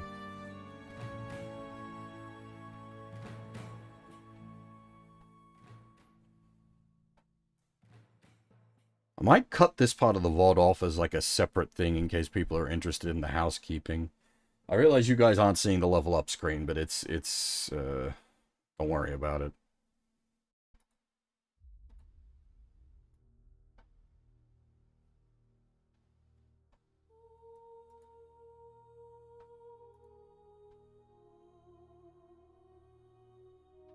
Okay, now this is actually sort of important. If we... Just briefly, can I show you... That's not the one. I don't think I can show you... It's not an overlay like that I can capture easily. No, damn. Never mind. But there's a... Well, actually, no. If I do that, this will work. This will work. Welcome to Bodge City. Alright. This is for the ranger to go to level 8. They get... Ignore the health. But that's the bit I was talking about with the druidic magic. At level ranger level 8, they get access to one druid level 1 spell. Which gives them either Detect Magic, Entangle, Fairy Fire, or Invisibility to Animals. I don't know what Entangle, Fairy Fire, or Invisibility to Animals do, so I'm going to have to look that up. But that's fine.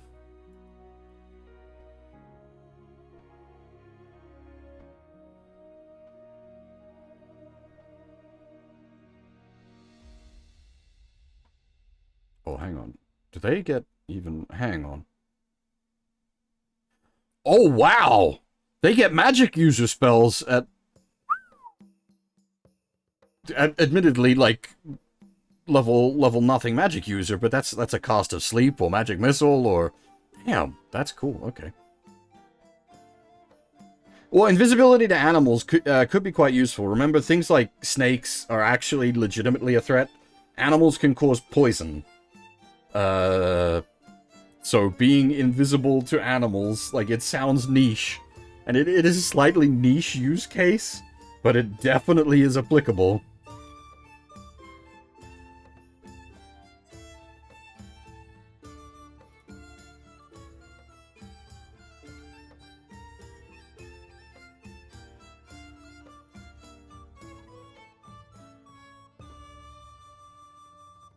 Okay, now I need to re-monkey. Where's my monkey?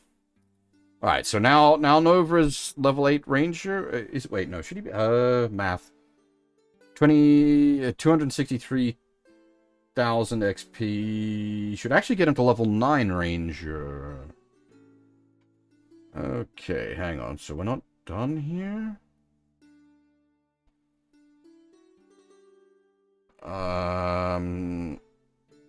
But his health is all wrong.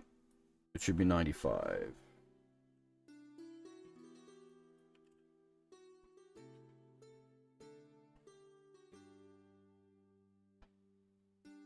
So what happens if I do level up again for...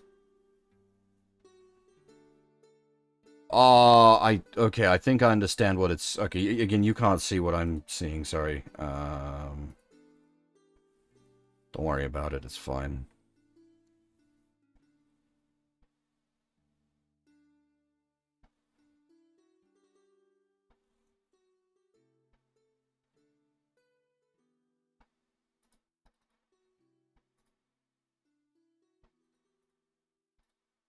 Okay.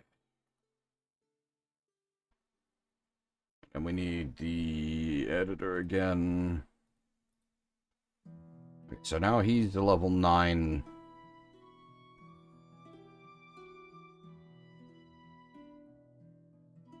A level 9 ranger, he should have... Oh, wait, he would have had, Shit. Math. So we'd had 95 HP, I said. Oh, dear, sorry. I'm trying to do a lot of mental math on the fly, along with, like... Yeah, hang on, I've got his...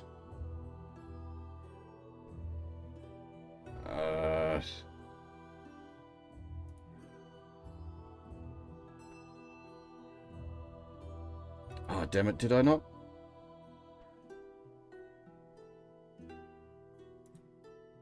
Okay, oh yeah, I did, okay. So he had 84 HP at level 8 fighter, which was then... Plus 6 missing from the... So it would have been 90, not 95.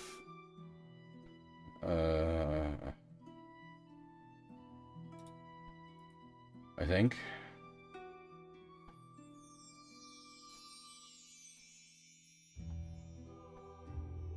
Yeah, no, okay. So 84, yeah, plus 6 is 90. And then, it would have been just a regular D8 plus 3. So we'll just give it the half, which is 11, 6, 96. Alright, I think that's now the Ranger correctly built. And the Paladin correctly built.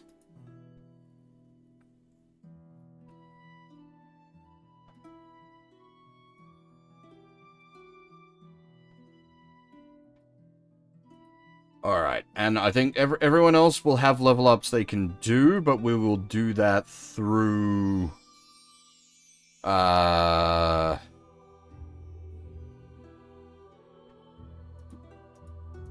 in-game proper.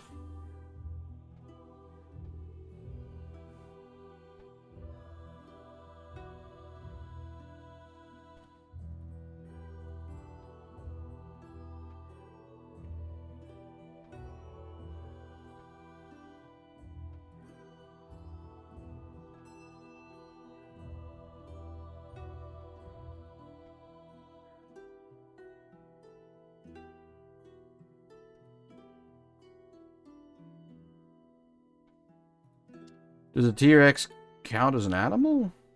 I don't know, for like dinosaur.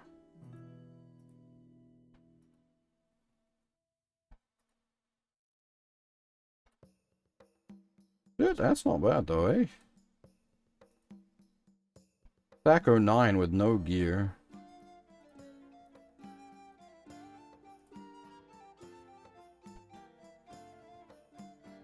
Admittedly, level 8, level 9 character.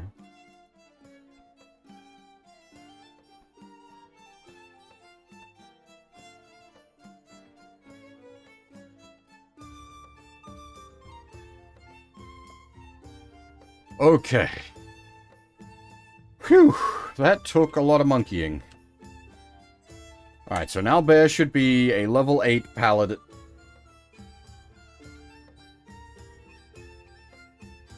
Something's gone wrong. Oh no! I know what's wrong. I don't know how to fix that.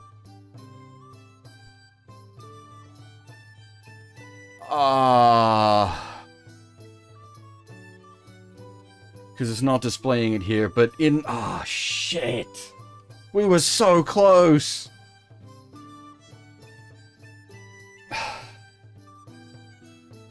I am gonna have... Oh, and that might knock off... God damn it!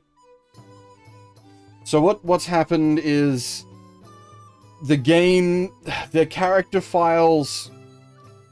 It's not represented on the screen here as far as I can tell. Their character files are... It still registers them as having... He's a level 9... sorry, level 9, level 8. They've still got their fighter levels on them. And I don't have a way that I can monkey with that with this program. Which means I think I have to export them as Curse of Azure Bonds characters to monkey with them in another program. The concern all this time has been that exporting them as Curse of Azure Bond characters is going to remove the Hillsfar flag. And I don't know if there's a way to like check if that's applied.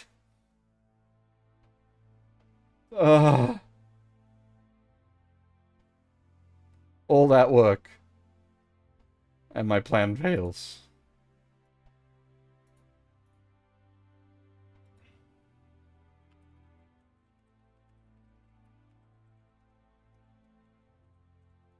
I may have to get very creative.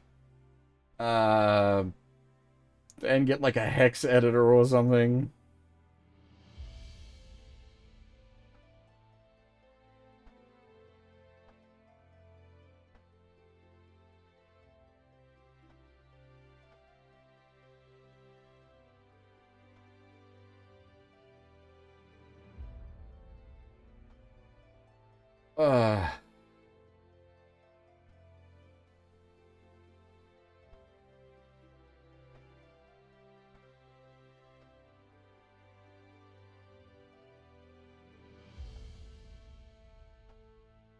Damn.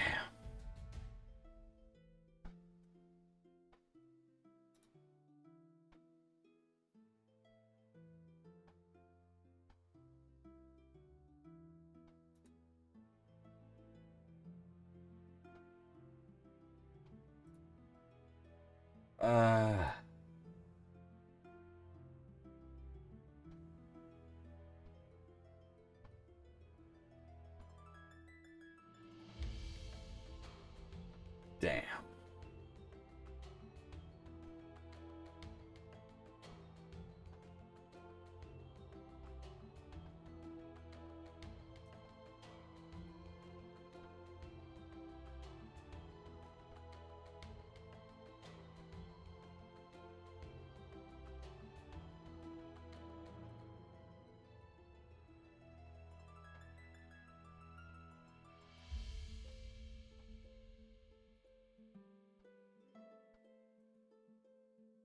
I wonder, is there a way I can,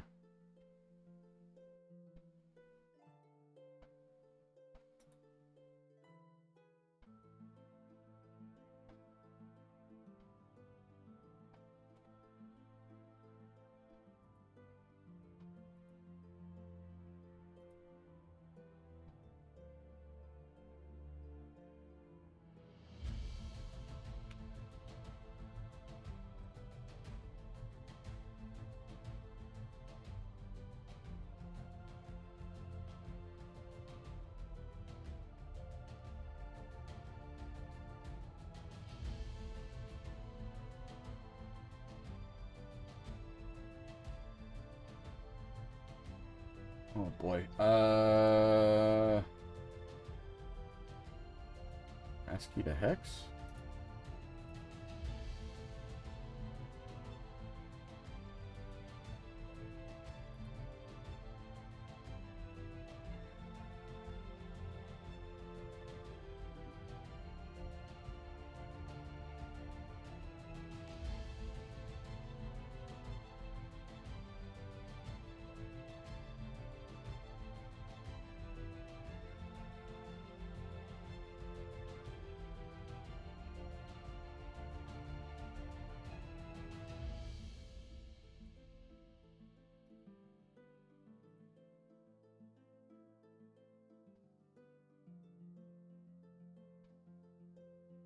Hmm.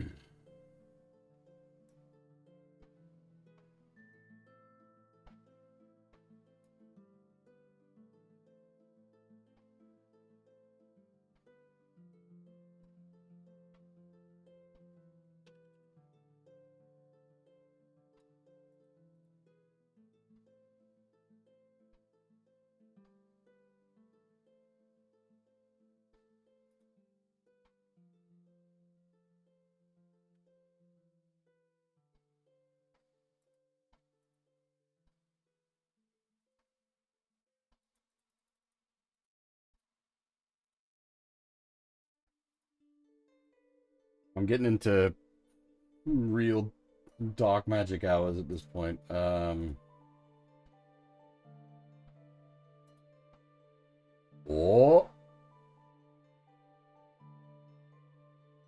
Oh. Oh.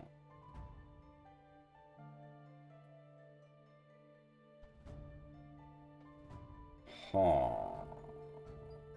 Interesting. Do I have has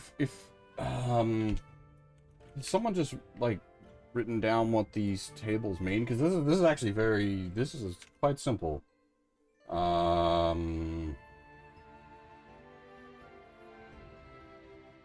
If someone's written down what these mean, so because a 12 in ASCII, sorry, a 12 in hex is 18. So I can see the characters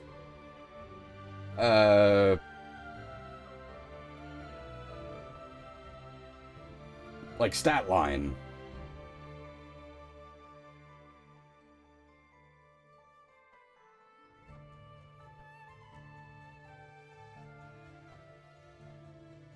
Uh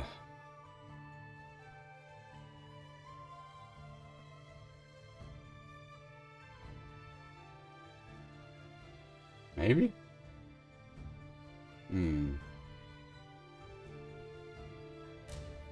Alright. I'm gonna I probably best turn the stream off here because now I am getting into stuff that it's gonna be too complicated to try to like show you guys anything of what I'm actually doing here. What I'm trying to do is basically clean up. Alright.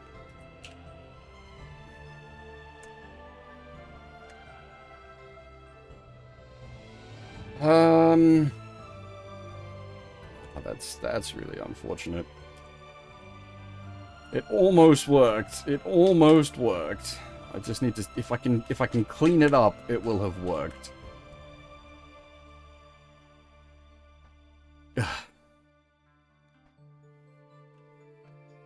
All right.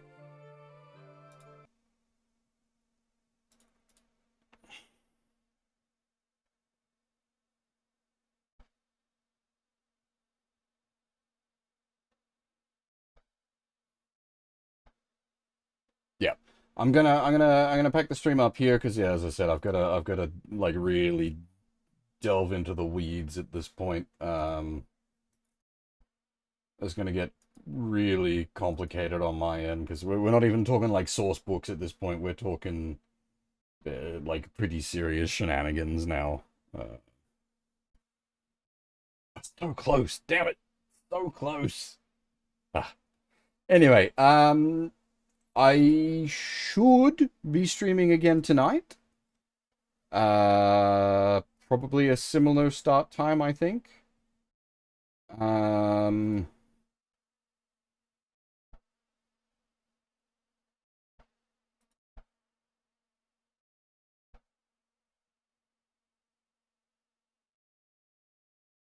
Yeah.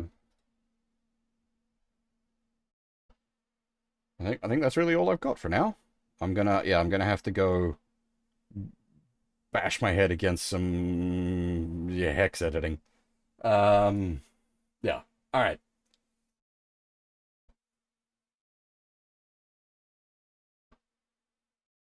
That's all for now. Thanks for watching, everyone, and hopefully I'll see you all next time.